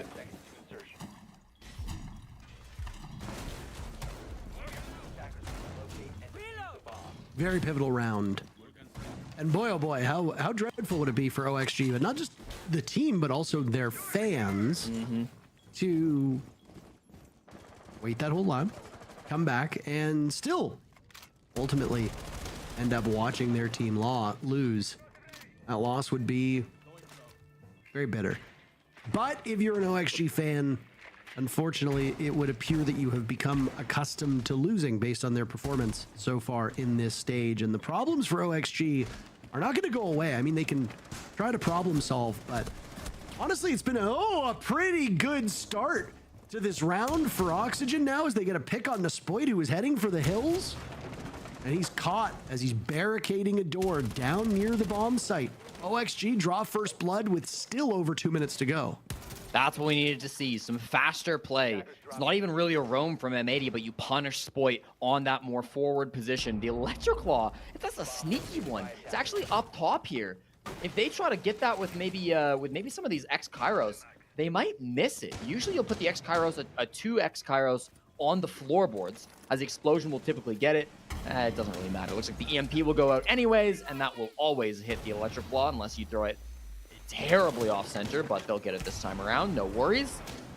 Regardless, I like that fast entry from M80, from OXG. Despite M80 not giving them many options, they perfectly are able to shut that down. The EMP comes out to stop that trick as well. Had that last EMP from Yaga not come out, they would have been able to trick that hatch. So great Thatcher play from Yaga, great entry, and now it's going to be 75 seconds on the clock as they look towards the main stairs, they look towards Moto, and they start to get this church wall open for the execute. And Hyper manages to pick off a couple for his trouble, playing on that mirror window. Now it's Newer's next, and Hyper gets the job done with the Nitro cell. Down he goes at the hands of Hat, but those flames will linger by Moto door, which keeps Diaz from advancing the way he wants. Lucky for him, that church wall is opened up. And those flames won't be a huge deterrent for the rest of the round based on time. One body over towards blue as Diaz finds a safe place next to the cases to get the plant down, but Citizen ends him, and you can see the reaction from cameraman as M80 wins back-to-back rounds and OXG remains winless. Nice to see that from Hyper as well, coming back onto this roster. That is the best game that he's had since returning to professional play. He's got to be feeling so good. The rest of M80 all in high spirits. Can't say the same for Oxygen. They continue to fail to get wins here in the second stage of the North American League. This has been a rough one for them, and they are starting to fall to the point of no return. I don't believe they're locked out of playoffs yet. The desk obviously will have the details for that on us for that, but my God, it's going to get very, very difficult as the games do not get much easier for Oxygen either. That'll be the game. M80 on top of it from this matchup. In regulation to boot, that's going to be 3 points on the board, Parker. A huge win for M80 as they've won in regulation, won in overtime, lost in overtime, lost in regulation. Another win for them as M80 takes all 3 points. And we've got more matches coming up after this.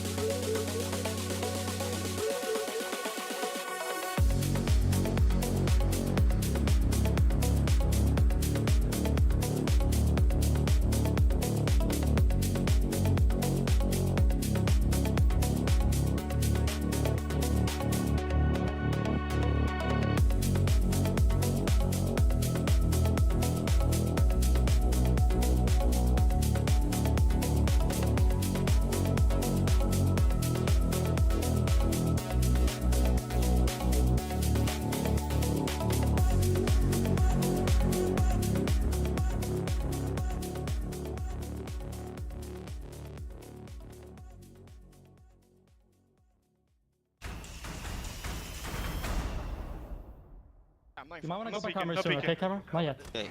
I have C4, guys. I have calls C4. on TP. Stack up with Ben. Okay, just lift Ben. Can someone help my motor walking? Yeah, Hold in. Hold the He's BP, in church. In church, guys. On track Across. box. Brown box. Landing. Planning. He's C4. I get the main guy. That's it on him. Nice! Let's go! Apostolos. Straight clubhouse play for M80 turns into third straight clubhouse win as they get the dub over OXG, who themselves dig further and further down into the dirt looking for some water, but still can't find anything. A game that was still probably closer than M80 would have liked. You're taking a team that doesn't have any wins to round 12. Yeah, I mean, I said this was going to be a little bit of a gamble for M80 to leave this map up to Oxygen because, again, it comes down to basic fundamentals. So I wasn't expecting either team to blow one out of the water. I expected it to be close, but I'm not necessarily surprised that M80 does close it out just based off how they were playing. Yeah, having a 3-3 split here is more than you could ask for if you're Oxygen. Obviously, some good defenses that were backed by the gunplay from OXG. That's what we've been talking about. Their only redeeming quality is the fact that they can shoot well. And this is the exact map that you would have wanted to go to. We saw that exactly from Newer specifically, a lot of shooting well from OXG. But when it came down to the side swap, it just looked like M80 was overwhelming them, specifically on the way that they were just constantly forcing OXG to go for these plants. OXG was not prepared for those at all. Yeah, and I mean, I said this was going to be a game that's going to be straight up gunfights. You obviously see the entries going in the favor of M80 only by 2 kills specifically. But again, huge gunfights coming from M80, and they weren't scared to take fights. And this is why I said Oxygen, like, yes, you are going to want to take these gunfights in some scenarios, but M80 isn't going to be scared to meet you on that front. And you can clearly see Hyper is just leading that chart. And I do want to touch up on this. I was in Hyper's stream last night, and prior to the game that they had originally, he said that he was going to break the kill record. They're going to get a win. And I didn't say that because they ended up losing to LG, but he did actually do extremely well today, so I didn't want to jinx him just yet, so I am glad to see that he found that success. Yeah, and I mean, thank God he was able to do well because M80 is the only team I know so far on Clubhouse. Their biggest struggle is opening up server wall and hot tub wall. I mean, great bandit tricking from Yaga, but M80 is the only team that can still win cash rounds even though they can't get the wall open because of Hyper specifically. I was just about to say. That guy can somehow just doesn't get the thermite the wall open and still is able to get 3 to 4 kills into the site.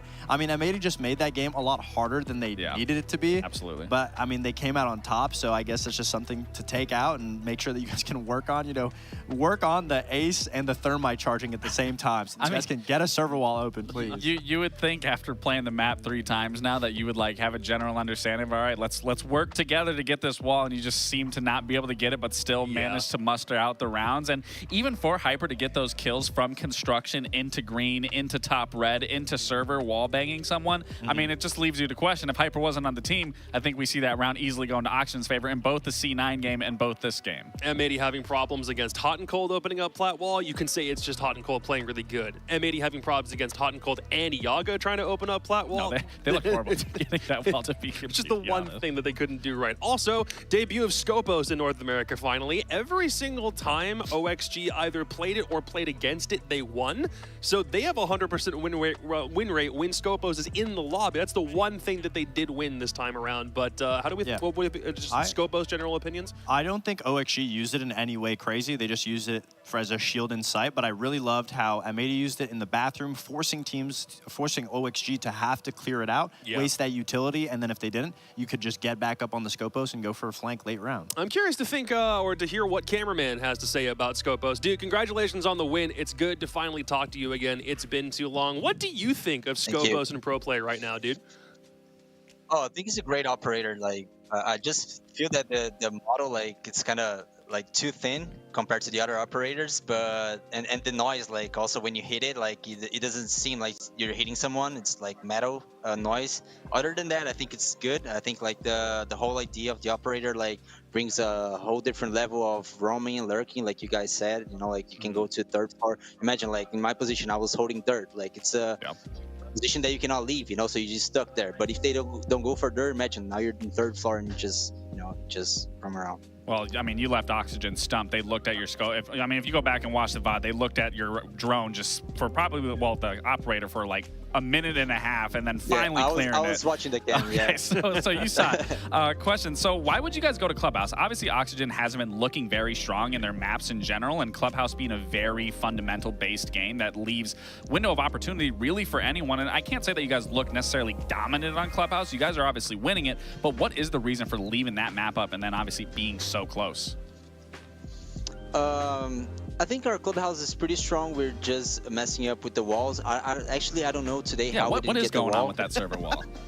I don't know. Like today, the other day we messed up. Like the round that we won against was BC, right? Yeah. No, yeah, Cloud9, yeah. And that round we messed up the counting, but today we did like we do every day. I just don't know how. Like he got both. I think he pre-fired the bandit chart, so it gets like difficult to open, you know. So yeah, I think props on him. Well, I have a follow-up question for that. In those situations where you guys can't get walls up, you guys still manage to win the rounds just by getting kills. You being the IGL, when something doesn't go well with the strat, what do you like? How do you go about positioning your players? Do you guys have it preset? Do you tell people where to go in the moment? What's it like?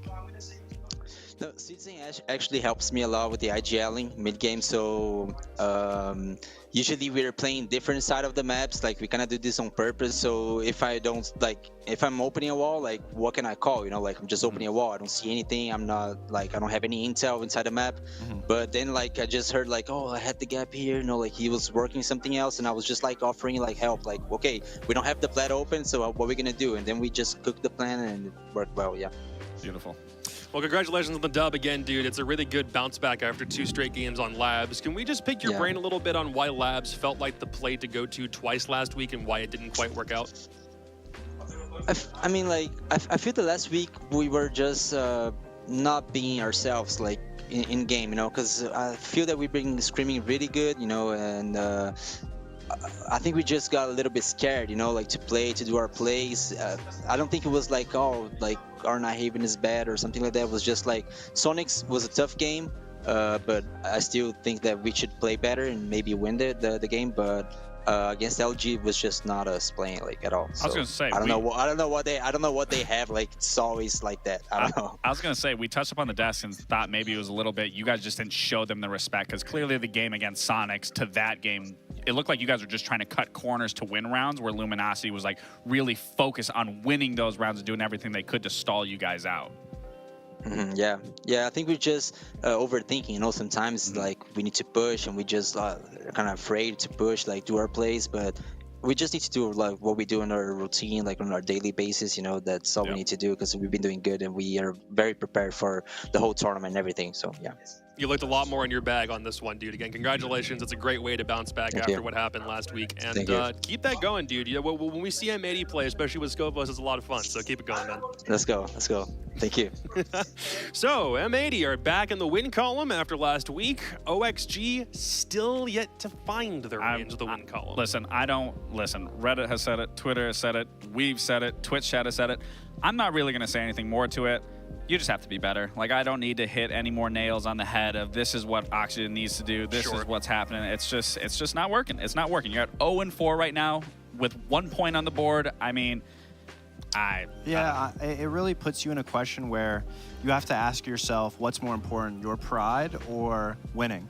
And so you have to sit there and think about, what does OXG need to go from here? Do they try to change up the coaching staff? Do they try to change up players? Does management, does the OXG org have to get involved? Something just isn't working. Somebody needs to be that person to be that voice. Who's going to do it? If nobody does it on the team, then it's just going to be consistent results at the bottom. So it's the hard truth that someone is going to have to step up and be that person that takes charge. And if other people don't listen, then unfortunately that's the job of the IGL. Y'all got rid of me, y'all got rid of Dream.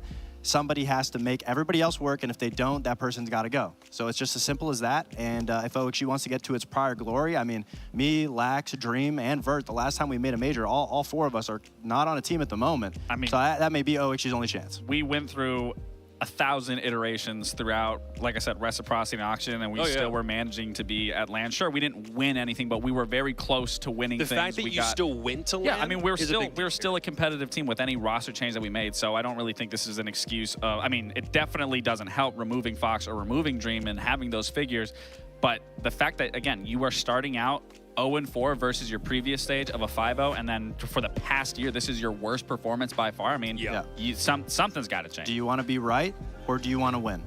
Ask yourself that.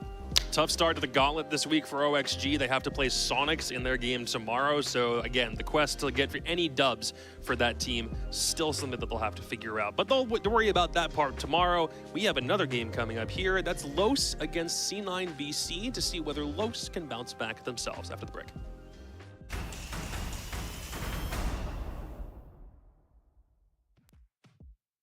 Okay, so let me think. Oh, Dream Team. NA. Okay, I have some players in mind. I'm gonna make a full aggressive team. I don't really care about the roles, so it's gonna just make a shooter team. Ambi, Spoit, Ashen, and só troca tiro mesmo. Não lembro o nome dele. Bota aí. Diffuser, yeah, it's him. So, okay, I'm gonna... Diffuser is really good. Oh, I need one more player, it doesn't matter the team. NJR. So, my dream team is Ambi, Spoit, Ashen, Diffuser, and NJR. Coach can double up. Preciso de coach. Callout? Callout. Okay, so my coach is Callout.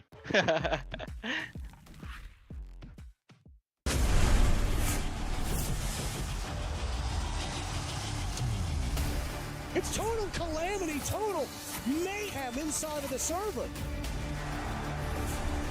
Out of nowhere, they find their round back into their favor. Holding up for the blood, the Wraith!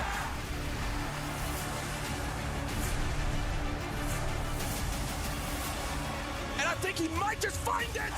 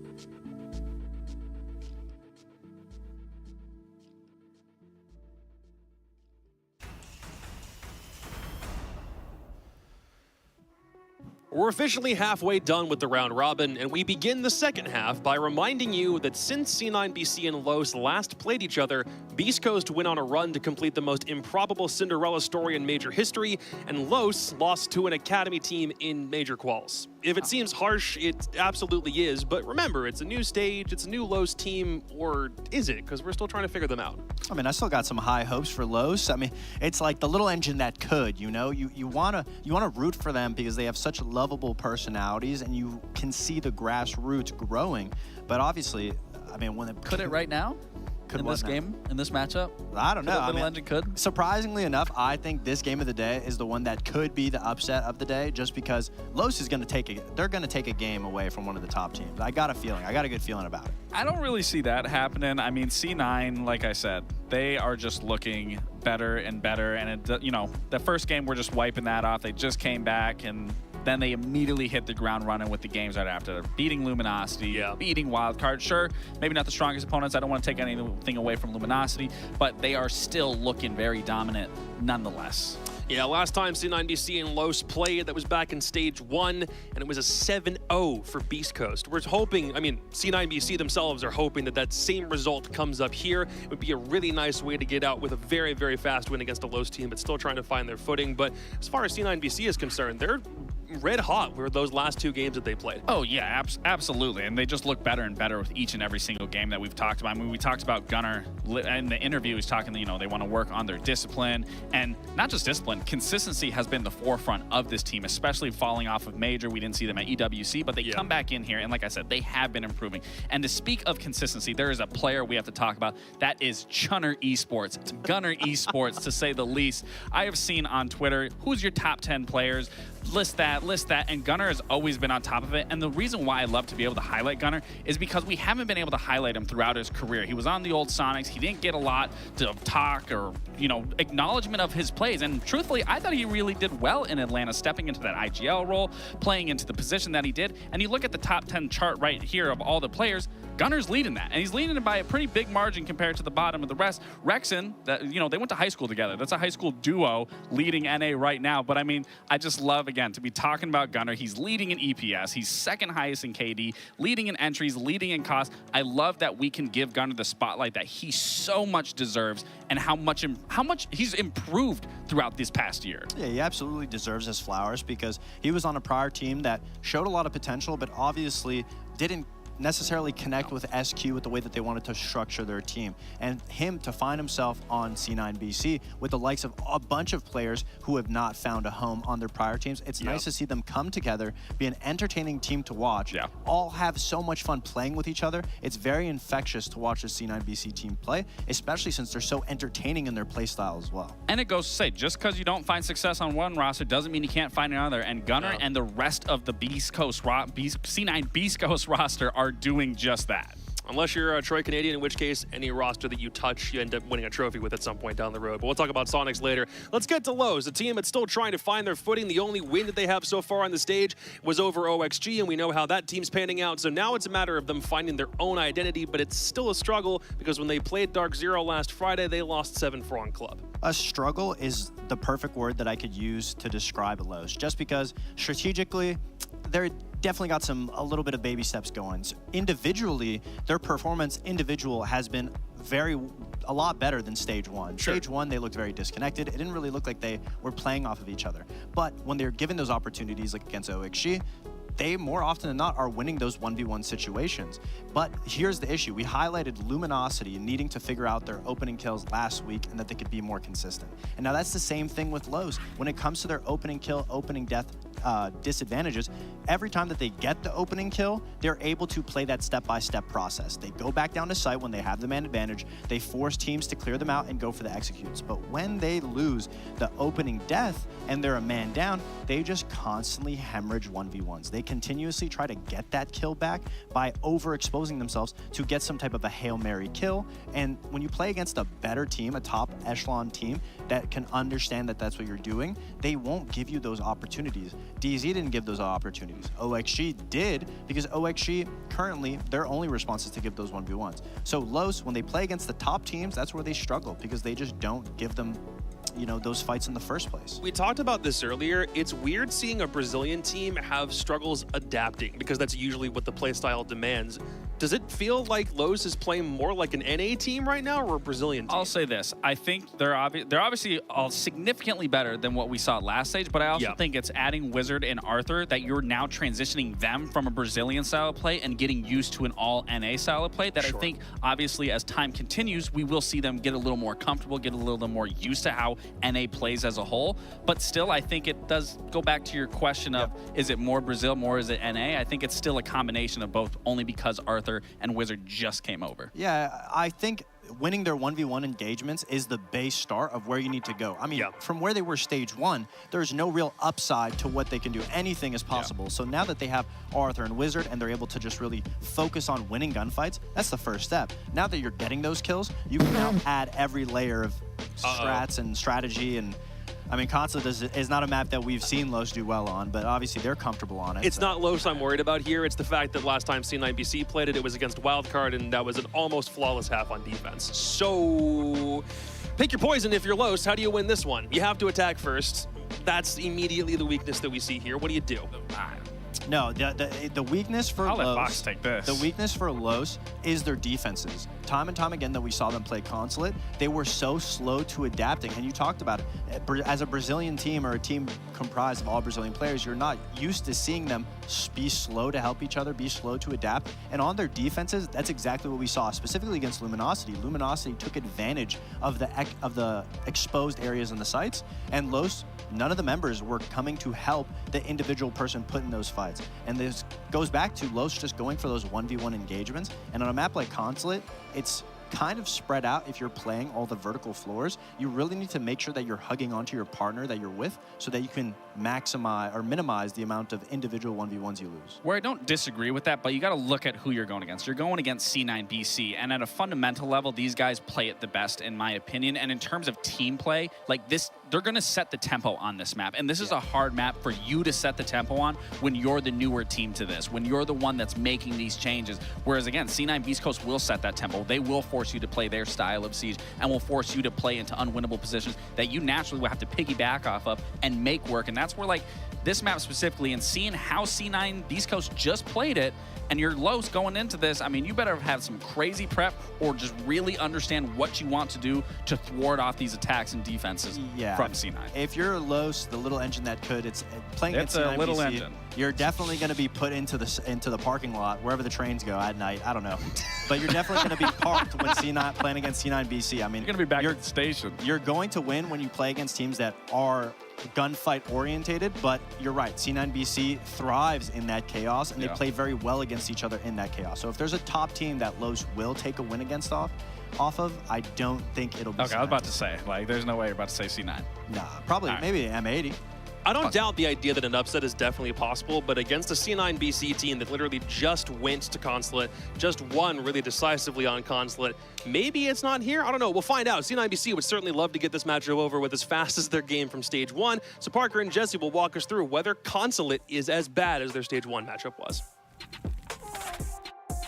Well, I mean, it's always fun when you get the defending major champions into a matchup. I like the Los as the little engine that could, by the way, because, well, I mean, I don't know if they're little. I mean, they've got some big names on their side of the thing, Jesse, but results in North America have not really been their thing. If we go back to Stage 1, they finished with 4 points, 1 regulation victory, 1 overtime loss, 6 regulation losses, and they had 34 rounds in their favor. Well, Los obviously haven't played that many games so far. They played 3. They're at 14 rounds won. They've already hit 1 regulation victory. Can they topple the defending major champions of Cloud9 Beast Coast? It's your favorite part of the day. It's the operator bands. Take us through them, Jesse. Well, Parker, we got some shocking results coming through. We've got Blitz to be taken out first, and then it's going to be Damo second. These teams have both played this map once. Neither of those operators were banned in their previous matchups. Beast Coast previously banned Grim. Los banned Ying and Kaid last time.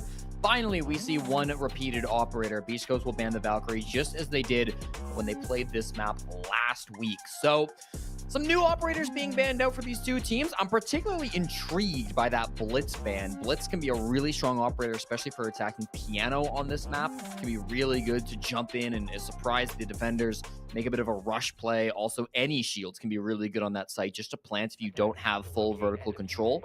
So Blitz, a great operator, and I think it makes sense for Cloud9 Beast Coast too, because C9BC love their shields. They're a big shield team, but they're usually more of a Monty team than a Blitz team. They've got Hot and Cold, who is one of the best Monties in the world. They've also got Spirits, who's one of the best Blitzes in the entire world. So they've got players that can be good on both.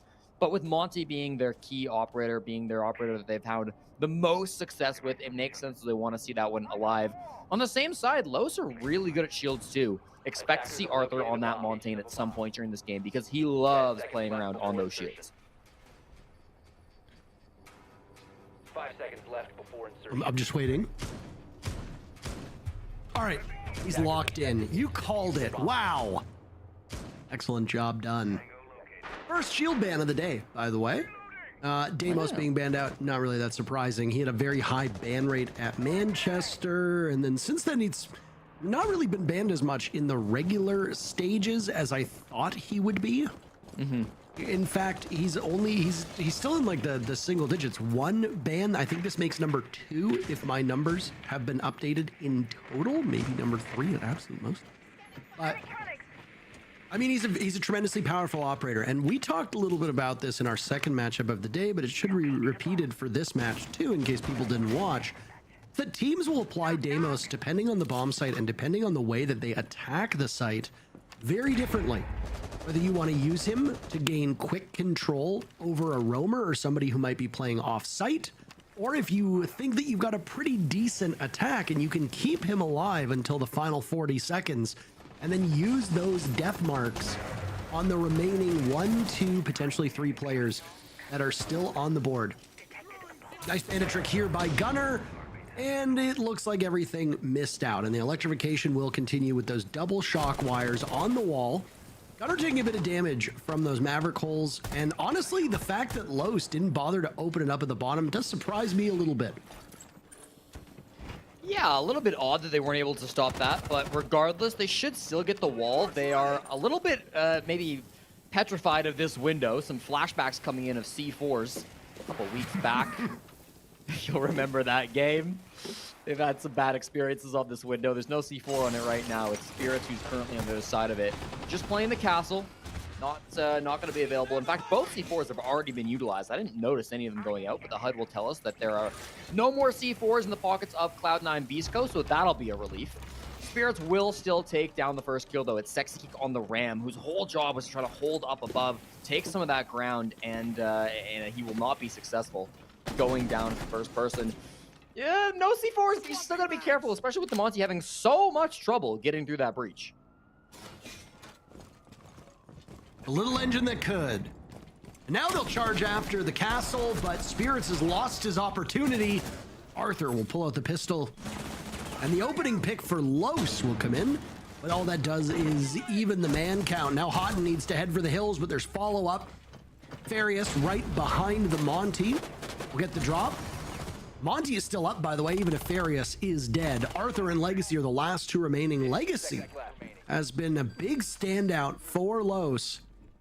10 seconds remaining.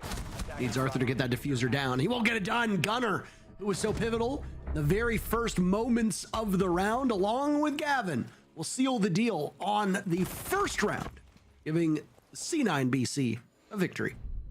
All right.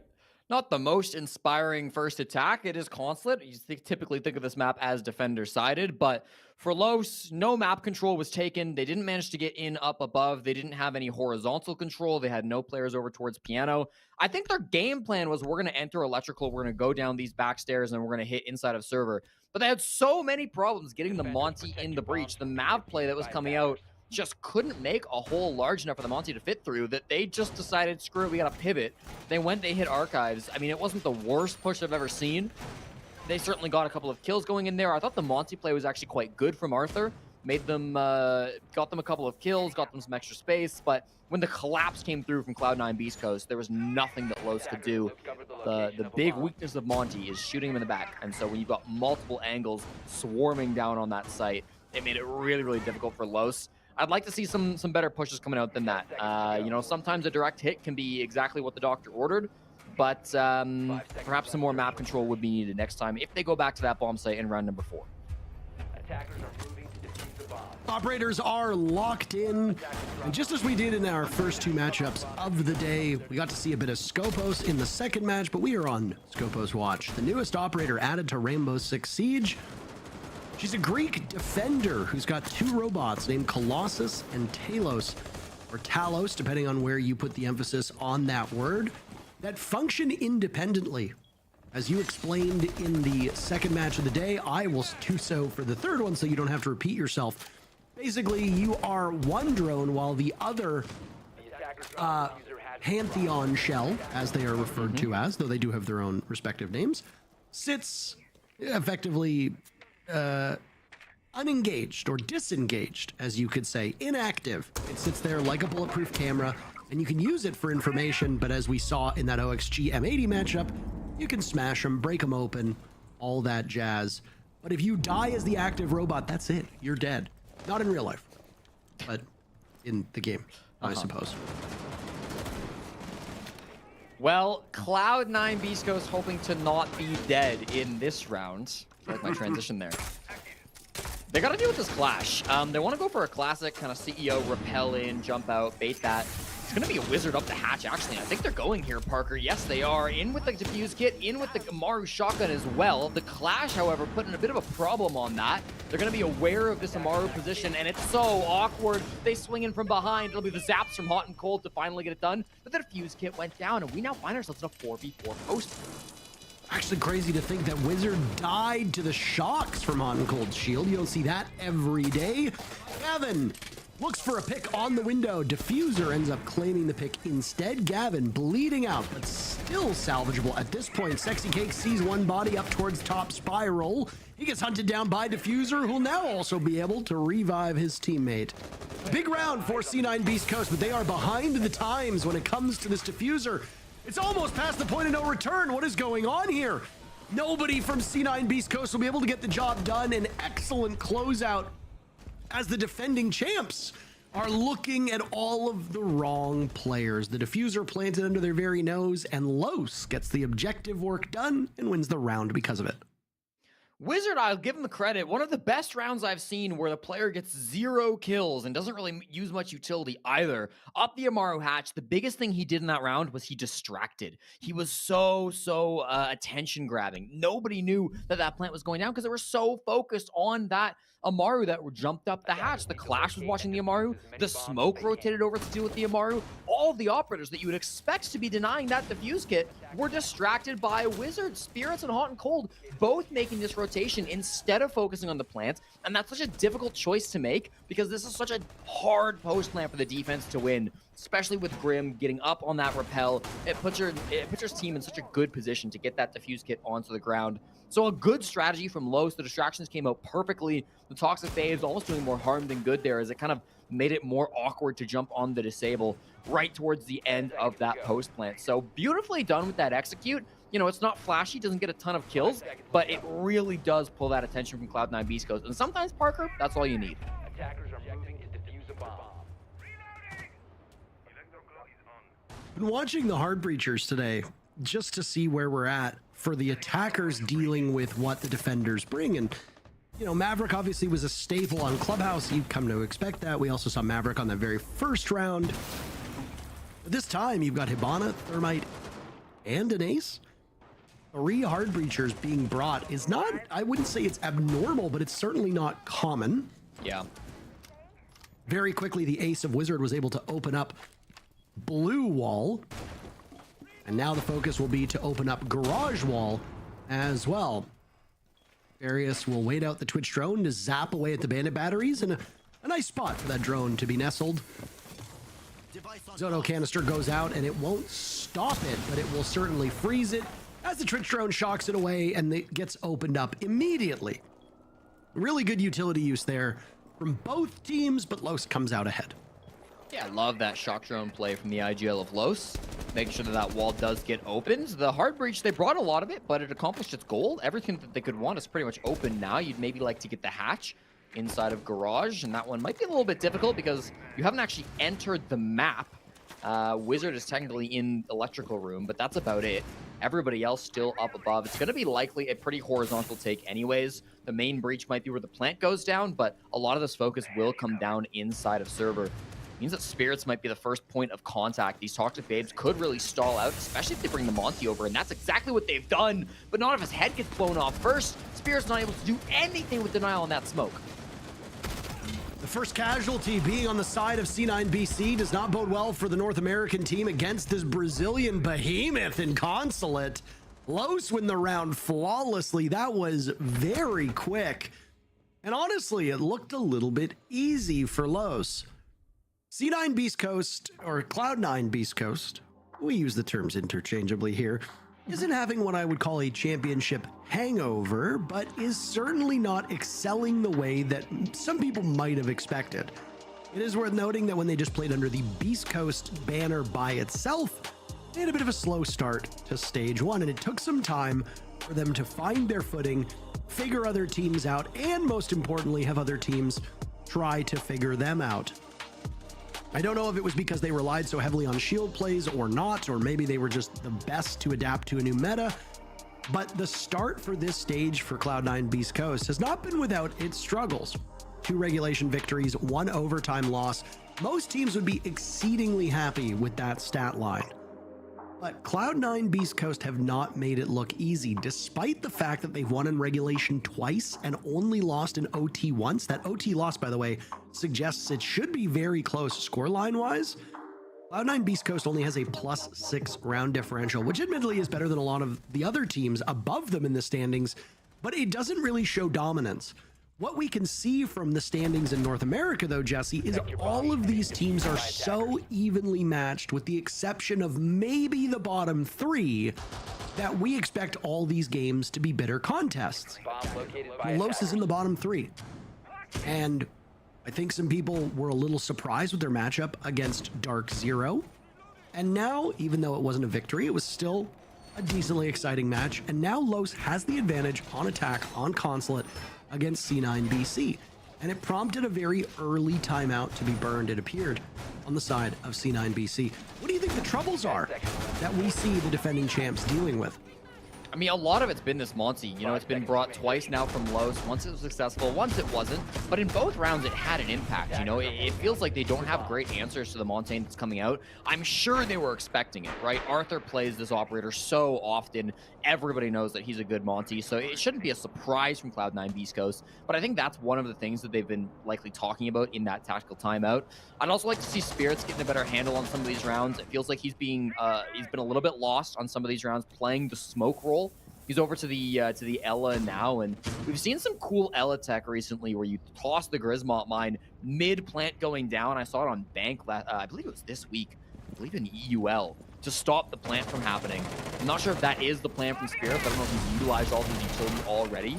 But in any case, they've got to be able to do something about this Monty, because it continuously has been a problem, a thorn in their side, and they also need to be able to find a way to stop these plants when they're going down and not get distracted, as sometimes they have been. It'll be a new bomb site, of course, here on Piano, and I don't think it's going to be a full clear from Los. This could be an explosive execute where they just jump in the Piano window. They try to get a plant down. They'll likely toss some utility up above, some Candelas, maybe some Firebolts as well. Look at Legacy's position, of course, on the CEO window. But as soon as this wall gets open, that could be the go sign, as the horizontal push on this site can be very good. And the explosion will herald the entry to the bomb site, but Arthur's died at the hands of Cloud9 Beast Coast. Gunner engaging those glasses, can see through the smoke, and amidst the fury, Los is left a little bit empty-handed at this point, but Farius guns one down through the floor, gets another onto Gunner.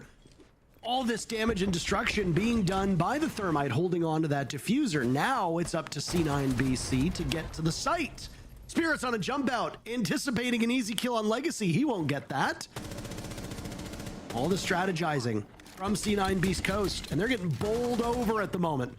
Diffuser down, Gavin last man standing, and he's killed through the hatch, and he turns into a very beautiful shot of the bomb site.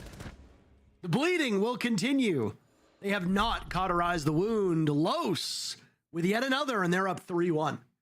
That's such a frustrating round because I mentioned before, they're like, okay, we got to deal with this Monty. They do. They perfectly know where he's going to jump in. Gunnar has the vertical angle. He kills that Monty. Opening pick, you're thinking, great. Diffuse kit on the ground. We're in a prime spot to win this.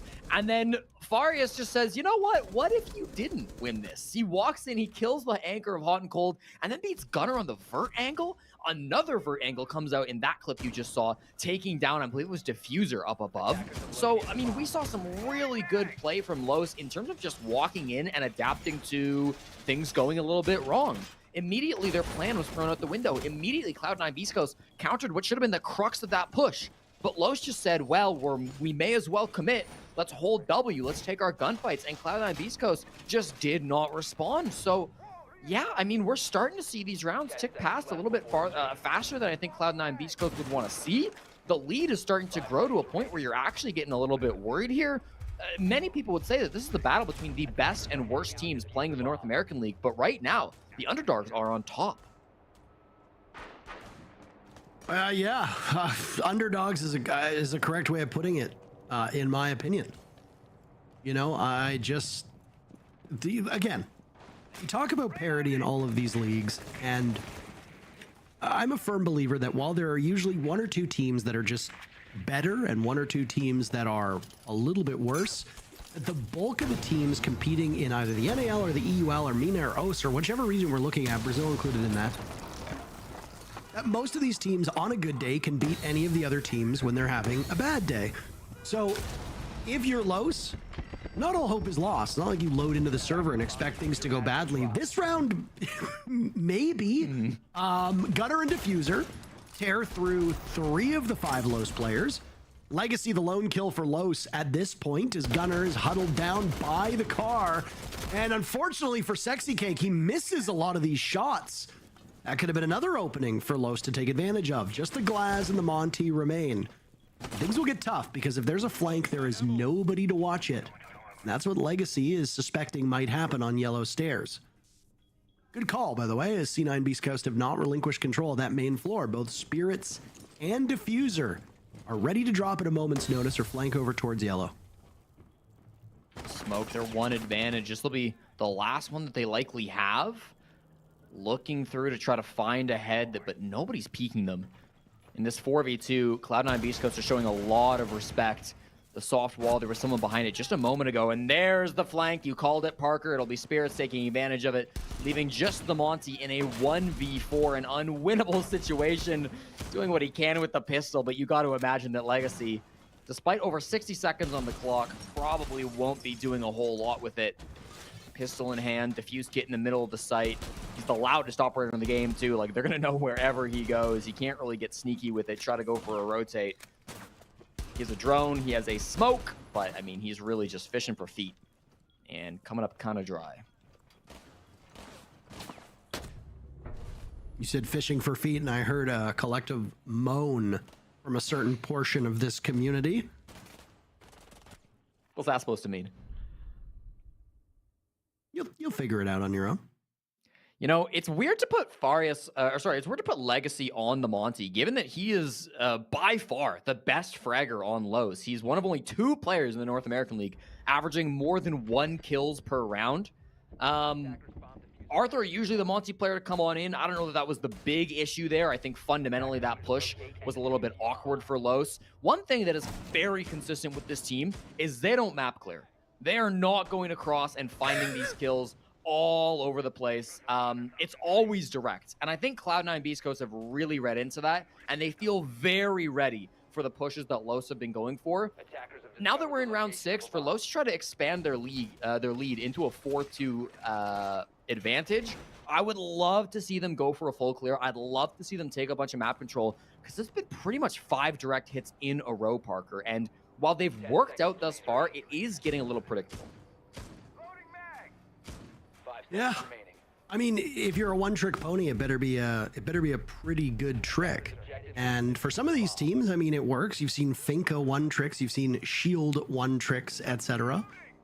But I think people were pointing out that Cloud9 Beast Coast was maybe a bit of a one trick at the Manchester Major with their reliance on shields. But I'm glad to see that that's been put to rest, or at least hopefully it's been put to rest. We'll see what happens when Cloud9 Beast Coast go on to attack, as they really can only play one shield on defense.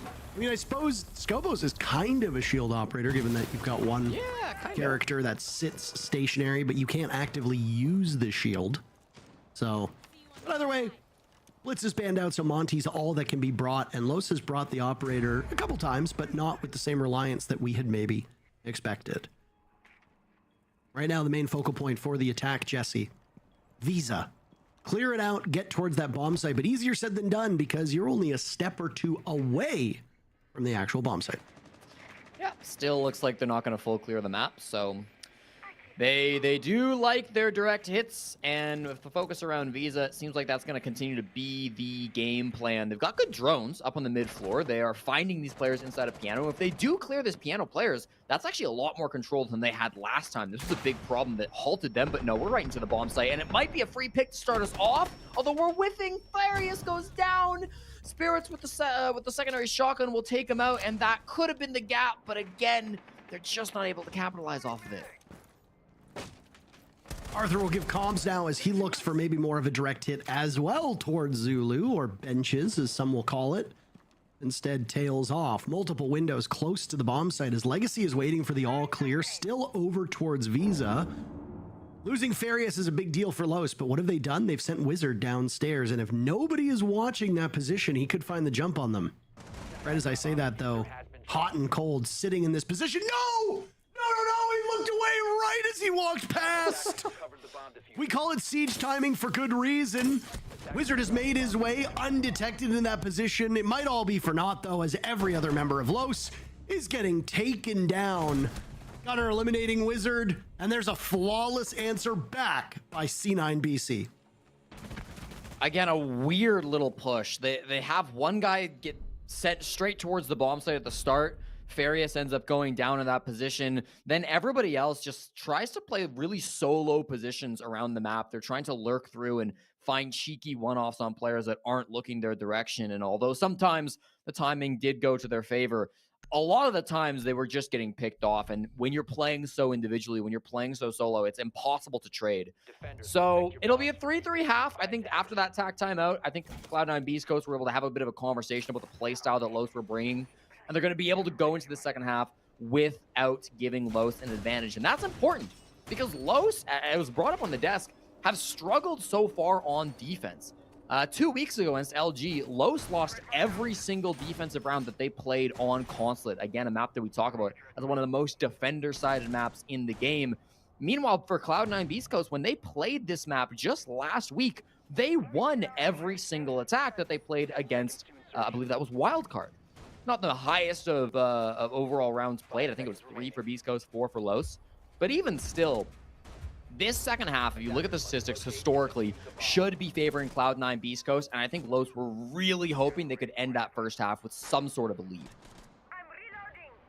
Yeah, I mean, we're no closer to a resolution. And while we say this, it doesn't necessarily mean that the matchup is quite even. If you look at, say, a map where the defenders are always expected to win 4 rounds, a 3-3 half technically means we're no closer to a resolution, but it doesn't mean both of these teams are in the same spot as they would be 0-0, because in that instance, the team that was defending first failed to win the amount of rounds that we expect them to win, which when you look at certain maps can be quite damning with the side swap. With Consulate, it's basically a 50-50 map, so there's very little for us to actually gain from this scoreline, and it hurts our ability to theorize as to where we are at. Honestly, both of these teams have had some very, very good rounds, and some of them have had some very puzzling rounds. So with the state of the game being what it is, I genuinely have no idea which of these teams will prevail. Monty versus Clash for the first round of the second half. Typically, that's a battle that will favor the Clash player, but Clash is currently in meeting more towards the admin side of the map. I think this is going to be a yellow execute from Cloud9 Beast Coast, where they're going to try to drop in. That's a default camp, by the way. Diffuser, it's okay. Happens to the best of us, but definitely would like to shoot that. In fact, does he get punished here? It's Farius to go down first, and there we go, spawning the default now. All right, well, Still going to be interesting to see where this defuse kit does end up coming. Hot and Cold has it, and he could go for the yellow drop. He could also drop Spiral if he's really feeling like it. They have full bottom floor control, so they could be pretty confident that nobody's going to jump on up and go for a flank. And look at this. With that kill on Defarius, they have hacked the cams, and they have perfect intel. They can feed all of this to Diffuser until that cam gets destroyed. So much value. And it just goes to show that while Dokkaebi had some changes to her actual gadgetry, that the secondary part of her gadget, which is the ability to hack cams, remains as strong as ever. Gavin has been dropped, but is still retrievable, as there's some nearsightment going on to Diffuser, and he can't see, but C9BC don't really care. They're still doing an immense amount of damage. Only 2 remain for Los, one of which is Tachanka, so there go the Shumika launchers. Molotov shot out at the footing of the Monty. Wizard seemingly rebuffing it, and we've got a shield fight in front of our eyes. All the while, Houghton comes up on the flank. Spirits gets the job done. And that round, it's not an easy one, but it goes to C9BC. You know, we see Clash and Monty facing off every now and again in Rainbow Six Siege. Rarely does it look like that, where Monty is trying to 360, trying to get some pistol kills, and then the Clash just sprints in, trying to do their best. A little awkward, but at the end of the day, that really came down to the early round, right?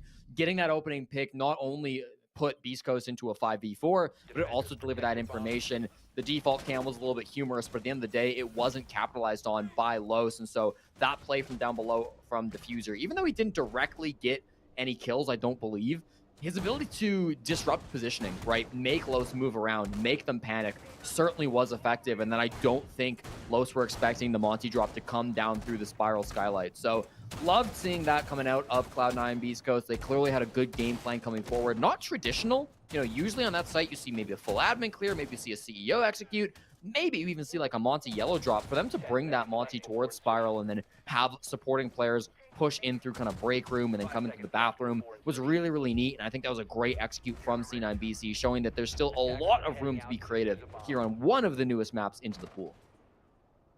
You can't say newest anymore because, well, yeah, you know, we still haven't casted layer yet. It's not shown up in NA. We've seen it in Brazil. We've seen it in Europe. No North America. It's shown up in Brazil when you and I have casted, but not on the days that we've casted. So yeah, we saw, I think it was Ace and Dez got it back to back, if memory serves correctly. And, you know, there's always struggles, just as like an inside baseball kind of look for those that are wondering what goes into casting. There are always struggles when you have a new map that you might not have as many game day reps casting as you do other maps. I can cast most of these maps blindfolded, but not layer, obviously, because it's still so new. And doing so when you're covering another region that plays differently from what you're used to seeing and is in a completely different language, there are challenges that you might not think of. I know this firsthand because if memory serves correctly, the very first day of Nighthaven Labs being in the map pool, I had to cast it with Pengu in Brazil, and boy, oh boy, it was a tough day. Just as this round and this day might be tough for Los, as C9BC, while having some struggles on defense, have really figured it out on attack, and they've got the first 2 picks of yet another attacking round to put themselves in great position. Los are such a weird team on Consulate. Usually this is a map where everybody can defend and nobody can attack. Los are the exact opposite across 2 play days now. We'll see what they can do in the 3v5. They've got good utility still. I mean, lots of C4s, 3 of them. One is pre-placed at the moment as well. You can tell that by the colored in dot at the top right part of your screen. They are likely trying to bait a kill with that pulse scanner being held by Legacy. It's Arthur's C4 that is pre-placed, and he gets the call and gets the kill with it. Brilliantly played. That's going to be a good bit of information. The kills are still being traded out, and this is not going to be an easy hold. Not at all. And they know what's coming. Beast Coast uses the wave, and they were hoping for it to crash down. But no, Legacy himself is keeping this round competitive. Wizard is not far removed either. Gavin and Gunnar have 45 seconds left. Neither hold on to the diffuser, so they will either need to retrieve it or just ultimately get the kills. Gunnar shrugging off a bit of damage. He takes care of Wizard, and Gavin is there to finish off Legacy. The round started so well for C9BC, but then maybe a bit of panic took over. They let the nerves settle, and they went back into full control of the round. Their lead now, 2 rounds. I was really rooting for Legacy in that round. Got 2 kills, commanded the 3rd kill as he was the one to call for that Nitro Cell frag to come on out to start that bit of a clawback. They got it down to the 2v2, but wasn't able to do anything, and now looks like we're going to have a bit of a timeout being pulled out. Los are slipping. Los are slipping on these defenses, and it's been a consistent problem for them throughout the stage on Consulate. They've yet to find one to steal from the desk a little bit. When Los are on defense, they look like a train in a parking lot, Parker. They're just out of their element. I would say like a train at a mall. It's nice to look at, but it's not really going anywhere. You know, it just kind of. You remind me where you're from again. I'm from Edmonton, Alberta, Parker. And tell me, there happens to be a particular big tourist attraction in Edmonton, is there not? Yes, Parker, we have the largest mall in North America, the West Edmonton Mall. Wow, and I mean, if there happened to be, like, say, an amusement park in it, do you think that would be reasonable to have in a mall of that size? If you went to that amusement park and say there was a train there, could you realistically expect that train to take you to a certain destination, or would it mostly just be going around in circles? I don't think there's a train. There is a big boat, like a pirate ship, not in the amusement park. It's too late to change metaphors. It's too late. It's too late. We have to keep going with the train. Then you're right. Humor me here. Were there a train? Wait, actually, there is a train. It's like a little kiddie ride, and it goes around the amusement park. It doesn't. So would you say it goes in circles? Yeah, it doesn't go anywhere. So you understand the metaphor I'm using now. Yeah, no, I think from the start, I think I 5 seconds left. yeah. So No, yeah, you are saying, Jesse Chick, you are saying that Los Attacker's objective is to defuse the is bomb. an amusement park train in the Kittyville of the Edmonton Mall. I'm saying that this game looks really bad for the Brazilian team, and I think Cloud9 Beast Coast know that to the fullest extent because they're going to try to close this out 7-3 with a flawless attacking half for the 2nd time. They're going to do it with Hot and Cold on the Monty. They're going to do it by starting with a Breach. Now, there is both Mute and Kaid and Bandit. If they open this wall without any problems at all, that's going to be a big blunder. There's 1 Mute Jammer, and there's an EMP, and I don't think anybody is in position to go for any sort of a trick. Walls opened up, and there's the Monty of Hot and Cold. A very familiar spot for him to be in. But all the silhouettes on the side of Los. Very conveniently orange. C9BC, very conveniently blue. All the silhouettes from Los far enough back. The Monty surely cannot just walk in and go for the plant. Or maybe it looks like Hot and Cold is actually close. Oh no, he's okay. So there's at least some small line of defense for this defense. You can't just sprint all his way to servers. Drone work will need to be done first. Leadoff pick comes from C9BC, by the way. Yeah, Sexy Cake taken out on that Vigil. We know how powerful the Boss G can be. I actually didn't catch if he was running it. Typically, you do see that, but the K1A definitely does still see some play. We'll have to find out if they can do much. There's so much map control being taken by Cloud9 Beast Coast, something Los didn't want to do. We've got players in the top floor on this bomb site, not something that Los were willing to experiment with. And Hot and Cold's going to walk into his first problem. He doesn't have Diffuse Kit, so if he dies, it's not the end of the world, but he is in an awkward spot all by himself. He can maybe try to bait for some kills if anybody else is able to walk down Spiral or have any other type of an impact, but currently he's met a bit of a roadblock. As long as there's a crossfire being held by Los, there's not a lot that he's going to be able to do. So currently he's just chilling. He's waiting for his teammates to go through the top floor, come on down, go for an execute, dying to Farius. That's not ideal. That's going to be the back pressure then taken completely out for Cloud9 Beast Coast, but it doesn't matter because they're in the site. Gavin's at the halfway point. I wonder if Los is aware of this. A Nitro Cell is unsheathed. An explosion goes off. The Nitro Cell does not work, or maybe it was even a nade from the side of C9BC. Now a retake will need to be done. Great shot by Wizard onto Gunner, who didn't see that one coming. Sidearm comes out from Gavin as he collects 2. Towards the door, Farius sees 1 body, but they manage to get away. Diffuser and Spirits, ironically now, heading downstairs as they were the ones to take control above.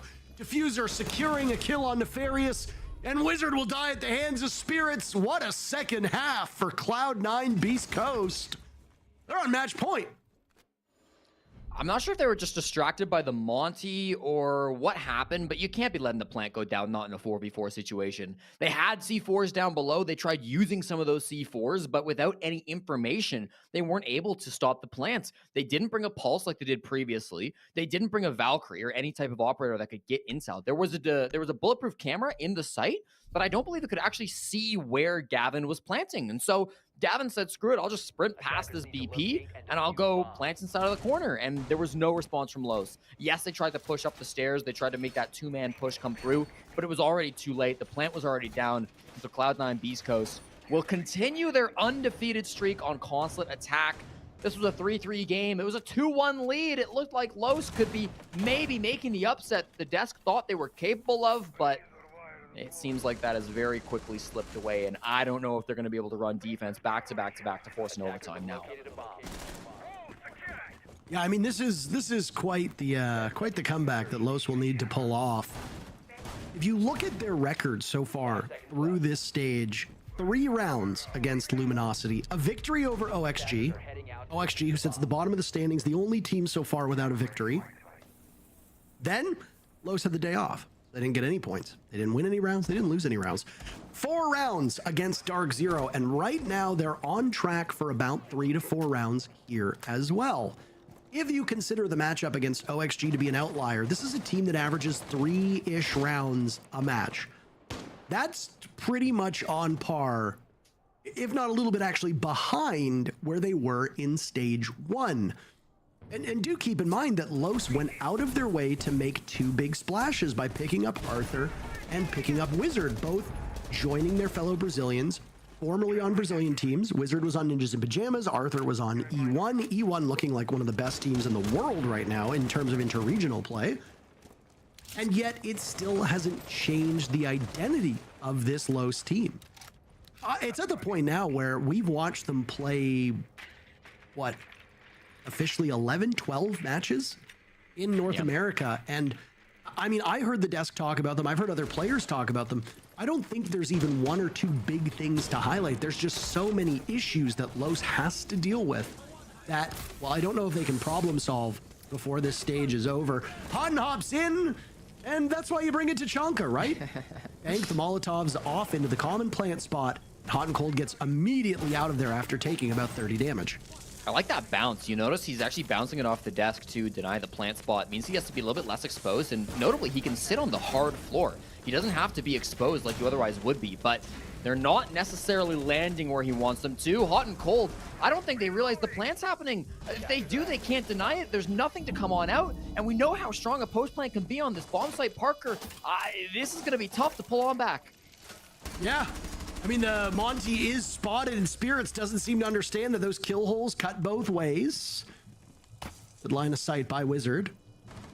Now it's Sexy Cake down below. Underneath that diffuser, you need to make sure that window's closed. Sexy Cake wants the vault out because there will likely be one playing on Repel.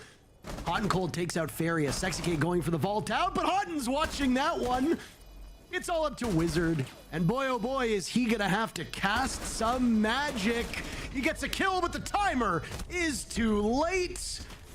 Cloud9 Beast Coast seal the deal with the final kill, but the time being what it was would not help Los at all. A perfect second half for the defending major champions of that matchup, and they collect 3 huge points.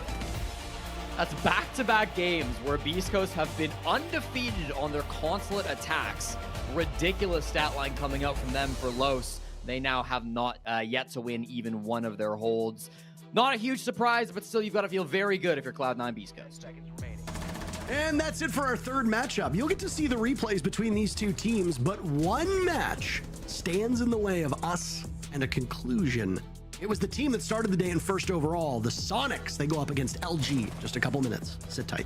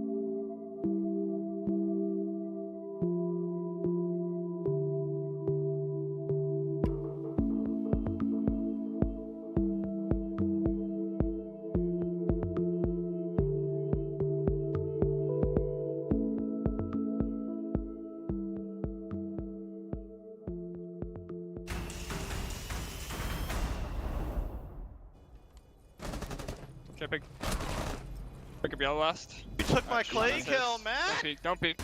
GG. I'm peeking. Don't peek. Oh my god, bro. Yeah, no time. Yeah, no time. No, you guys almost just trolled. You took my clay kill, man. Cole, Com, and Collected are the guys on C9BC, becoming the first team in Stage 2 to get to double-digit points over Los, who, again, we looked at that console pick and thought, we're not sure how well this is going to go. And yeah, true to form, the worst defensive team in the league just keeps on worst defending in the league thing. Yeah. I mean, it's great that they found a couple of those rounds, but the thing is, there's 6 rounds on attack, so it's great you might have pulled something off, a quick little maneuver to get some of those rounds, but again, you still have 6 rounds you got to play, and then the second C9 figured out what they wanted to do to stop Los from getting any more rounds, they applied that pressure. I mean, going up 3-1, especially on a map that usually is going to be harder to attack on. That's typically huge, yeah. That was great. I mean, we were watching in the back, we were like, wow, maybe the little engine that could can. But unfortunately, like Lex said, I mean, they ended up tying it up 3-3. Once they got over to their defenses, that's what we highlighted. What was the issue for Los is their defense. They're slow to rotate, slow to help each other, slow to understand what's going on, and the gunfights just weren't going in their favor. C9BC just played perfectly towards the end, really isolating those ones. Every single fight, like Lax mentioned, it was a 2-on-1. They were always isolating, getting chaotic, getting aggressive, always getting that opening kill. It was really textbook Siege from C9BC. You know, and I touched up on that. C9BC is going to force you to play their game, force you to play their fundamentals. And when you look at that entry, 8 coming out of Cloud9 Beast Coast, and 2 only coming back from Los, only reiterates your point and reinforces it. They could not find success on those entry halves that maybe could have helped throughout those rounds, but ultimately, again, they are going to make you play their game, and they are going to punish you every step of the way, and that's exactly what they did. Damn, this Spirits guy's pretty good, huh? Yeah, the stats, I mean, obviously just Spirits across the board, and he's really been playing very well for C9BC since joining the team. He's able to bounce back and forth off of the leading with hot and cold, really able to be that player that we wanted to see him be on prior exit rosters. He has so much individual talent, but he always had that pressure of being the leader for these teams, and now he comes to this team, doesn't have to be doing the bulkhead of the heavy lifting when it comes to the brain department. Right. He's able to just let off, let loose, and I mean, it just goes to show, I mean, it's working well for him. I think everyone for that roster, to say least, like when you saw this roster get formed, sure, it was, you know, a head scratcher. This team, we aren't going to see it. Again, yeah, 5.5 months ago, they won a major. We don't have to prove anything anymore. But then you look at all 5 of the members, well, excluding Diffuser, you look at all 4 of them, I don't think that they were the problem of those rosters, clearly. And now they're on a roster where they all can flourish in their own role, be their own player, and this is what it cultivates. It cultivates success. On all of those attack rounds for C9BC in this game, except the last one, they got the opening pick. On the very last round of the game, Los gets the opening pick, but then this post plant happens and seals it. I really like this idea. Obviously, a smoke would have been better here, but I do like the Tachanka because it originally forced them out, but due to the trajectory of him not understanding of how far those actually do bounce and then deploy, that's what ultimately costed this round because they were just not, they weren't checking it. They were solely relying off that Molotov to be exploded there, but ultimately, again, they just did not understand the trajectory and how far those actually do go versus what they went. Is that the hardest post plan of the game right there, Fox? Yeah, and it definitely is very difficult. Even with the man advantage that Los had, they didn't time it correctly at all. That's probably the most difficult part is you're on 3 separate positions, plant, piano window, and yellow stairs, and you have to coordinate the jump outs and the peaks at the exact same time to maximize it, and they just didn't. They didn't bait the plant first, so it was just a trickle-down effect of them misplaying the situation. It is so difficult to win a post plant. You really need good teamwork, coordination for a position like that, and they just didn't have it, unfortunately, for Los. His face was on the scoreboard graphic multiple times, and if that wasn't a precursor to who we had on the interview, then I don't know what will be. We got Spirits in the chair. Dude, congratulations on the dub. That's 2 straight consulates in a row. Walk me through why you love consulates so much and why this map over anything else in the pool just feels like it works for you this well. Honestly, at last stage it was one of our least favorite map, and we were not very good at it. But now with Vivid on the board, he taught us like how to play the map, and with all of our strengths, we're very good with power-ups like Blitz, Shields, Deimos, Grim, Ying. So it's a very good map for us since we can abuse all of those power-ups. Awesome, Spirits. I just had one question. In games, matchups that on paper you guys should theoretically win the game, is there anything in the preparation that you guys do to make sure that you're not underestimating the other opponent, or how does everyone feel in the moment when you're playing a team that is significantly weaker on paper? I mean, we take every opponent like it's the best team in the world. Honestly, we should never underestimate anyone, and that's why we came on top. And that's a major championship winning mentality right there. Obviously, congratulations on yet another win. You guys are looking flawless. What's been? I mean, this thing. You guys are looking flawless. What would you say as yourself as an individual? What helps you allow this team to have as much success that they've been having throughout Manchester and even throughout now? I think like everyone plays like fits their role perfectly.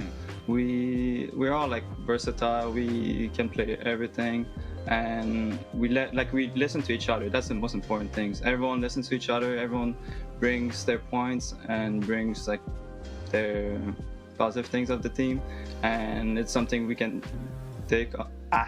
We can use to flourish. For sure. Sorry.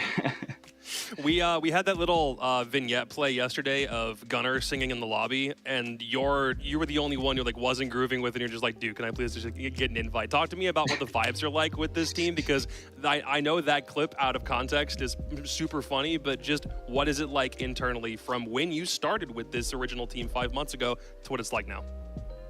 I mean, the team vibes has been amazing from the beginning to the start. We have our highs and lows, obviously, but what's amazing is that we push through it and we find a solution. When somebody's putting a stick in our wheels, we've come up with a solution, and we always have great vibes.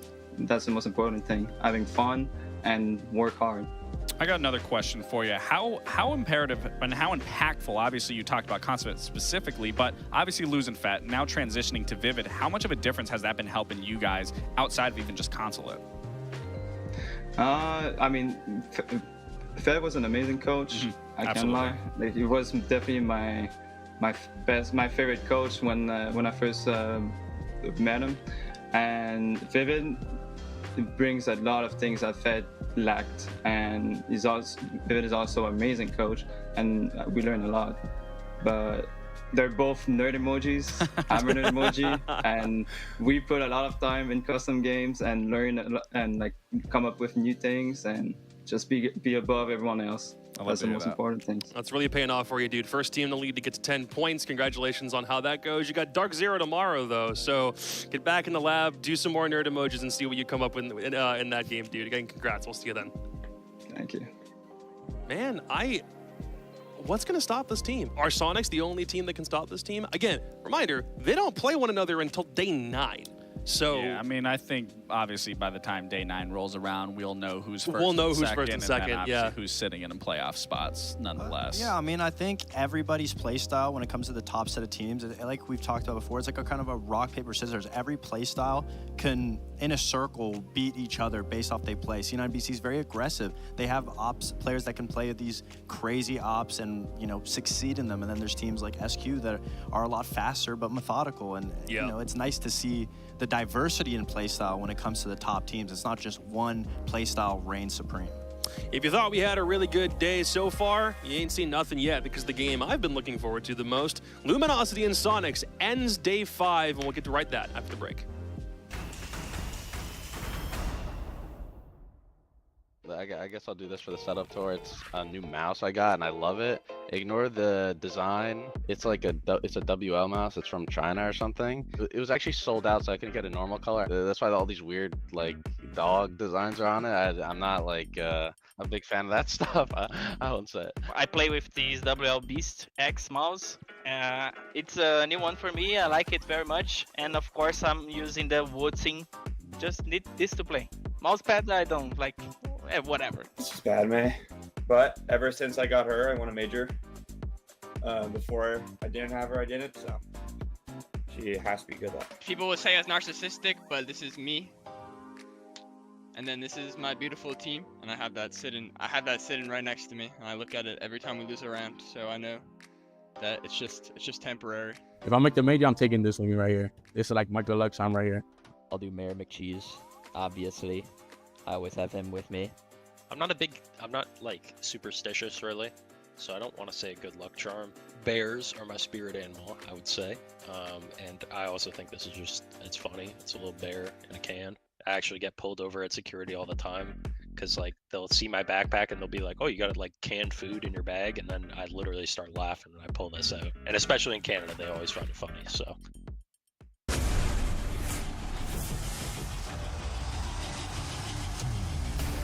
It's total calamity, total mayhem inside of the server. Out of nowhere, they find their round back into their favor. Holding up for the blood, the wave!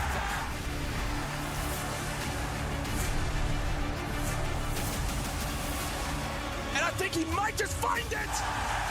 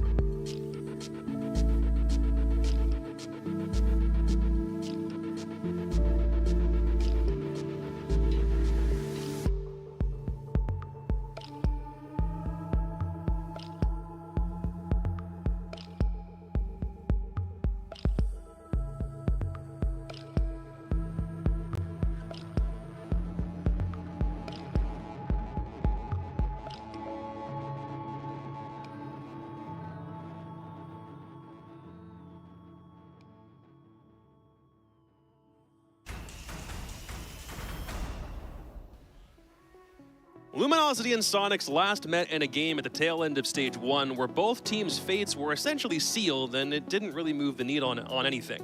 5.5 months later, they meet again. One having been to their first ever international LAN, and the other picking up one of the greatest players of Rainbow Six that has ever walked this earth. What happens here? I don't know. It's a Thursday night thriller on the North American League. I'm Jacob, he's Laxing, he is Foxay. I've been looking forward to this one all day. You know, we talked about in the beginning of this who has surprised me the most. It's been Luminosity. Every single game, they have improved with every single margin and step of the way. So to them to be matched up now against Sonics is going to be yet another opponent that we can really see them bring it to, or hopefully, you know, if they do end up losing, there's still good to take away from it, because in every single situation, there's positives we can take away from Luminosity. Yeah, I mean, obviously, Luminosity is the underdog in this matchup, but the preparation that we've seen, I mean, it doesn't look like the inner workings of an underdog team. They definitely slowly but surely are making our way into that top tier of teams. It's just going to be a matter of taking down some more of those top teams, and this could absolutely be a first start if they're able to shut down a very hot Sonics. Yes, Sonics did lose one game last week, but still, I mean, if they can called take a blip them on the down. radar still. Yeah, Sonics is still, you know, a lot of people are saying they're the top team in NA currently, so it would be a big task to still take them down, or at least keep it close. I mean, just given how hot the stage started for Sonics, you might be able to put almost any team into an underdog position against them. But for LG, for right now, it's great to be able to put them into an upper echelon more consistently than we ever have. And last time they played, they trounced M80 on Labs 7-3 and just felt like they had Big Yellow's number the entire time. Yeah, it's, you know, teamwork makes the dream work for this roster. That's the best way to put it. They have been playing extremely well again with every single game that we see them. And you know, the M80 game, you know, we didn't know what that was going to look like. We thought, okay, M80 is going to learn from their mistakes. Luminosity is really going to have to work super hard to like try to bounce back or find their footing in that game, and they absolutely hit the ground running straight away. Here are the stats from that game. And the beauty of this, you know, we talked about Luminosity. I've talked about them tons, that they struggled with the opening engagements. They struggled with the entry points, but this was the game where on that attacking half, they went 5 for 6 out of those initial attacking rounds. So that already set them up for success. Then they immediately went to that defense and just bulldozed. Well, no, that was on the defense. Sorry. They just bulldozed Oxygen through. I mean, I'm forgetting all the teams. Too many games today. They just bulldozed M80 in that map. So a lot of time was mostly just spent doing what? Stalling M80 for time. And then in the few attack rounds that they did play in that game, felt like they were really, really good on their executes, right? I mean, Luminosity absolutely knew where they needed to be to win the game. They knew that it was all about the vertical play, because M80 wasn't playing that in their first game against Sonic. So LG had the time. They played the positions they needed to be. Yeah, and I got some clips for you here. We saw this before with the M80 topic here, but this just goes to show with how well LG has been playing, not only in terms of their team play, but in terms of their individuality, because we've seen scenarios where they overstep, they get overzealous, they can't play a position, they move too much, but this is a spot where Eddie just plays it beautifully. Sure, he's not getting another kill, but he is stalling time. He is wasting 30 seconds here, and again, he doesn't have to do anything. He knows that he just has to play his life. He can waste as much time. It's now a 3v3, and again, that time is so important here because the time dwindles down. This will get fast forward, and now you see 10 seconds. It's still a 3v3, but they were so focused on where the rest of the players can be, how they can put it, and even in this position here, once again, LG is just playing it safe, and you see the man-man advantage just keep trickling down from M80, and then it goes into this next round. Wooz is being droned here. M80 want to press him. They want to get the man advantage. They want to clear him. He plays it safe. He gets this kill, and you can see on the left side of the map, 2 players are coming down the stairs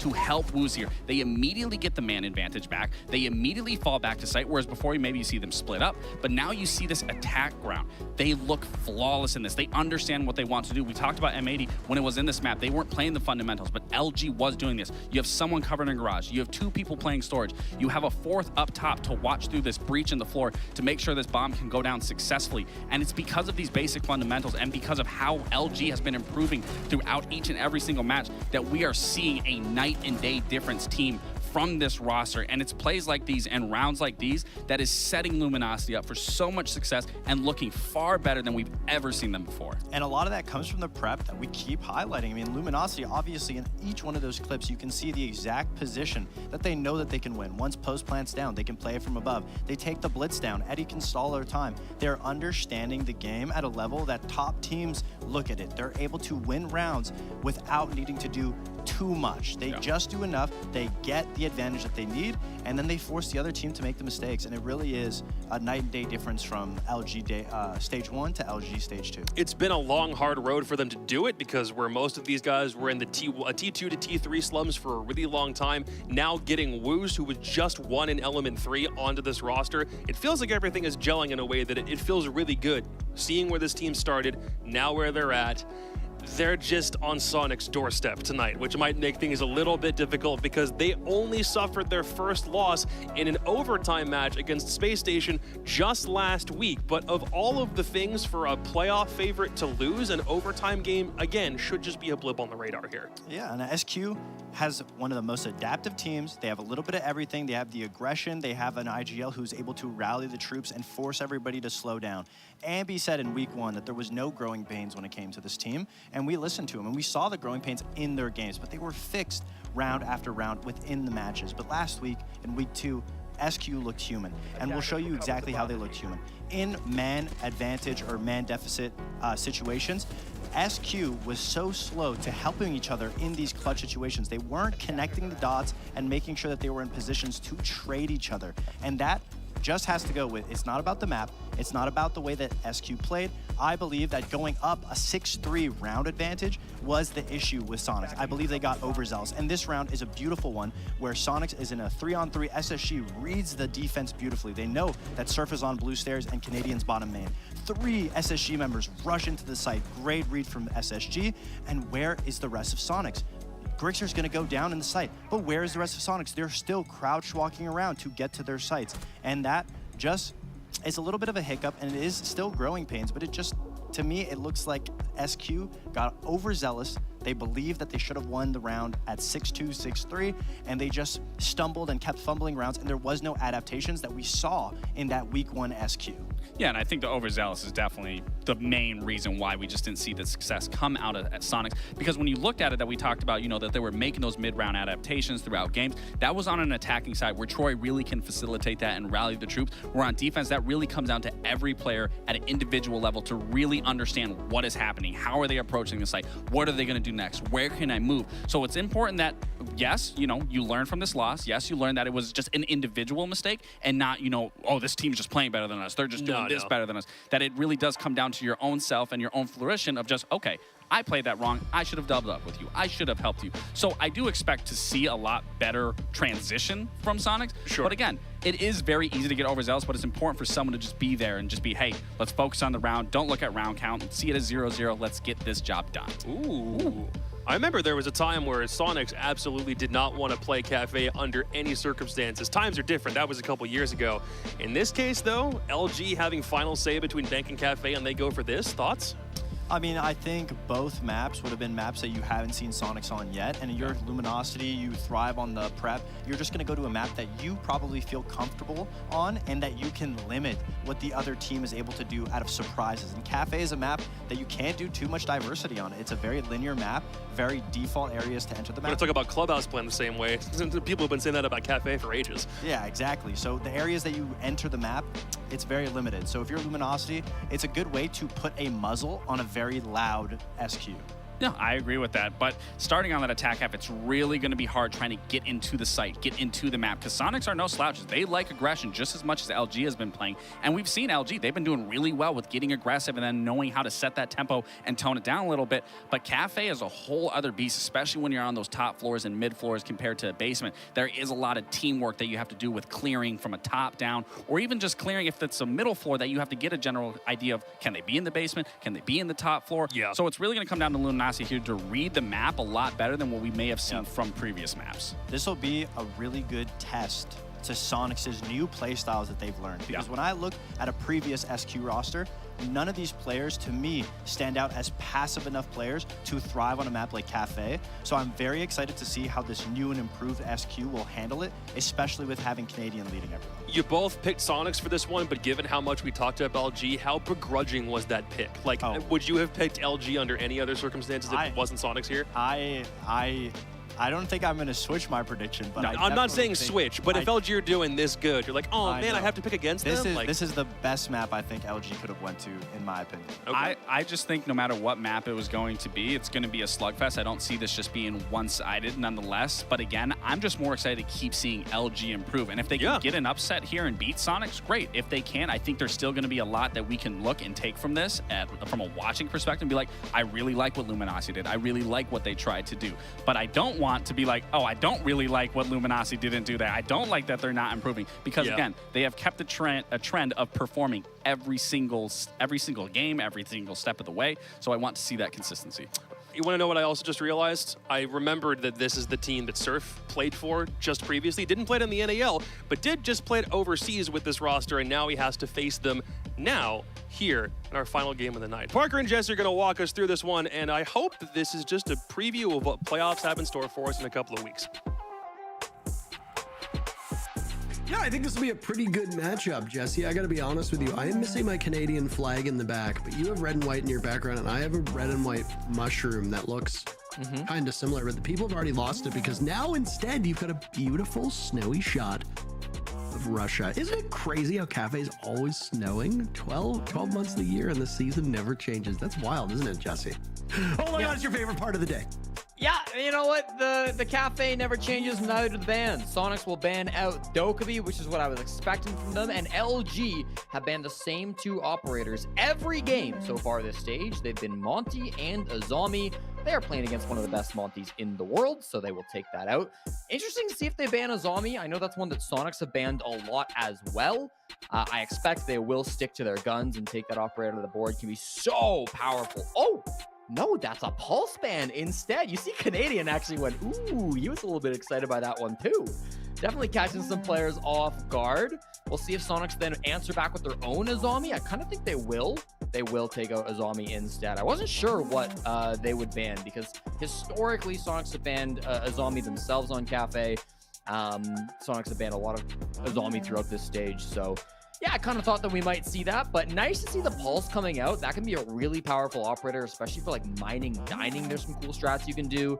Definitely a target ban towards what they think Sonics might be trying to pull on some of these defenses, and against one of the best pulse players in the world as well. Kind of target banning Canadian through this game so far. Oh, it is nice to see Cafe. I feel like I never get to cast this match. I don't know, or cast this map. I don't know why we so seldom see Cafe. There are just certain maps that I always like. And it's funny because just obviously this is unrelated from the teams.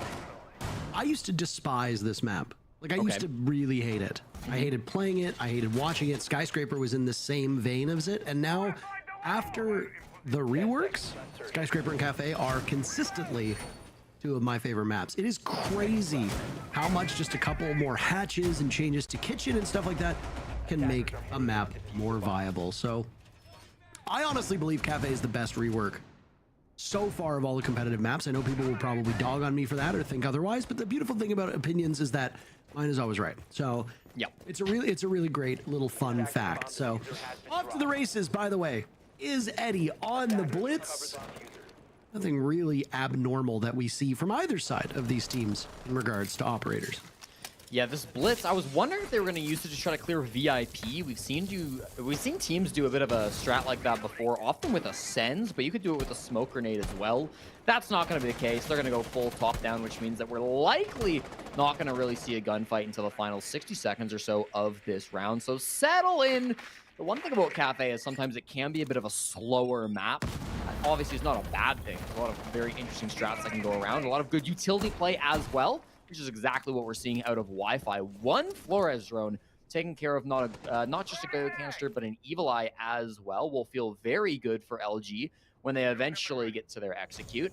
They're likely going to be trying to work these floorboards with their buck. Nobody on Sonics is holding above the ground floor, so clearly they will be having a pretty good time getting that control, but then it's how do they utilize it? Can they go for a freezer drop with a player in VIP? Can they get a plant down with a bomb site full of Evil Eyes and Toxic Babes and Goyo canisters?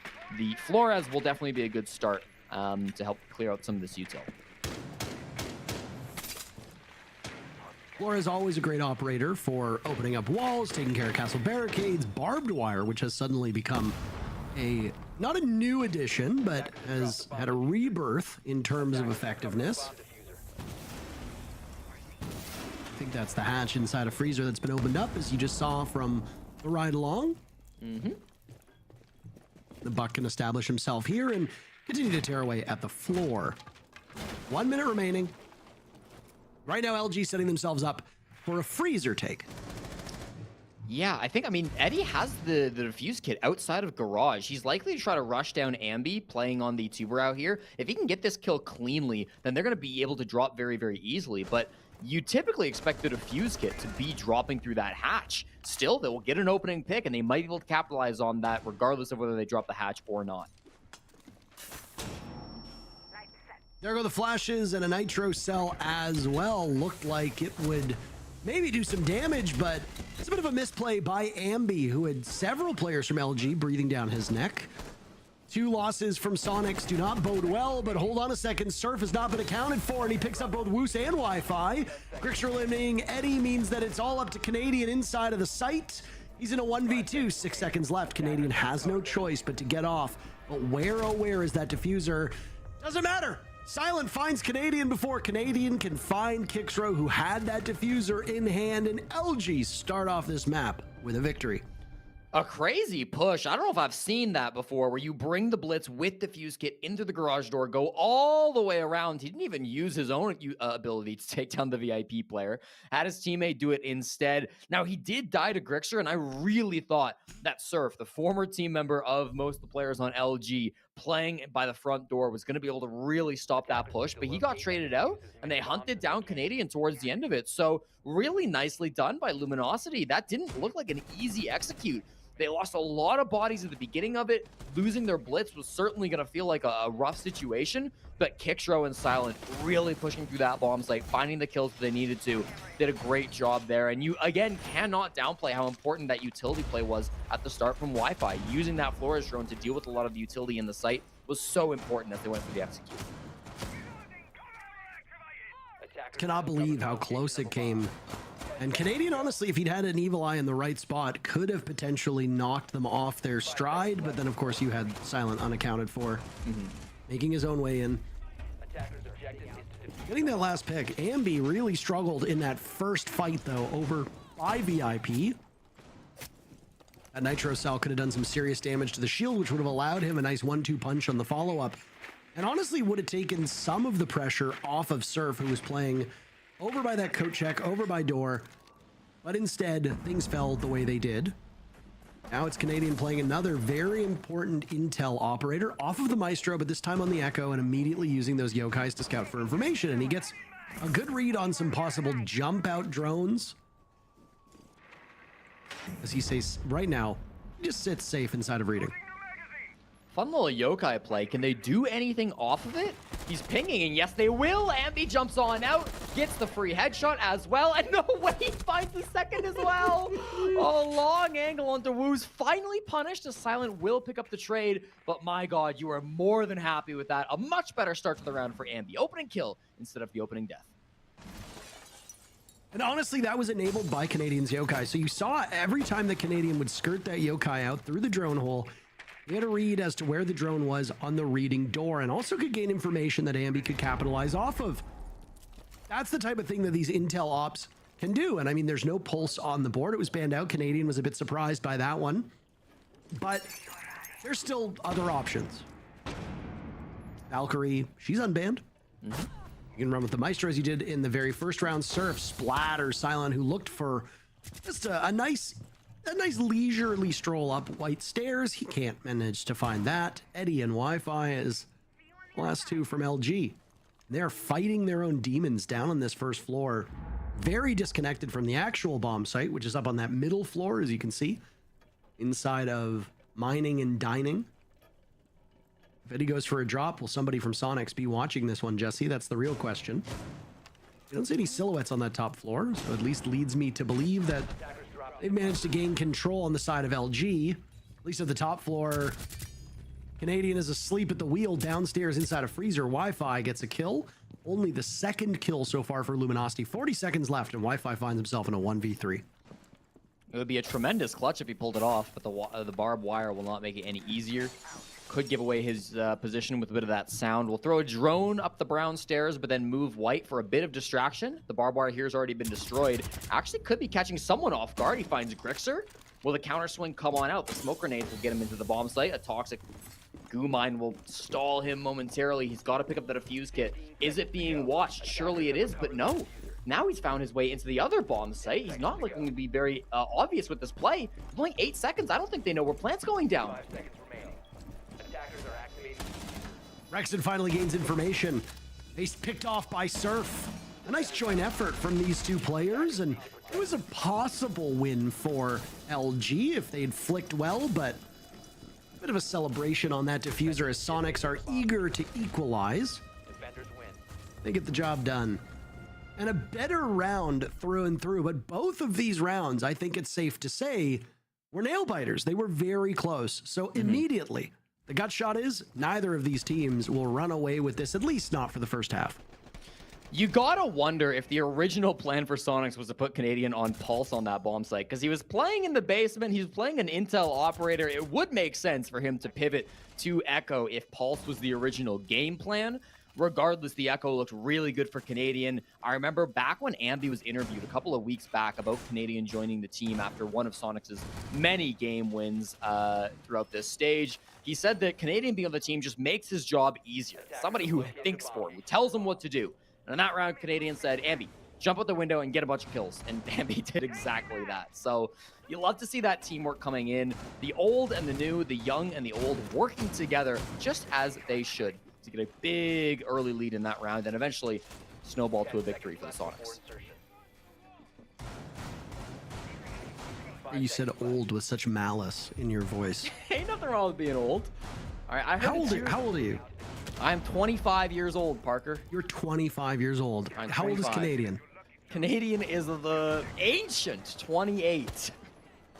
Is that real? Like, do you know that for a fact? Yeah, he's 28. How do you have this handy? It's on Liquipedia. You have every Liquipedia page of all 10 of these players currently open. No, but I did go through it and write them down into my spreadsheet. Where is Canadian from? Canadian's from Toronto.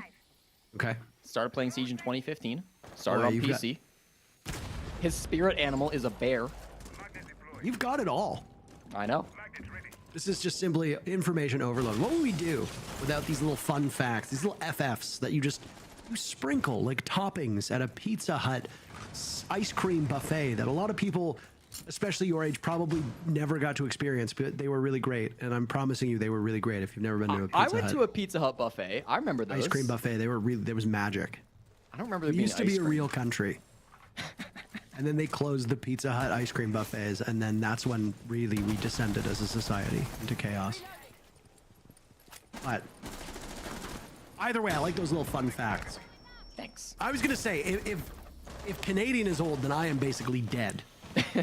Just like Rexon, who is the first casualty halfway through this round. And Rexon finds himself on the wrong side of the first interaction between these two teams. Not a good start for Sonics. No, a couple of opening deaths from Rexon. Throughout this stage, he has been negative on his defensive entries. On his offensive entries, he's an 86% win rate. He's very good on the opening picks on the other half, so hopefully he can sharpen up a bit after round 6. For now, it looks like LG, despite having a man advantage, don't have that much actual control. They're still up on the roof. Sonic still have mirror windows in the site. They still have both Surf and Ambi locking down that top floor. They're trying to work some picks from these windows. They're trying to get on in, but the castle barricades will really make it difficult. The utility comes out. They could be swinging into Cocktail any moment here, and that will force Ambi to fall back. He doesn't get flashed, though, so he steps up instead, and the Firebolt sends him back. He doesn't know what he wants to do, Parker, but for now, he's still alive. Nitro Cell killing Eddie will equalize things. Canadian looking to live very long, very far into this round. Only 40 seconds remain for him to survive. Silent catches Ambi looking in the wrong direction. Bad start so far for Ambi. Wi-Fi, who was in DBNO, has now been picked up. And Surf will actually allow these players to get past. He might have played this one really well, taking advantage and getting a massive double play. He's finished off by Silent, who now grabs that diffuser and will have to plant in the next 15 seconds, but he makes quite the ruckus over by Reading. Grixer is ducked down. Do they know he's there? It's Grixer now and Woos in a 1v1 with very little time left, and Woos should have the upper hand, but Grixer wins the fight. All 3 of these rounds have gone down to the wire. My, what a match so far to end the day on. Sonics, though, they grab 2 rounds in a row, and the lead is theirs. You can't be missing Surf up at the top floor like that against his old team. Of course, he played with Luminosity over the offseason, had huge results, and then in that round had massive impact as well. They didn't quite know that he was up there. They got 1 kill immediately onto Rexon. Then they killed Ambi. They're like, surely that's the top floor clear. I mean, we're all the way inside of Cocktail. We didn't miss anything, right? Wrong. He was inside a bathroom, went inside a back bar, and then just didn't stop moving. He avoided those drones, avoided the intel, got 2 kills, nearly got the 3, and then Rexon, my God, not Rexon, excuse me, Grixer. My God, late in that round, having a massive impact. His second clutch of the stage, really coming up big in the 1v2. So good with those shots. The first position, I think, was copywritten by Gunner. He maybe stole that one. We might see some infringement claims being utilized. But the second gunfight, my God. How do you win that? So difficult with no cover. I mean, these 2 teams are both very equally skilled in terms of gunplay, at least from what we have seen so far. It has just been, the term that I've been using recently is pugilism, and I do think it applies here. Parker, I'm a dumb math major. I don't know what that means. Pugilism is like fighting with fists. Like okay. Fist to fist, like, you know, coming to blows. Okay. Would you like pugilism? That's the profession or hobby of boxing. There you go. Wow, okay. Learn something new every day. Pugilistic is waiting to fight or to hit somebody. Basically, like, pugilism is just like, you know, fist to fist. You know where I first learned the term pugilism? The video game Perfect Dark back on the N64. So, and you're old. thought we already determined this. Remind me again what game you were playing on every flight to LA. I was playing Drill Dozer, but look at Ambi! An just drilled Wi-Fi. He did. Yeah, he did, Parker. Yeah, he did. Great opening kill. Stopping the lurk from the Nook, coming up brown stairs. And this push is almost under its way. It's already taking control of Cigar as they've made their way through the top floor. It is Canadian down below on a different C4 operator. There's no pulse to be had, but he's on the mute instead. Look at Silent already deep into the site. They are well under the way, and he's looking for his pick. And he manages to get it onto Grixer. Grixer won the engagement previously in the round right before this. Rexon still alive. He's making his presence known. It's all up to Eddie and Kixrow. Eddie, his assault will be on back bar. Somebody's thirsty, and it's Canadian. A nice, refreshing kill onto Eddie. Kixrow still outside on rappel with just a little bit over a minute to go. This has been a very exhilarating round so far. LG wanted to set a very brisk pace. It did not work the way that they wanted. Now it's up to Kixrow as he drops through red. Now in Cigar. He sees the bomb chassis, a quick flick over to Piano. Oh, you don't want to deal with those 2 black mirrors. He knows there's somebody over there. A nade gets tossed out. Flash is rather eaten. And there goes the nade 2. As it's eaten by the Wamai disc. Nobody from Sonics really aggressing through Piano. They're just letting Kixrow take up all this space. Will he find somebody? He does. He finds Canadian, but in the wrong direction. Canadian kills him with a shotgun. The round is SQ's. An interesting push, honestly. I kind of like the idea coming out from Luminosity. They tried to really take control of the pace of that round. Had it not opened with an opening death on the brown stairs, I think it could have gone a lot better. Imagine the Nook makes it up there and then is able to kill Canadian, who's maybe more focused on C4ing than actually taking fair gunfights. Then maybe they can execute in with Gridlock and Capitao and have this explosive entry. It just didn't really pan out the way that they wanted it to. Partly due to some great picks by Ambi, partly due to some great late round play by Canadian. From both teams, it felt like they were pretty aware of the situation, so you really got to credit Sonics for being on top of that. lovely to see. I do think for LG, controlling that pace is going to be important. They are the #1 team when it comes to converting opening picks. Throughout the stage so far, they have an 89% win rate when they get that opening kill, a ridiculous stat line. But of course, getting it is sometimes the hard part, especially when you're up against guys like Ambi. So that's going to be something they're looking forward to for the rest of the game. Keep an eye out on that if LG continue to go for these fast, aggressive pushes. I don't think it's bad in concept, but they got to be doing it a little bit better. They've so far not been too successful when it comes to catching Sonics off guard. Yeah, I mean, I don't dislike the way that LG is trying to play, but Sonics are very patient. That previous round was a great example of that. 4 players from Sonics still alive, all holding those angles, not bothering to engage in fights.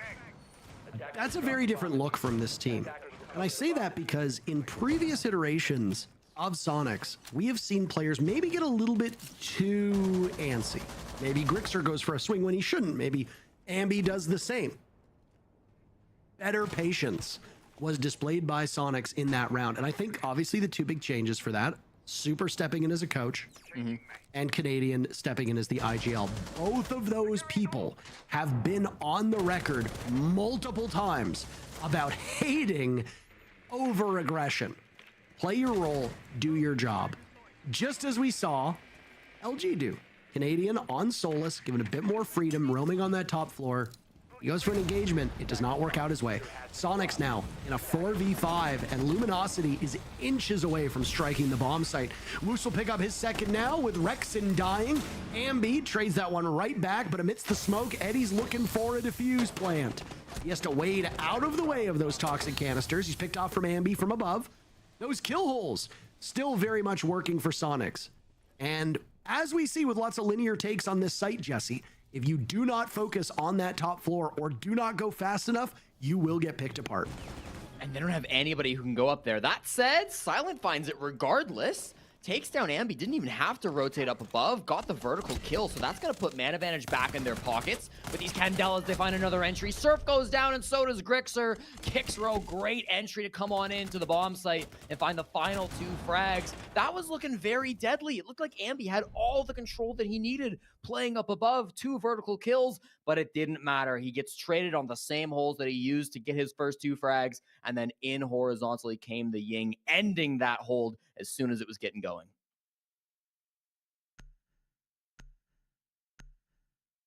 I am loving the tempo that these 2 teams are currently playing at. I would go so far as to say it's our best matchup of the day, at least up to this point. Well, it's not going to be any better matches after this one, Parker. Unless all the matches were bad and then the best match is us being able to go live our lives. Did you ever think about that, Jesse? All right. No, you're probably too busy thinking about numbers and your fun little facts. Just because I have some fun little facts doesn't mean you got to be rude about it, okay? That's kind of toxic. It was a bit demeaning, wasn't it? It was it was. I'm just trying to do my job. Show up and I talk apologize. about the I game. like the little flair that it brings to the broadcast. It's okay. You're old. You're probably grumpy. It's fine. In round number 6, Jesse, it is 9:24, which means that I should have been in bed 3 hours ago so that I can wake up at 4 a.m. and drink a gallon of prune juice. A day in the life of the upper class Toronto elderly. It's very hurtful. Okay, you were talking about round 6. Go. It's round 6, and if LG can't win this one, Sonic's going to move on to their best half with a round advantage. Sonics are currently the best attacking team in North America with a 58% win rate on attack, so they really don't want to let them get up into a lead heading into that. A 3-3 split will be difficult enough for Luminosity to pull back and get a win from. But they're going to be doing it on Reading Room, and it's going to be another blitz play from Eddie. This is his 3rd time playing the operator, but it'll be his 1st time here on the middle floor. Previously, he's ran it twice on Kitchen on the 1st floor, and it was somewhat successful. In fact, I guess they won both rounds, even though he didn't always survive. And so we'll see if they can replicate that success going here into the Reading Room, in from Pillar Door. Was there kill holes again that were a problem for Luminosity? Is, well, they didn't Didn't really pay them much attention last time around. Eddie is off to the races, sprinting into reading, and he's already got one visual over towards Laundry. Grixer holds the cross, and Kixro drops Ambi. It's absolute mayhem. But the kill feed starts reading orange in favor of Sonics, and Luminosity's just got Woos and Eddie left. The Adrenal Surge popped by Silent earlier will linger, which keeps both remaining LG players at full HP. But they're going to get chipped down and chipped away, unless a miracle can happen. Woos now circling around, but he's picked apart from Rex, and once again, that top floor being too much of an issue for LG, and Sonics basically sweep them out. Kixro got the first pick, but then the next 5 were in favor of the team in teal. And what a first half it is for Sonics. We kind of mentioned already how LG want to go for these fast pushes so they can control the tempo of this game. Ambi is gone. Oh, he's back. Had to get something to eat, maybe. I'm not sure. He had something there. They're trying to control the tempo on the side of LG, try to make something happen quickly, but Sonics have been so ready for it. And with that, they'll go up 4-2, heading into what again I mentioned was their stronger side of attack, only by 1%, admittedly. They have a 58% attacking win rate, 57% defensive win rate, so it's not like they're a bad defensive team. But that just means that this is not going to get any easier for Luminosity as we roll on into round number 7. I like the concept that they wanted to go for a lot of these pushes. You know, I think LG, they clearly came into that attacking half with a game plan, and it worked all right, but 2 rounds is certainly less than they hoped to get in the first half. Yeah, I mean, if you look at Cafe as just in general, what you're going to find is Big Fat Zero. I tried crunching the numbers, but it has yet to be played in NA. Yep. This leaves just Bank and Layer, by the way, as the 2 maps that have not been played in this region. Skyscraper's been played once. Same with Border. It's pretty striking stuff that basically every single matchup has been either Clubhouse, Consulate, Nighthaven, or Chalet. That's basically it. Just sticking to the same 4 maps over and over and over again. But I mean, teams will stick to what they know. But either way, for a map like Cafe, it was actually attacker-sided for quite a while, and then things started to switch around, and it started to see a bigger set of numbers for the defenders. As of late, if my memory is correct, it's pretty much a coin flip map. Yes, it is defender-favored, but not enough to make a huge difference. But a team going 4-2, starting on defense, yeah, that seems pretty okay for a map like Clubhouse. So while Luminosity got very close on a couple rounds, but ultimately came up short, this has not been a disastrous first half for them. They have plenty of opportunity to keep this close in the second half. We'll see what they can do with it. They're currently holding with a couple different floors. They've got 3rd floor, 2nd floor, and 1st floor all under their control. Woos is down here technically on the white stairs on the main floor, not really holding the bottom floor, but at least does have a presence according to our HUD. These 3 players up above, you'd expect to be the first ones to find themselves in gunfights. Silent would love to be playing in a zombie in this room. Of course, it banned out. That's one of the things that does tilt Cafe to be a little bit more attacker-sided with that zombie ban, so that might be helping out Sonics here in the second half. And the Deimos play also being allowed to come on out, but Eddie is inside the train. And that train also not going anywhere, Parker, as it is stuck in the museum, but it will still provide good cover for the player inside of it. I very much hope that we keep coming back to the whole train comment, by the way. Silent gunning down Surf. That's the first blood to be spilt in this second half. And Silent is a man on a mission as he's just peppering that soft wall with as many bullets as humanly possible. Wi-Fi's been called into action to assist. Those track stingers will prevent him from going back. You've also got the bees buzzing around Eddie. Silent maybe bit off a bit more than he could chew, as Canadian on the upside down rappel will equalize in numbers. The problem for Sonics is the clock. You've got 45 seconds left. You haven't wrestled control of the top floor away from Luminosity yet, and you still need to get to that middle floor while Canadian holds that diffuser at half HP. Wi-Fi, one of the people that were still holding it, will get spotted by Grixer. Okay, maybe now Sonics can have a bit of a brisker pace, as they've killed 15 seconds and 1 player from Luminosity. Eddie hunted down, Canadian wanting the follow-up. He will get just that. He has to go for the plant. Kixro, the last man standing for LG. What can he do? Nothing. Ambi's waiting for him over on red stairs, and he gets the final kill. Sonic successful in their first round of the second half. He died as he lived, in the train. Close enough. Felt like they could just pick off players at a whim there on the side of Sonics. They did a really good job hunting down isolated roamers and then finding those kills. It took them some time. You know, the clock you mentioned was a bit of a problem, and sometimes it felt like losing the body of Surf was going to be too much, but it didn't matter because all that time that Sonics were spending not getting kills, they were getting intel. They were finding player positions. They were using Deimos. They were using Grim. They were getting that information, and they were building a mental picture of the map, of the setup that LG were trying to run on that site. And when they had time, they finally collapsed in and found all of the kills that they needed to, giving themselves now a 5-2 lead, looking like they're starting to run away with this game. Clearly LG, they want to go back to the middle floor. They think that something was not going according to plan, and that's, you know, something that they can fix in this next round. But we've really got to see some of these players getting back in with the entries, finding some more of those trades. If they keep getting picked off solo like that, they're not going to be in for a good time. You have to play as a team. Yeah. That's really just what it boils down to. And Sonics understand that. There will be some struggles for them, just as we said with DZ, and just as we said with other teams, there will be growing pains with a new roster and a new system. But for Luminosity, this is an existing team. They made a single roster move, which is Woos coming onto the team.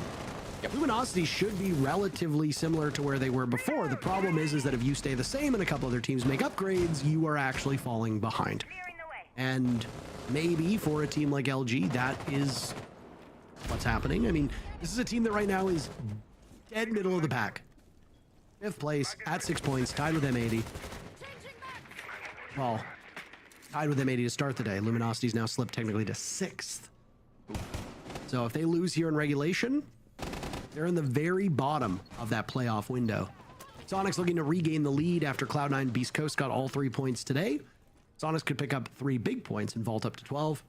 But they got to get there first. They're 1 round away from securing themselves a single point. So they must feel pretty good. A very nasty surprise about a drop through this skylight.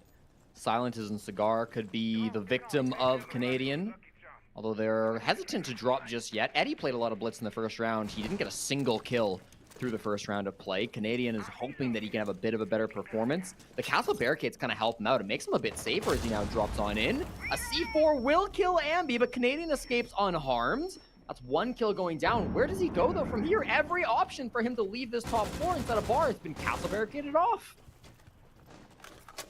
It's an interesting predicament to be in. Can't tell if Rexon got any visual on Silent playing in that bathroom position on the Black Mirror. It's very reminiscent to what we saw from Sonics when they were defending this part of the map. So SQ will presumably have a way to handle it. Maybe being the only one dead so far bodes quite well for Luminosity in these final 50 seconds. I love this setup. The castle barricades making it so tough for Sonics to really do anything with this top control. They're still existing up there. Sonics have to pivot now. They got to go full horizontals. They get their way into train. And there goes the blitz of Canadian, looking for a safe spot to get the case down. Grixer 1 pick. Kixro answers it right back onto Rexon. And Wi-Fi might actually be able to find this shield operator. Oh, he does, as he lights it up. Surf has Canadian's back. Canadian taking some serious damage and will now chase down the mute. But he can't get the melee off. He's finished off by the shotgun to the legs of Eddie. Surf, another kill. As down goes Kixro. Now that outside repel will be the big challenge. Where is Grixer, by the way? It looks like he's coming up red stairs. And if both of these players have their attention in the wrong direction, Grixer could do some serious damage. Silent eliminating Surf, puts into a 1v1, and he sees the body. He just needs to play time on this. But the diffuser's actually on the other side of a reinforcement. Grixer has to sprint on in. Silent is sticking it. Grixer gets it done at the last second. And that's a guaranteed point for the Sonics. His second clutch of the game, Grixer, the 23-year-old player on Sonics. He's done so well for this team throughout his career, and then in this game as well, having really good late-round game sense as to when he needs to be pushing, when he needs to be holding. Every time he's in the clutch, he's looking at the right spot. He knows exactly when he needs to push in. He times that clock so well. How often do we see a post-plant clutch in Siege get just mistimed? Maybe you're too late to stop the person sticking to disable. Maybe you're too early, you rush in, they get off, and they still have time to jump back on and stick to disable. He made sure that there was nothing nothing that LG could do, even if LG played it perfectly, to actually win that round, because he came in at the exact right moment. Whereas had they gotten off and won the gunfight, they wouldn't have had time. So really nice stuff to come on through. I love that play from Grixer. He's going to be one of those players that you continue to watch, always talked about as one of the best on Sonics, arguably sometimes talked about as the best in North America. He's one of those players that can really step up when it counts, and of course we're seeing that more from him today. Nice time to call a timeout, but yeah, Luminosity really has their work cut out for them here. I'm very impressed with the look of this Sonics team. You know, they've been a consistent force in North America and have always seemingly been on the precipice of something more. But there's always been a piece missing to this team. Obviously, I don't want to overhype Troy because he's spoken about so frequently that I could go an entire broadcast without saying his name, and I'm sure people would probably be overjoyed at that. But there is no denying the impact that Canadian has on these teams. He literally steps onto a roster, and usually there's growing pains. Not the case here. Sonics have been mighty, mighty good since he came in. And of course, you have to give some credit to Super as well, stepping in as the coach. Goddess handled the role quite well, but she's off to greener pastures, exiting the esports scene as far as I'm aware. So having somebody like Super, were you gonna jump in? No, continue. No, thank you. Okay. Didn't know if you had a little sprinkle of information there. Nope. She's probably playing World of Warcraft somewhere. Or RuneScape, or whichever, even League of Legends, which I believe she's been playing recently too. She streams a lot of League, yeah. She's in trouble. Somebody needs to reach out to her to help her. Friends don't let friends stream League of Legends. That's just how it works. I'm kidding, of course. I play a ton of that game as well, so I get it. You do. You have a massive problem. I do not have a problem. Okay. Well, if we can keep glazing the team that's up 6-2, I also got to credit Surf. When we talk about every new player who's come onto Sonics at this stage, Surf currently top fragging the server against his former team. Canadian talked in their post-match interview after they played DZ about how that insight kind of helped him know what DZ were going to do.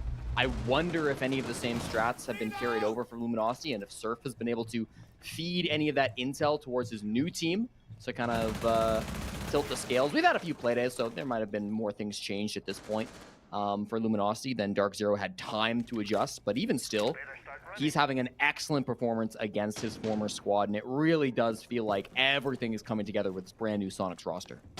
Yeah, there really are no deficiencies here that I can point out. And I mean, it's not even like they've had the easiest schedule, right? Like, no, yeah, 100%. I mean, maybe against Wildcard, sure, but then they played up against DarkZero, which right now is a top 3 team at the moment. They played M80, who is a top 4 team. They won both of those matches, by the way, albeit that match against M80 came in overtime. And they're poised to win this match against Luminosity, not just because of the numbers, but because Ambi got the first pick. It's answered right back, Silent with 2, Kixro dies to Rexen. And while we have a minute left, there's a lot of blood being spilt very quickly. This, of course, doesn't favor either team. As with the final minute, it's a 3v3.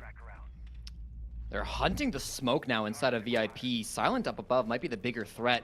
They do have Rexen up top holding him, trying to make sure that Silent can't have a late round impact. Can they actually capitalize and kill Wi-Fi on this smoke, though? That's my question to pose.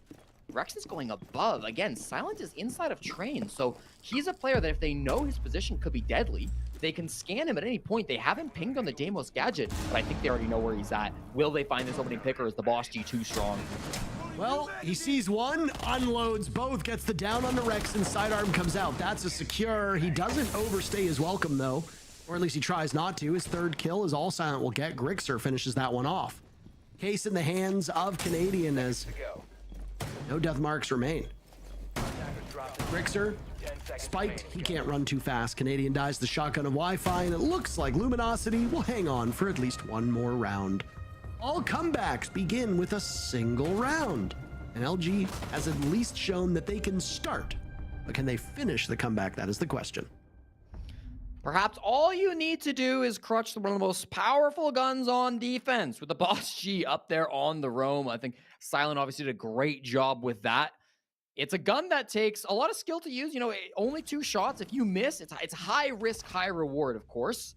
And Silent, he did miss the first shot, but landed it with the second. So Once he had that, it was a free down onto the first player that he was fighting up there on the middle floor.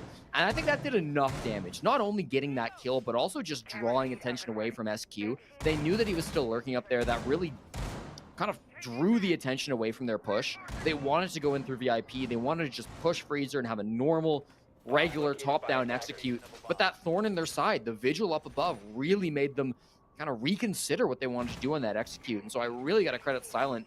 I talked about the top frag being surfed. Silent actually beating him out 13-7 throughout this game thus far. He's had an absolutely monster performance here for Luminosity. He's going to need to keep that up if this comeback has really just begun.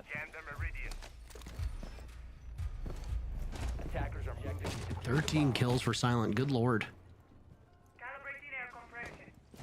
Like I said, though, LG doesn't have a problem shooting. That's not really the issue here. Honestly, a very ballsy play. Not just one spawn peek, but a double spawn peek jump out.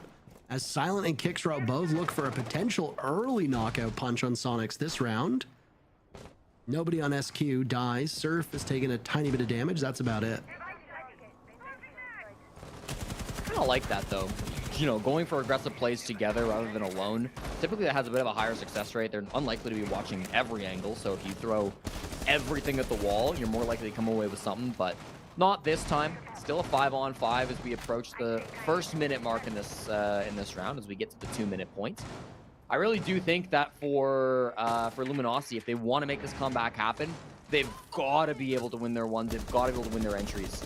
Talked already about how good their conversion radius is. The Damos doesn't make it any easier. Canadian is spotting out Silent now. He's got no mute jammers up here, as you often would playing Cigar, and he's gonna get punished because of it.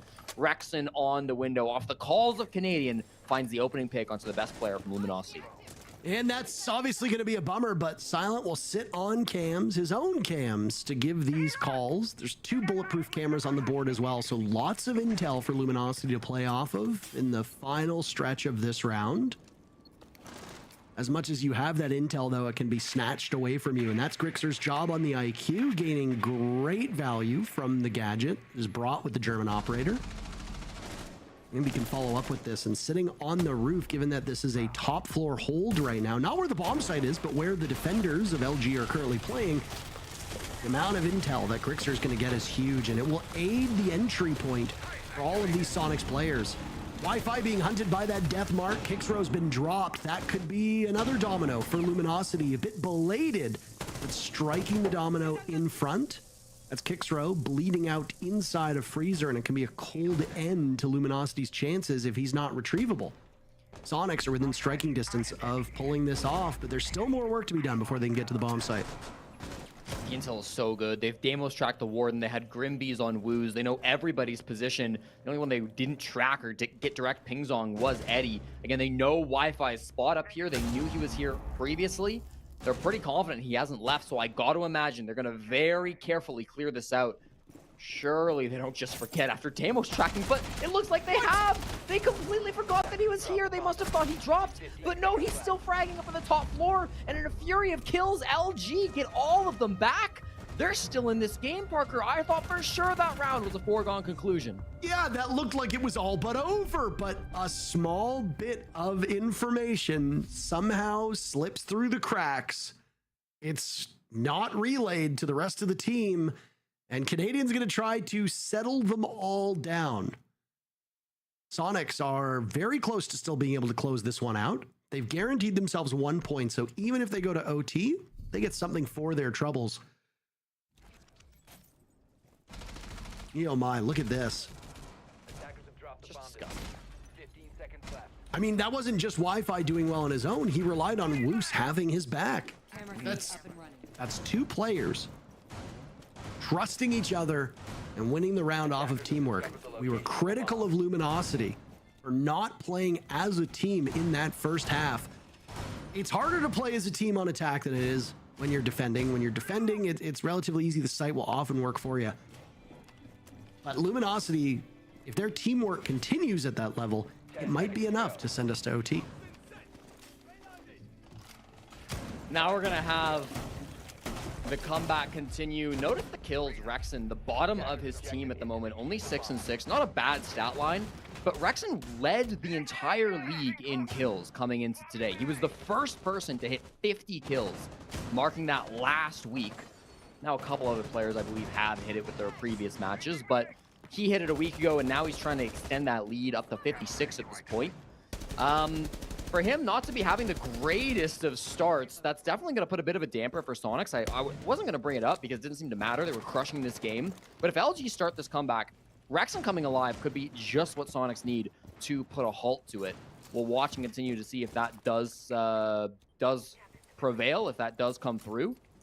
But at the moment, he's not had the greatest of games. A couple of opening deaths, been impactful on more than a couple rounds so far. So I'd really like to see him stepping up, have a big round, close this out for Sonics, because we know he can be so good. We know that he's been amazing so far at this stage, and it'd be great to see him keep that up. Well, while I was praising Grixer for being able to gain information from this IQ, it did not really aid them as much as I'm sure they wanted in the previous round. Will there be more success from Grixer this time? That is the question. A very early drop on the red stairs, and again, with this being a mid-floor bomb site, a lot of emphasis has been put on the top floor by Luminosity, as we come to expect. Piano is walled off with those castle barricades and reinforcements, meaning that some gadgetry from Sonics will need to be used to gain more map control. Doesn't look like LG is quite as intent on holding this top floor like the previous round. In fact, there is no top floor beachhead established by LG.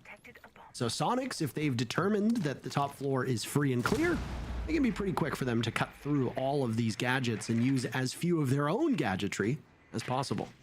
I think the game plan was nitro cells, right? They had Valkyrie cameras up there. They had the castle barricades limiting where Sonics could exist. However, there was an IQ. Grixer up above spotted those cams and dealt with them extremely quickly. Now, that won't completely stop the nitro cells. Eddie finds the opening regardless and does take down Rex, and that's 1 of 3 being utilized successfully for Luminosity. As the floorboards get ripped apart, this vertical play could be critical for both Sonics or LG. Both teams have great opportunities to shut things down with that vertical play, and so does Silent down inside of Kitchen in the bottom floor. He's got intel inside the sites. If this ends up being a late plant for Sonics, he could deny it with 1 quick nitro.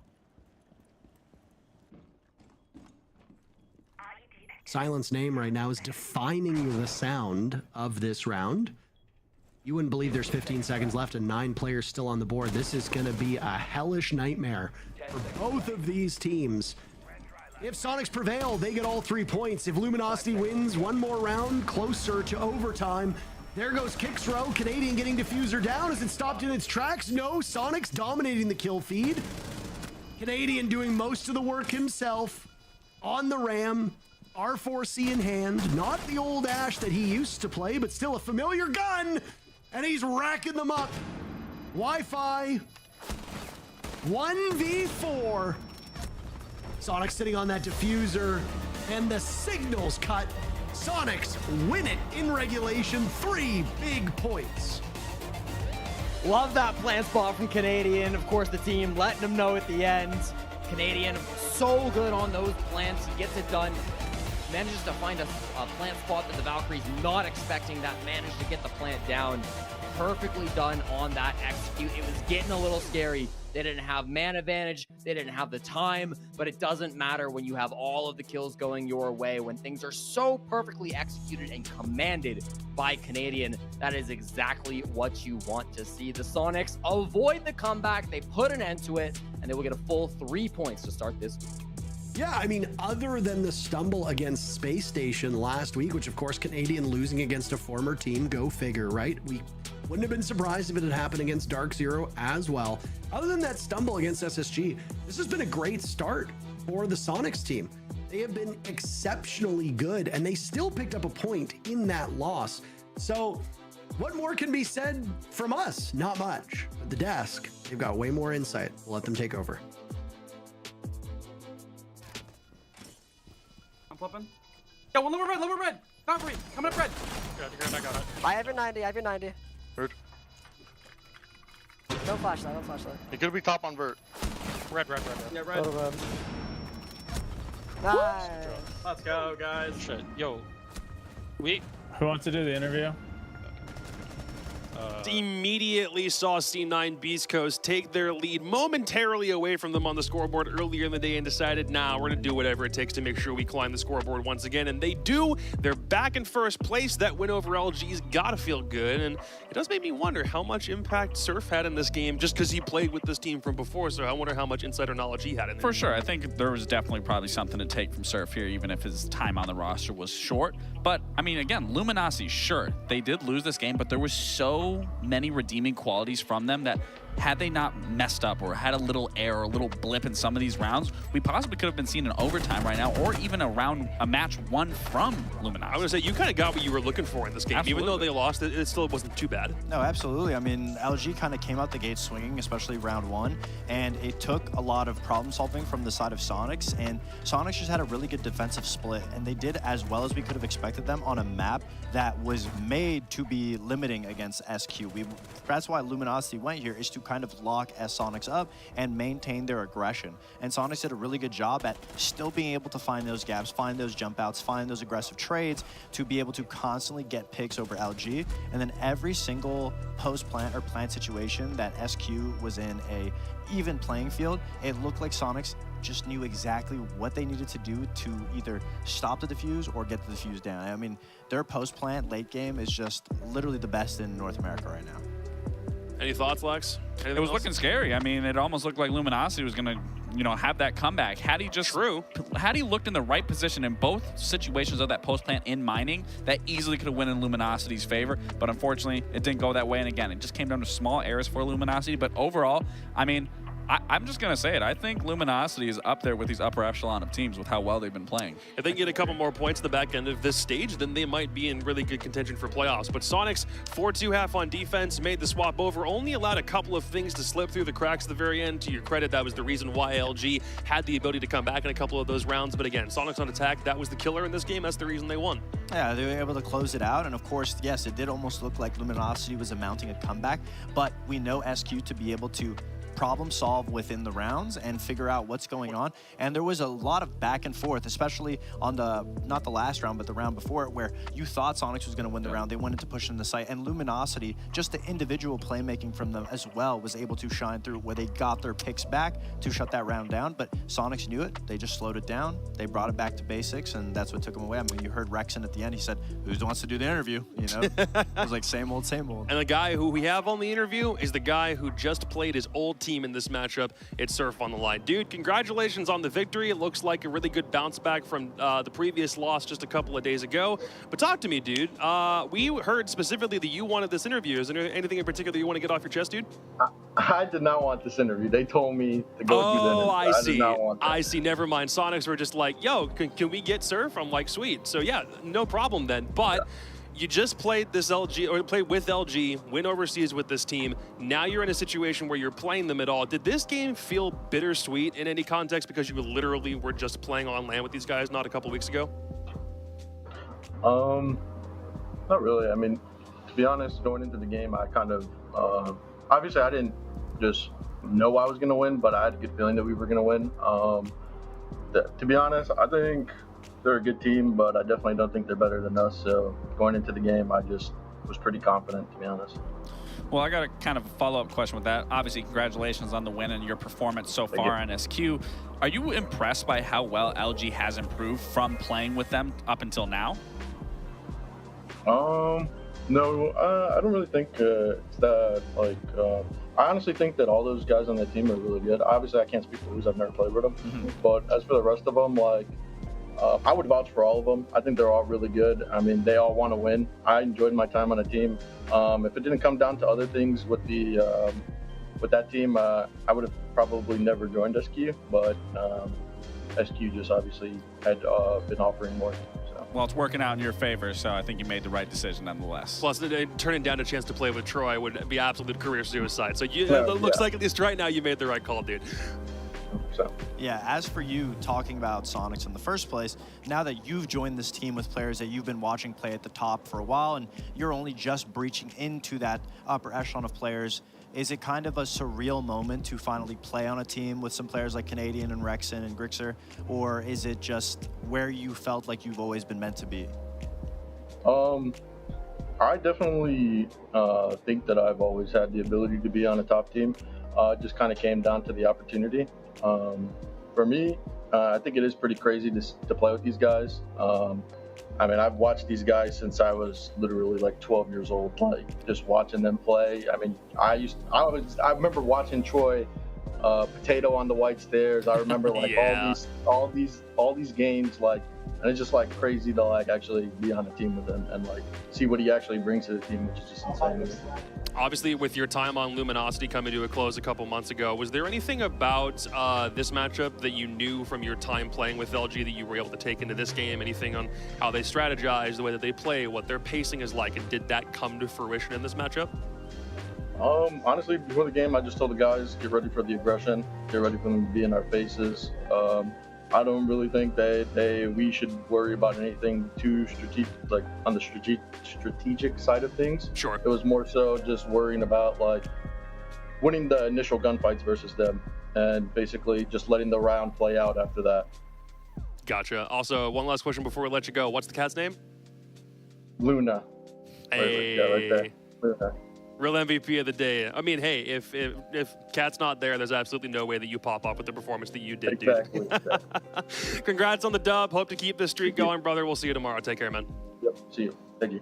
Sonics are rolling almost as if nothing changed. Again, that little overtime loss, just a little overtime loss, still got points out of the equation, but ultimately that's going to be a very, very small road bump that they crossed over, because now this LG win was pretty solid despite a couple of things going wrong. Yeah, I mean, that loss definitely is keeping SQ humble. I mean, no team wants to just go through the stage undefeated. Obviously, to lose a game against SSG, which was a great back and forth, great game. It really shows what you can improve on, and every team, you know, that is expected to make it a major event, which everyone is expecting Sonics with this much of a performance to hopefully make Montreal. You'd hope they see some cracks in their plays before you get to the event so that you can correct them. And this was a nice stabilizing win from them to be able to just get back to consistent, get back to square one, and just go from there. Yeah, I mean, it's a bummer for me that, and for all of us, that we have to wait to see C9 Beast Coast versus Sonics all the way at the end of the stage. They're going to have all of tomorrow. their points, then play one another in a game that may not matter for points down the spread. That's the deal. They might meet in playoffs, though. I think, you know, there's a chance that they meet in playoffs. I just want to see that game. I would be stunned if they didn't. Just seeing how well both these teams have been playing, and with the change, well, obviously Sonics making the change that they made. Beast Coast sticking to the same routine that they've been doing. Like, I just want to see this matchup because I know it's going to be so good. I'm also curious where this puts LG in the standings. We'll pull a table up so you have an idea, because Sonics vault back into first place. C9BC had the lead for only about an hour or so, but nope, LG's still in playoff contention, and now there's a bit of a gap opening between 6th and 7th place, because Losen, Wildcard, and OXG all lost their games today. Yeah, I mean, you guys are talking about wanting to see the Sonic C9 BC game, but I think on the flip side of things, it's more anticipating the rest of Luminosity's games, just because they've been getting better and better and better. It's really exciting to see if they will make it to this playoff stage, which hopefully they do, and then how they will fare against some of the top teams, because Luminosity is a team that absolutely can take wins against some of the top teams, and then they are usually better when it comes to like qualifying games. So for example, for EWC, and then in playoffs, like when their backs are against the wall, they always perform better from what I've seen. I can agree to that. I think it's just a matter of, again, you know, as long as we keep seeing Luminosity improve, and again, I said, you know, even if they lose this game today, like, I guarantee there'll be something that we can take from it, that they can take from it. Yeah. Like, you know, that was really good, but it's just a matter of just maybe working on these small things. And it really did come down to small errors of them losing that game. They could have denied 2 plants that they just didn't see, didn't understand where the Wi-Fi had a chance to clutch a 1v2 as well. And again, that easily could have pushed them in the winning game situation. But it's just little things like that that are important to take away from, because it's not so much your fault that you're losing it. It's just a small error that is easy to be changed and identified over a team just not playing really well. And if you compare Luminosity, what they were last stage to now, again, night and day difference in terms of performance. And it's the same roster outside of one new guy that's been added. I guess we'll find out whether LG really are the losers of the game of inches in this case, and they're going to have a little bit more time to mull themselves over on this loss because they don't play tomorrow. The schedule for tomorrow is as follows. M80 and Space Station kick us off with an absolute belter, and then we filter through even more games that are super crucial for points, including Los and Wildcard, the current 7th and 8th place teams trying to make a spot for one of those bottom playoff spots. Oh, that'll be nice, especially since you just said Luminosity is not playing tomorrow. So Los and Wildcard can, whichever team wins, will be able to kind of tie Luminosity. Every single matchup tomorrow, except for obviously the last one. So every one of those are really competitive and all the teams look equally matched up. I'm really excited for M80 SSG because I feel like SSG has not been getting enough credit for how well they've been adapting, especially on their attacks, and they've been getting better. And we keep looking at them like, oh, 7-5 win, 7-5 win. It needs to be dominant, and they're slowly getting over that threshold, and they really got a great win against Sonics last week. So I'm excited to see what they can do in week 3. Yeah, I mean, again, you know, all these games are really good. I think the most anticipated of the day is going to actually be the one that starts out tomorrow. I think so. But I am excited to just see the wildcard Los, that there's a little bit of a revenge history there. But again, you know, I still want to see the bottom team still be performing and putting up good fights that we can see them put up. But then going into that third game, Cloud9, East Coast versus DarkZero, I expect that to be good. I don't want to just completely keep dismantling Oxygen. They're already 0-4. Eventually, they have to find a win.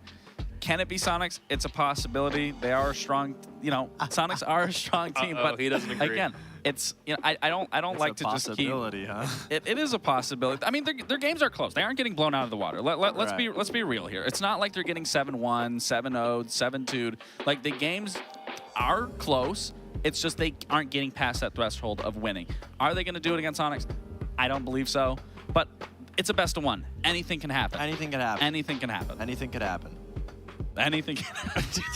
Pigs could fly, I guess. I mean, I don't know. Anything could happen.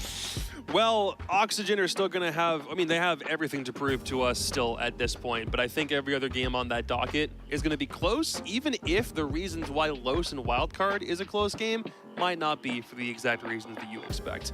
Tomorrow's going to be a fun one. Thank you for joining us on Playdate 5. We are more than halfway done with the round robin stage at this point, as every team still tries to come as close as they possibly can to that minimum playoff threshold. For everybody here at Philadelphia HQ for the NAL, thanks a lot for joining us. We'll be back again, same time, same place, yet again tomorrow night for even more North American League action. Have a good night.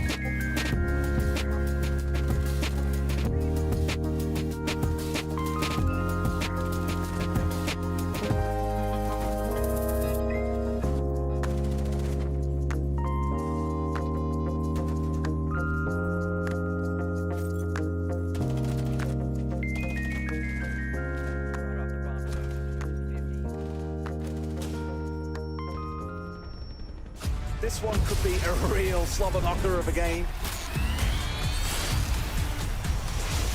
They've got to clear out that position. Oh, that one through the screen as Spirit pops the head. Managing to close it out. Spirits must know that they're there. Manages to find the kill. 2v1 Frida is low health though. Oh, the take from Spirits in the 1v1, holding onto the back of Spirits. They've traded places, but Frida has that one extra little bit to tie him.